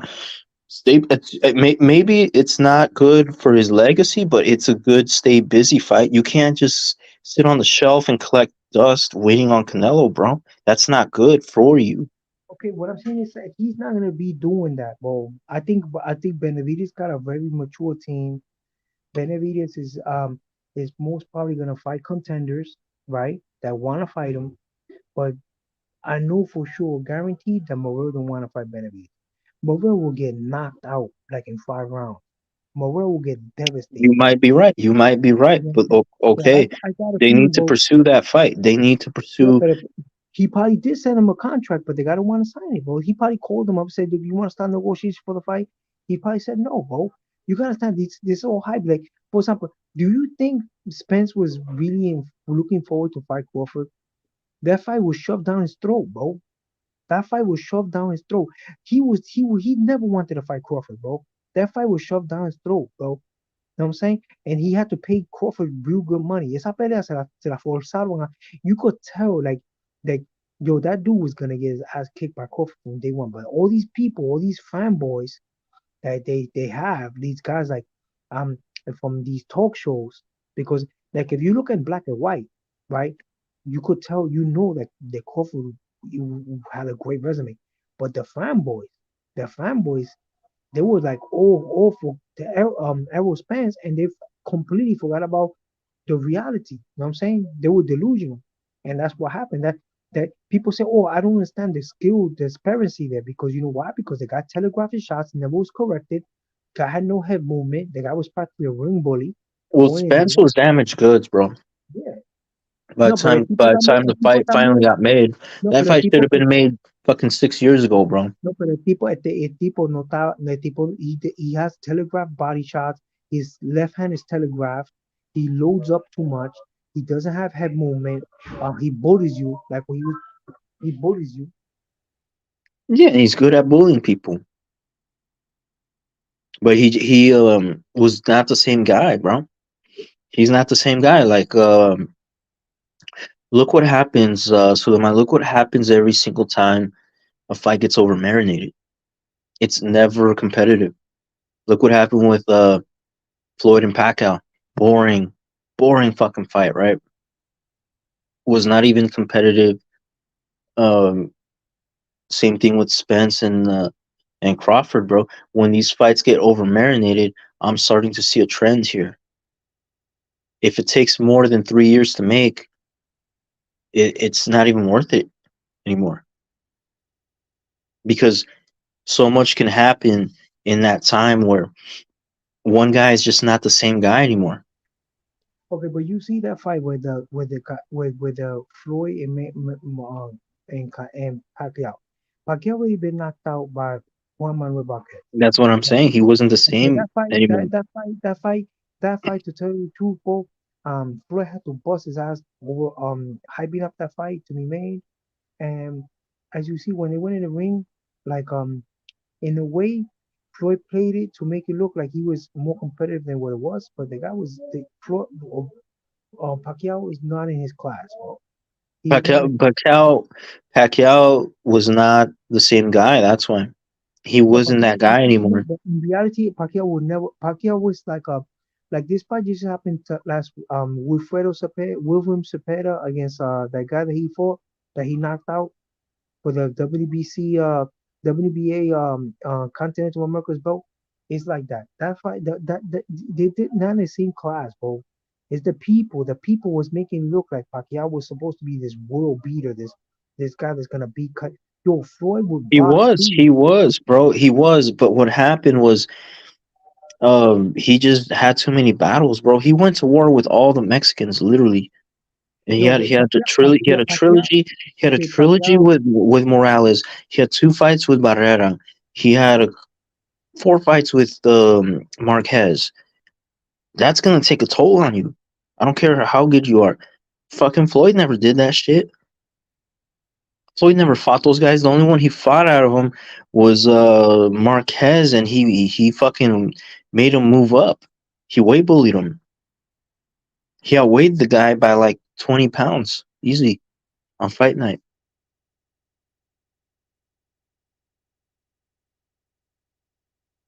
He never had. Floyd doesn't have not one trilogy on his resume, bro. He never really went to any sort of war. He was never in any wars, bro. He never gave me any exciting fights. He had some close, controversial decisions go his way, and then he would rematch them, and that's it. There was never a rubber match or anything like that. There was never a third fight. Um, you know, that was the one guy that he should have had a trilogy with. Every great boxer has that one dance partner. Muhammad Ali had Frazier, right? Uh, um, Morales had Barrera, etc., etc. And okay, but Floyd, The fight with Marquez, right? The one that he got knocked out was because the problem with him was he had the same problem like his trainer had, Freddie Wood. He wasn't patient because the guy had a broken nose. The guy, if he would have just boxed and in the next round they would have stopped the fight. The guy had a broken nose. He was torn up already, but he had no patience. He lunged at him, and the guy caught him with that huge right. yeah, So, I agree. see, every box out one more round, I guarantee you they would have stopped the fight and he would have won that fight. The fourth fight with Marquez. Marquez, But he yeah, was a little too impatient, and that's the problem. His impatience is what cost him. Then the Floyd fight, to tell you the truth, Floyd never saw him as a threat. He wasn't really a threat. oh, When he people talk about sure did. He sure did. He avoided him for fucking 5 years. It took him like 6 years to make that fight, bro. Are you kidding me? He kept saying he's on steroids. That doesn't that, sound like that doesn't sound like a did he fucking really say that? Did he literally say that he was on Doesn't sound steroids? like he's confident. It sounds like he's scared of him. He's That he was accusing him of being on steroids. Pacquiao sued him for slander on that, and he won. so he He said that he won got PEDs? the case Wow, I didn't know because that. fucking Floyd. Yeah, he won the case. He sued him for slander and won the case against Floyd Mayweather, bro. Look it up. And Floyd, that doesn't sound like a guy who's confident who wants to make a fight. If he's accusing somebody of being on steroids and that's his excuse for not making the fight, that sounds like he was scared of him. To me, he waited until he was damaged goods, until he had been knocked out. He had been through all those wars with all those Mexicans. Wow, man. So what I'm saying is that like that fight right there, bro, was a boring ass fight, bro. And then he came out that he tore his rotator cuff, and even the fight, he's been getting a lot of gifts, bro. Like Pacquiao, because when he fought Keith Thurman, I think Keith Thurman did enough to win that fight. When he fought Keith Thurman, I think Keith Thurman did enough to win the fight. Another guy that was gifted a fight too, that Marcos Maidana, when Marcos Bro, Maidana I don't fought know. I don't know because Pacquiao dropped him, bro. Like, he dropped him, but a 10-8 round. But besides that, what Floyd was, I mean, Keith Thurman was landing, he was winning rounds. I mean, how much could you that knockdown's gonna count? He was winning a lot of rounds, bro. He was winning, and also this fight too, when Marcus McDonough fought Adrian Bona, he got knocked down, but he was game as hell. He was winning rounds too, and they stole the fight for him. Adrian Bona did enough to win that fight, and then what they did, he was damaged goods, right?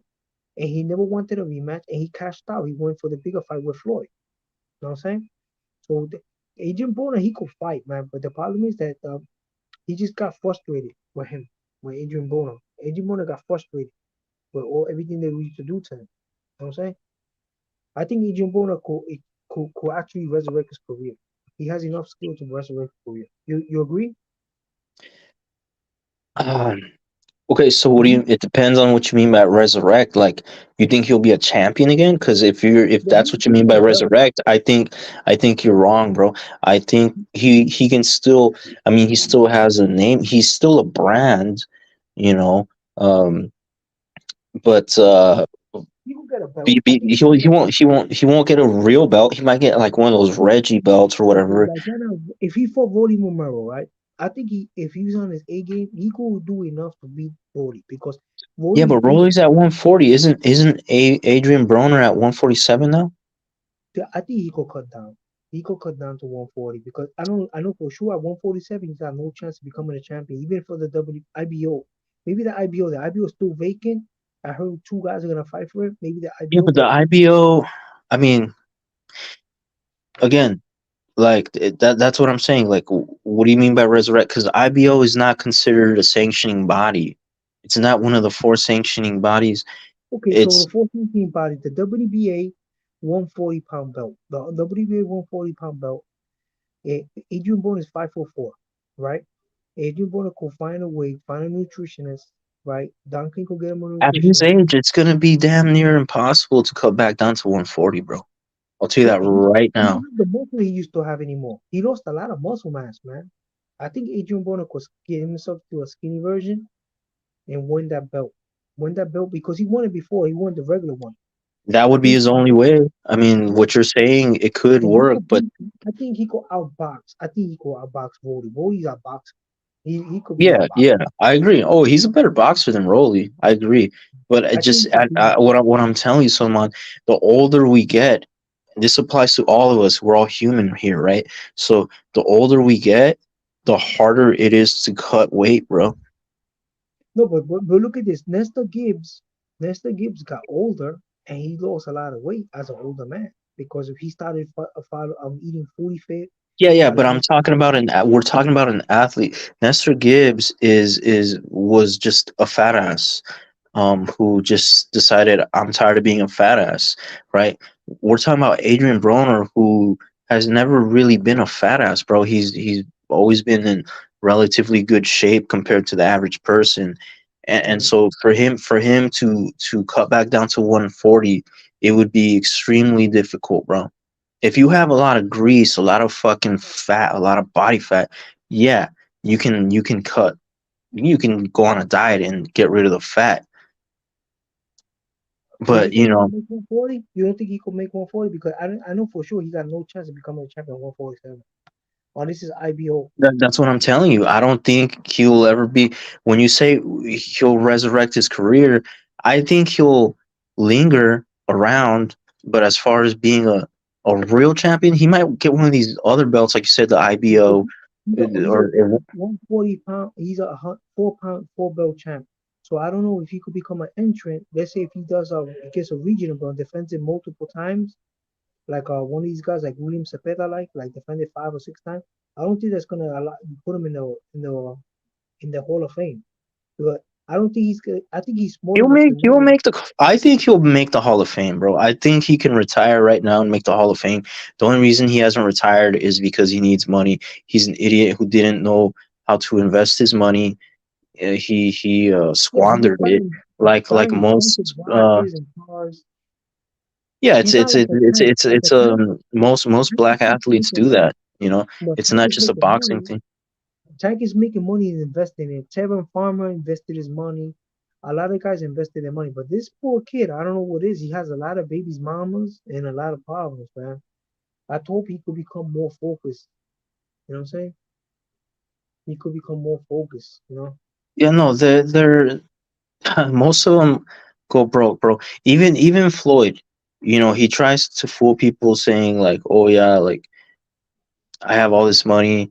Okay, but uh, he also has a lot of debt, bro. And that's why he has to keep fighting.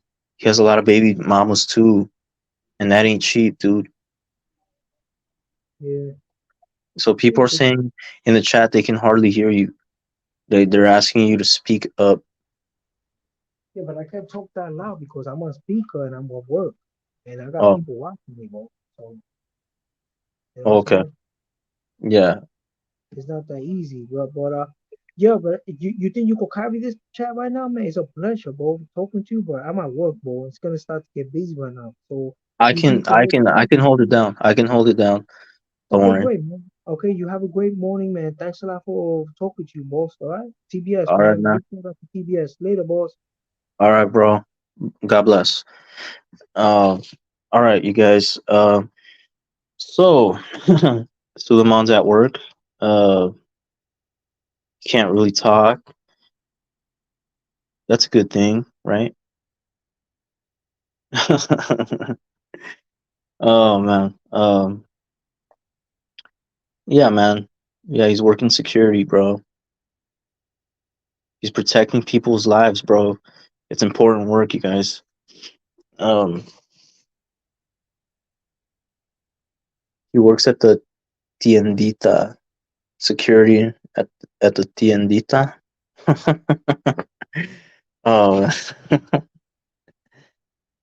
Oh, oh, Floyd and Al have a court case. Oh, somebody suing them? Is somebody suing them? Oh, yeah, salute boxing antics, bro. Yeah, we got the OGs in here, pound for pound. We got Hawker Mustang. Oh, I see. Oh, they buy all the tickets and resell them. Oh, damn. Damn. Okay. Wow. These guys, huh? Yeah. That's why Tank fans are, yeah, they're hyping him up like he sells out arenas. He's a draw. He's the A side. He's the face. Yeah, it's illegal, and I hope to get penalized for it, bro. I hope they do time actually. Uh, yeah, I'm not sure if it's a federal crime or what kind of crime, but it's yeah, it sounds illegal as fuck, man. Who wanted to ban Ultra? Who wants to ban Ultra? Are you talking about Duck Lonzo? Duck Lonzo wants to ban Ultra for what? For what? For speaking facts. Can't ban people over here. This is free smoke, ladies and gentlemen. Hit the damn like for Rapstar. I am your host, the Boston Scientist. I've taken over for Rapstar. He's busy, eating his breakfast and stuff, sending emails, trying to get us some great guests over here. He's had the likes of Rick Glazier over here, the likes of uh, Nonito and Rachel Donaire over here, the likes of Jose Benavides Sr. over here. Hit that damn like, support the channel. And check out my channel as well. I'll be going live tomorrow night, Pacific time. Probably around. I was trying to go around the 8, but I got a date, so I'm gonna have to push it back to around 10 p.m. You guys. Yeah, Rapstar's always eating, bro. Must be nice. Must be nice, dude. So I'm gonna hold it down for Rapstar here. Any boxing questions? I'll take any boxing question. Any at all. Yeah, Tank is the face of beating women. Yeah, he's the face of domestic violence, bro. That's what he is. He runs bitches over. He beats bitches up. And he thinks he's tough, dude. The guy that is suing them gave Floyd $6 million to buy the tickets. When it was time to pay the guy, they said, sorry, we reinvested the money into Ugas versus Spence fight. Then he didn't want to invest into the fight. He's suing for $6 million plus loss of earnings. Yeah, fuck. Those guys are all shady, dude. All those guys at the PBC. Look how they did Oscar De La Hoya, bro. Ellerby, Floyd Mayweather. All these guys are freaking backstabbing pieces of crap, dude. Ryan Garcia's over there hanging out with Floyd now. He's a backstabber too. It's only a matter of time before they start stabbing each other in the back. That's what backstabbers do. They stab people in the back. It becomes a habit. Right? All these narcissists, dude. Floyd is narcissist. So is Ryan Garcia. He's narcissistic. How do I think Canelo beats Charlo? From what I'm hearing, bro, Canelo's doing good. His training camp is going very well. His knee's feeling good enough to where he's running again. He's jogging at a higher altitude. So as you know, stamina has been an issue for Canelo sometimes as of late. And if he can just fix that, if he can just fix his stamina problem, he will knock out. It's not gonna be TKO. It's not. It's gonna be a KO, bro. The reason Canelo has a high KO ratio, bro, is because he has power. He has that one-hitter quitter, especially in that right hand of his. He like some guys get TKOs because they stop the fight, due to just an accumulation of punches. Benavides has more TKOs, and he doesn't have like actual KOs. They're TKOs, bro. Canelo has KOs. He's not even the ref won't even have time to stop it. Like, he has that one hitter quitter power, bro. Look what he did to Kirkland, bro. And that was one for the ages. And that's why he was able to stop Caleb Plant, and Benavides wasn't.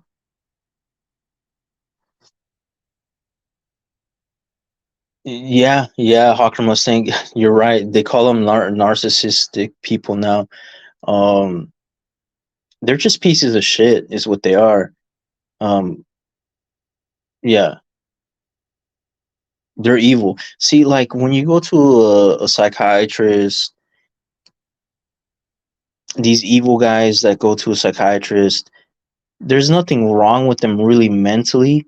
They just love being a evil piece of shit, dude. They love hurting people, stabbing them in the back, betraying them. It makes them feel smarter. Like, ha ha ha, I outsmarted you, you dummy. You know?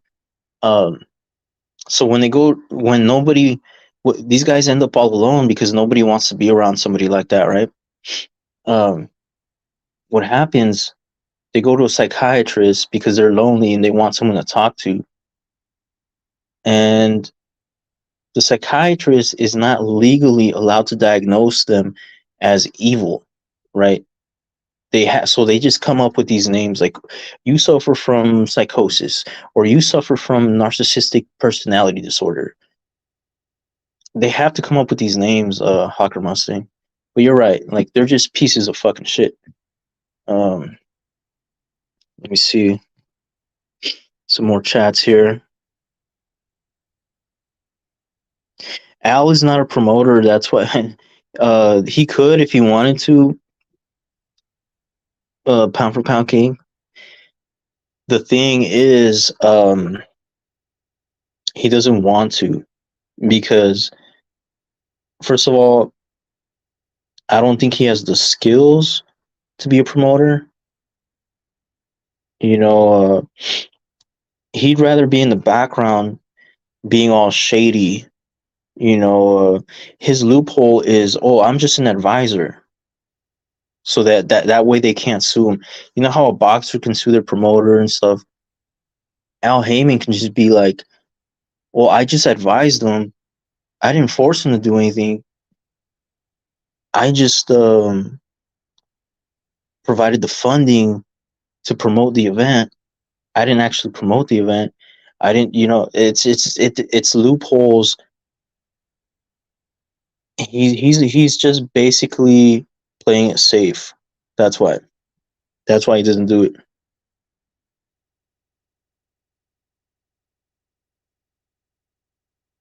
Who are my favorite current fighters besides Canelo? Oh man, Inoue. Inoue is fucking awesome, bro. He's fucking awesome. This guy. Wow, that Fulton performance. That I have him number one. I thought his performance was even more impressive than Crawford had. Don't get me wrong; it was a very impressive performance, but that Inoue performance, I think that's best, most impressive performance this year. It's going to be hard to beat that.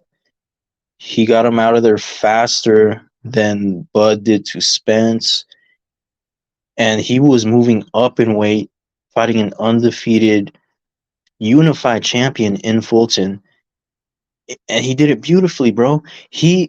Man, like the angles this guy attacks in are fucking amazing. I've never seen anyone do these combinations, bro, where he'll throw a jab to the body from a distance, right? From a distance, and then he'll still be low. He doesn't come up.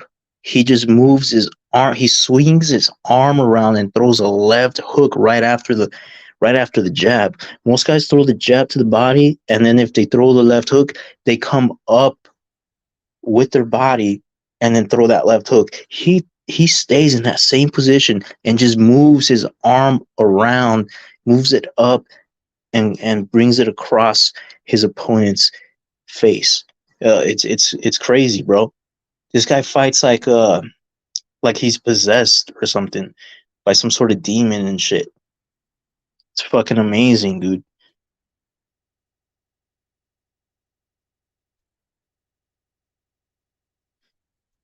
Yeah, narcissist is the woke word for piece of shit, scumbag.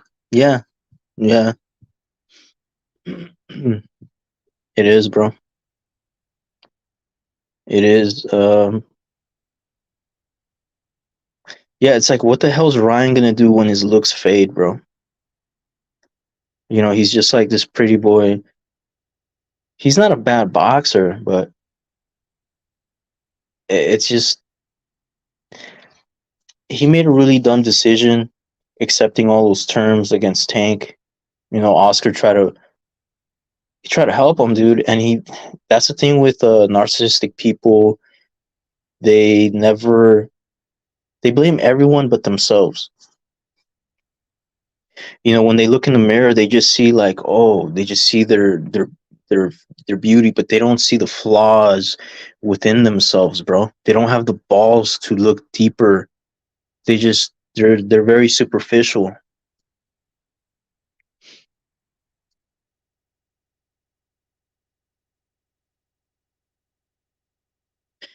Oh, boxing antics. Yeah, you mean Spence. Yeah.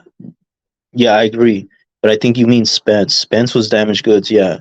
He's lucky to be alive, bro, when you think about it. That was oh man, that was a crazy, crazy accident, bro. That wasn't no fender bender. That was a I mean he completely totaled that car, bro. It was unrecognizable. You know, he needed like all kinds of surgery. The guy's lucky to be alive. He should not be boxing. He's crazy. If he wants that rematch, he might end up like Muhammad Ali, bro, or worse. He might get that. What do they call it? Parkinson's and shit. He could end up like that or worse, bro. Like he needs to just retire. Okay, you got your payday.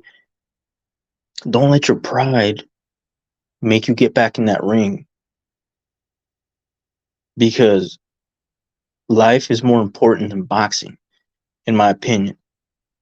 If he wants to die in the ring, if that's the way he wants to go out, okay, fine. But if I'm his family member, I advise him, please do not set back in that ring, especially not against Crawford. Because Crawford has him figured out now, and he will only be even more confident. You can tell he kind of was just hesitant that first round. And then once he saw he didn't have anything to be worried about, he dropped him in that second round. And then it was just all over from there. All over. So it's going to be even worse. It's going to be a first round TKO if he gets back in there.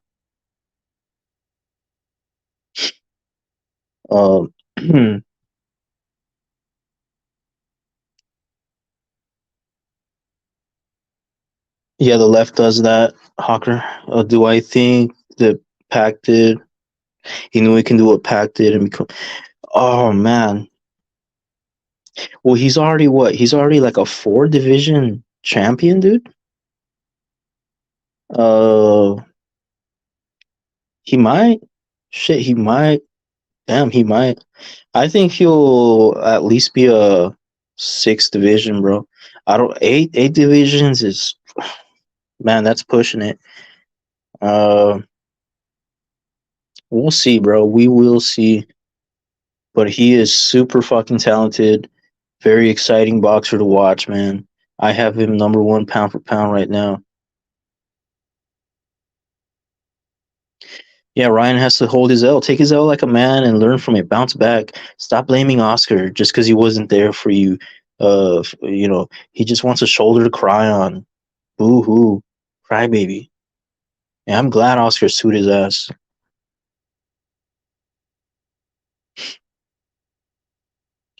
Salute Hayes. We're night owls, bro. We're night owls over here.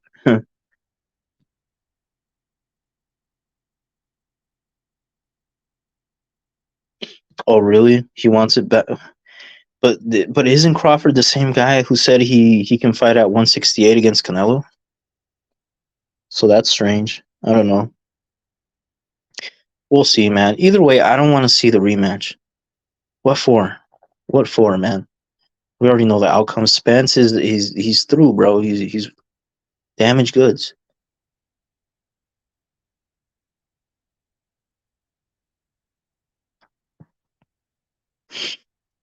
Yeah, yeah. Boxing antics. Looking like an alien. He left him looking like a. Yeah, he was a mess, bro. He needs to just retire. It's gonna be worse. If you thought that ass whooping Crawford gave him, especially if they fight at 154, punches are only gonna be harder, right? The punches are gonna be harder at 154, bro. It's gonna be more weight, more mass behind every punch, dude. So damn, like he really needs to think about his safety. But hey, if that's the way he wants to go out, I can't I can't force him, you know. It's up to his family, dude. His wife and his kids need to tell him like that. Just don't do it. His loved ones, you know, his mom. I don't know if his mom's in his life, but whoever whoever loves him needs to tell him like, please don't step back in that ring. It could be the last thing he does. And I'm not even joking, dude. Like that's he's putting his life in danger. He's lucky he's alive. Like even the way he talks, bro, it's just not, you could tell he's not all there anymore. Yeah, see, that's one of Ryan's problems too, his inactivity. And he doesn't learn because that's the thing about narcissistic people, bro. They think they're better than everybody, right? So it's like you going to a job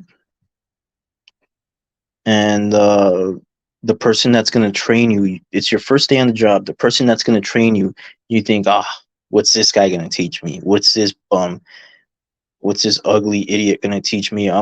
Look at me, I'm so pretty, I'm so smart, I'm so much better than everybody. You're not going to learn anything with that attitude, bro. You have to be humble. You have to take a humble approach to everything in life. You have to be humble. Humility is where wisdom begins. You're never going to become wise if you're not humble.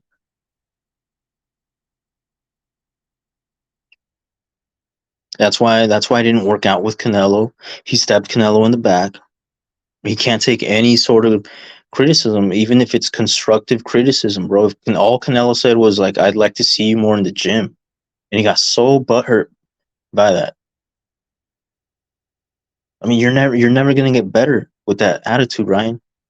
Man the fuck up. Stop being a little crybaby bitch. You know?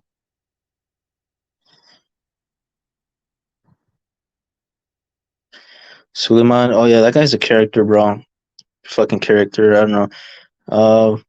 As long as he's respectful, bro, that's the way I am. People, I don't like to just go in on people just for the sake of going in on people, bro. You know, the YTBC has been very toxic lately, and sometimes I get caught up in that shit. You know, I'm not saying I'm any better than anyone. You guys have seen me go at it with just about everybody, and it gets heated.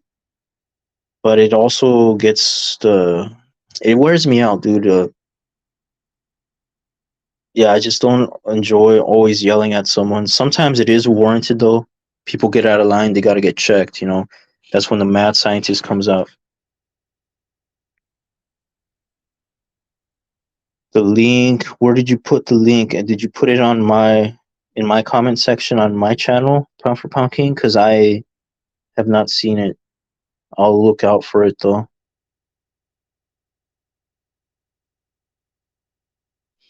Yeah, Hawker. See, I wouldn't doubt it, Hawker. That's another guy. He's got issues, bro. That guy's got mad issues. Yeah, that's the thing with these narcissistic people, bro. They don't get along with anyone. They don't get along with their coworkers, and they end up getting fired. They can't keep jobs. They can't keep friends. They push everybody away, bro. That's what happens. Floyd doesn't have real friends, bro. He has to hire security everywhere he goes. He's got enemies. Look at Mike Tyson. He doesn't have security, bro. He goes anywhere. He even said he feels sorry for Floyd. He's a sad little man, bro. He says, I can take my kids to school. I don't need security to do it for me. And he's right. He's absolutely right.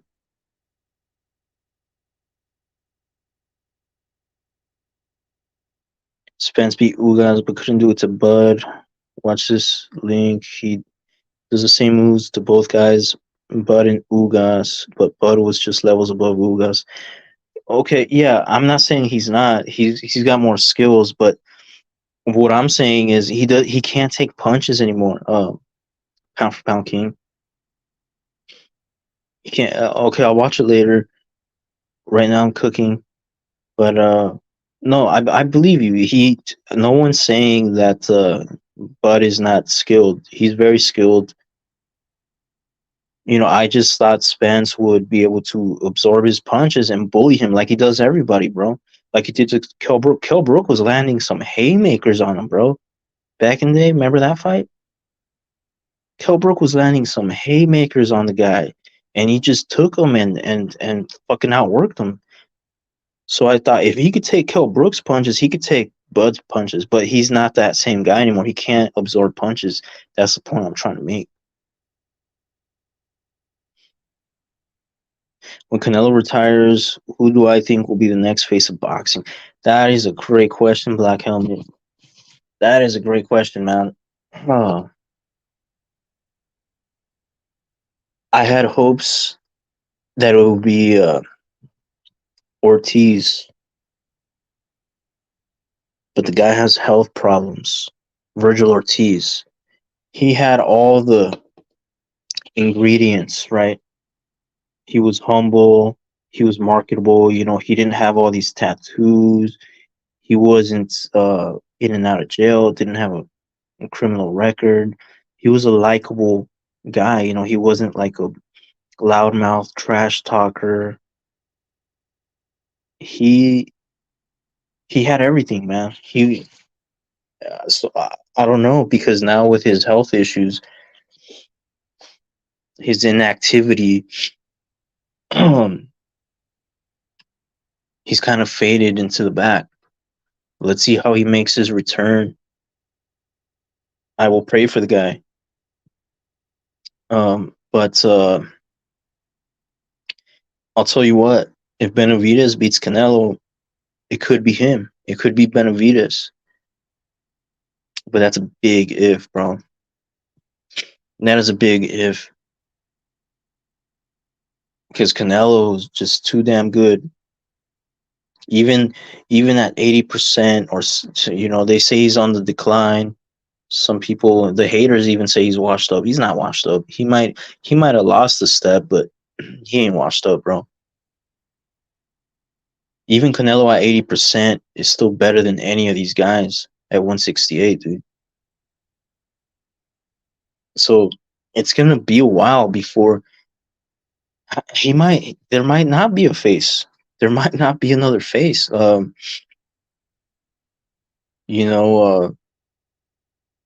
Bud is what, 36 now? So it's not like he can be the face, and he's never been the face. So it's like, okay, he's hot right now because he's coming off a spectacular performance, and he's been doing a good job of getting media exposure, doing interviews with the Breakfast Club, going to the Joe Rogan podcast and all that. So a lot of casuals know who he is now, finally. But it's too late. Like, he's 36, bro. Who else could, I'm trying to think, who else could take that spot? Who else could bring fans like that? Because Tank ain't gonna do it by rematching fucking Pitbull Cruz, bro. Like, no one wants to see that shit.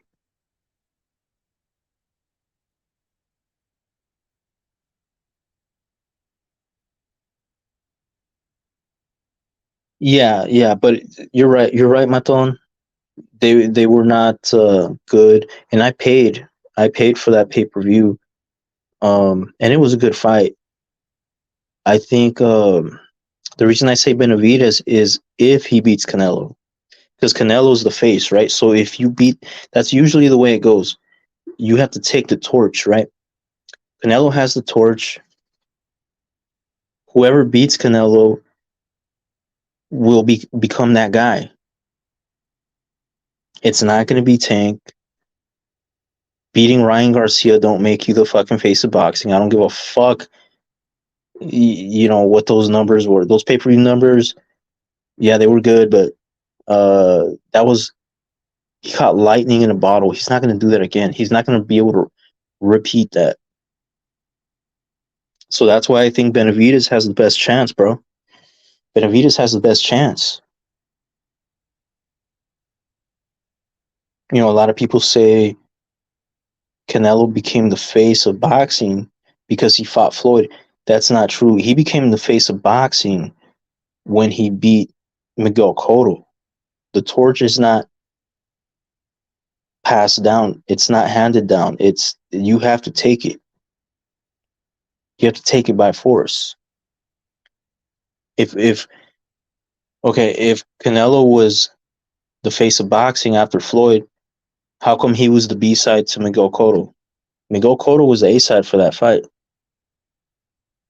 It's just these Floyd fanatics, they like to give Floyd too much credit, in my opinion. Floyd didn't make him the face. Canelo made himself the face by beating Miguel Cotto. After that, ever since then, Canelo's been the A side to everybody. He's never had to, you know, take a backseat to anyone since then.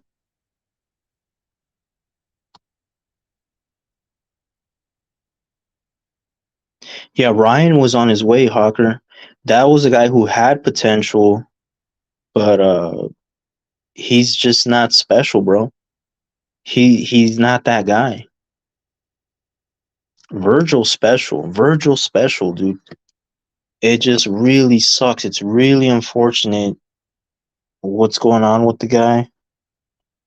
It's just it's truly heartbreaking. As a boxing fan, I thought, man, this is the guy. That's what I really thought. He, you know, Virgil Ortiz is that guy, man. I pray that that he can make a comeback, bro. I really do.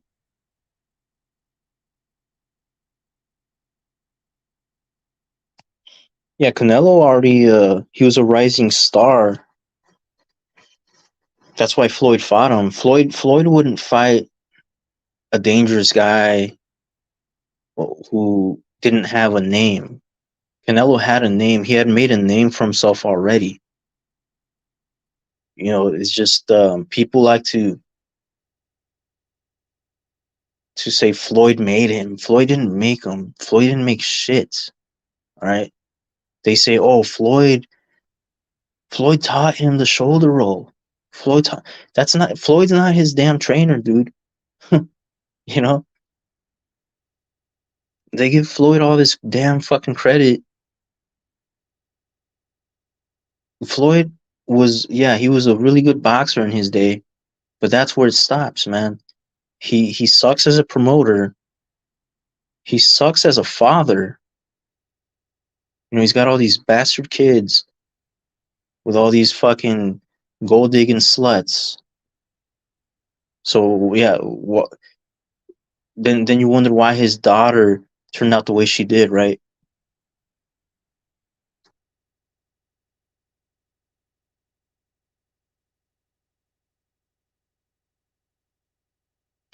Yeah, he did say that, pound for pound king. He did say that.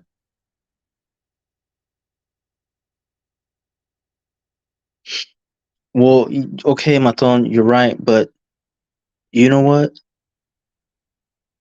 The Mexicans will root for him. The Mexicans will get behind Virgil Ortiz, bro. Cain Velasquez has a lot of Mexican fans, and he can't speak Spanish, right? I don't think that's necessarily a requirement. I mean, it helps. Don't get me wrong, it helps. Knowing multiple languages only helps you in life. You can uh, get more people to relate to you if you talk to them in their language, right? You can get more people to understand you, and therefore get them to like you more, right? Like if your supervisor, my supervisor at work, he's bilingual, but he prefers Spanish, right? Because he was born in Mexico. I can talk to him in English, and he understands it, and he speaks it. He has kind of an accent when he does it. But when I talk to him in Spanish, I notice he takes more of a liking to me, and we have deeper conversations. We don't just talk about work, and that's how you build relationships with people, is you talk to them in the language that they prefer. That's why when they started laying people off where I work at, they kept me. The other guy, his Spanish sucked. His production was better than mine. His numbers were better than mine. But they let him go because they were just like, fuck that guy. I'm not gonna miss that guy. Scientist, he's cool, man. He could stay. That's just the way it is, bro. So, but is it a requirement to become the face? No, it's not. No, it's not, man. You don't need to speak multiple languages. Canelo is learning English now. It's not necessarily a requirement, though.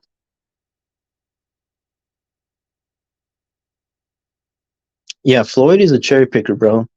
He tried to pounce on Canelo right away, dude. Right away.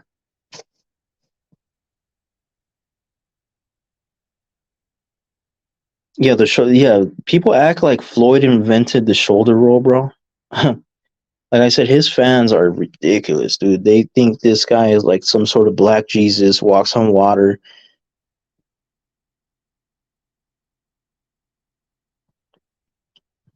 Good boxer, but overrated, dude. Overrated. When you tell me Floyd is the best ever, that's where I lose respect for you as a boxing fan. Floyd fans are I notice Floyd fans are also LeBron fans. Next time you have a boxing debate with the Floyd fan, ask him, are you also a LeBron James fan? I guarantee you they'll say yes. I guarantee you. 9 times out of 10, they're going to be like, yes. Yes, LeBron is the best ever. Yes, Floyd is the best ever. Because these guys get brainwashed by idiots like Stephen Ape Smith, that jackass, doesn't know jack shit about boxing, barely knows anything about basketball. Now he wants to talk about boxing. This guy's Stephen Ape Smith. Somebody needs to kick that guy's ass, bro. Seriously, somebody needs to punch that fucking idiot in the mouth. This is what the media does. It brainwashes all these damn casuals, you guys. That's why the boxing scientist is here, to debunk all these damn false narratives. Salute John McSmith. Good morning to you, sir. Yeah, I think Floyd is for sure. I don't know if LeBron is, but Floyd for sure is a racist. For fucking sure, bro. I can't stand Floyd or his fans, dude. Floyd's the worst thing that ever happened to the sport of boxing. He made it cool to cherry pick. He made it He's the one that made it a business first and a sport second.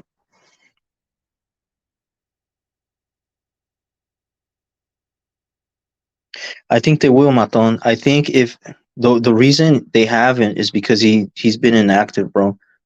But he was making some noise. He was making a splash, and with Oscar De La Hoya as his promoter, yes, he can get Mexican fans. Absolutely. We're just gonna have to agree to disagree on that, Maton.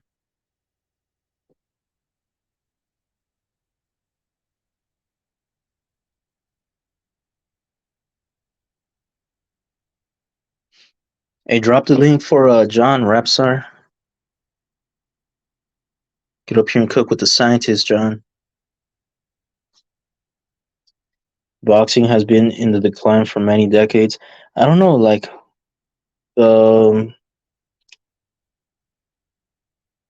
ever since the Floyd era, yeah. Ever since the Floyd era has been the worst. Canelo is restoring it somewhat, but I don't think it'll ever be like the 90s, bro. Or the 80s. 80s and 90s, to me, it's going to be hard. That's the golden age right there. The golden era, the golden ages of boxing. 80s and 90s, bro.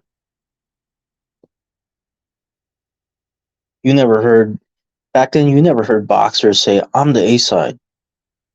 I mean, was there negotiations behind the scenes? Yeah, of course. Of course. There's always been a business side of the sport. But Floyd kind of prioritized, he put that in the forefront, right? And made it acceptable to be this sort of like diva in negotiations, be all demanding. Oh, I want you to fight with these gloves. You're gonna fight with the gloves I want. You know, and the ring has to be this big, and the AC has to be at 70 degrees, or I'm not fighting. That sort of shit. That sort of stupid, petty shit. That's what Floyd did to the sport.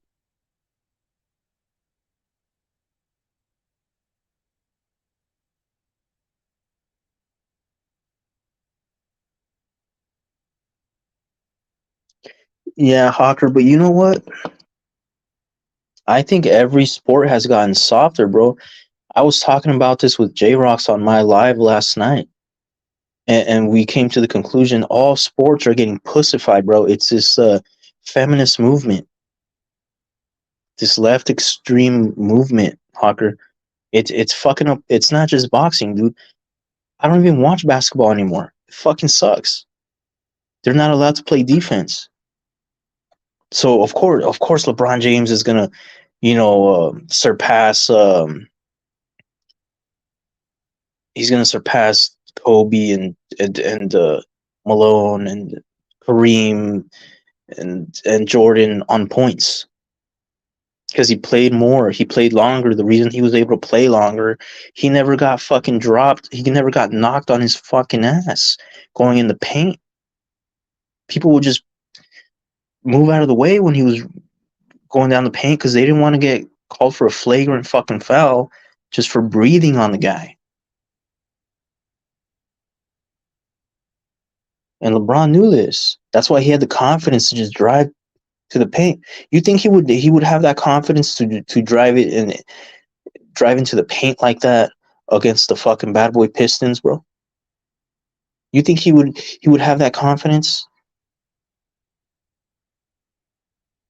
You think with that slow ass release he has on his jump shot? The reason he has that slow ass release is because he knows, well, I can take my sweet time and make sure that my shot is accurate because no one can touch me. Look at guys like Reggie Miller, man. He had that quick ass fucking release. He had to get that jump shot off with the quickness because he knew somebody was gonna come and try to swat that shit, try to play defense on him, knock him on his ass. Okay? LeBron James is overrated as fuck. Overrated as fuck. This guy got away with fucking double dribbling a lot. He got away with traveling a lot. I mean, this guy would take 4 or 5 steps without dribbling the fucking ball. And the refs rarely. I think he only got called. I think I only seen him get called for traveling like once or twice, dude.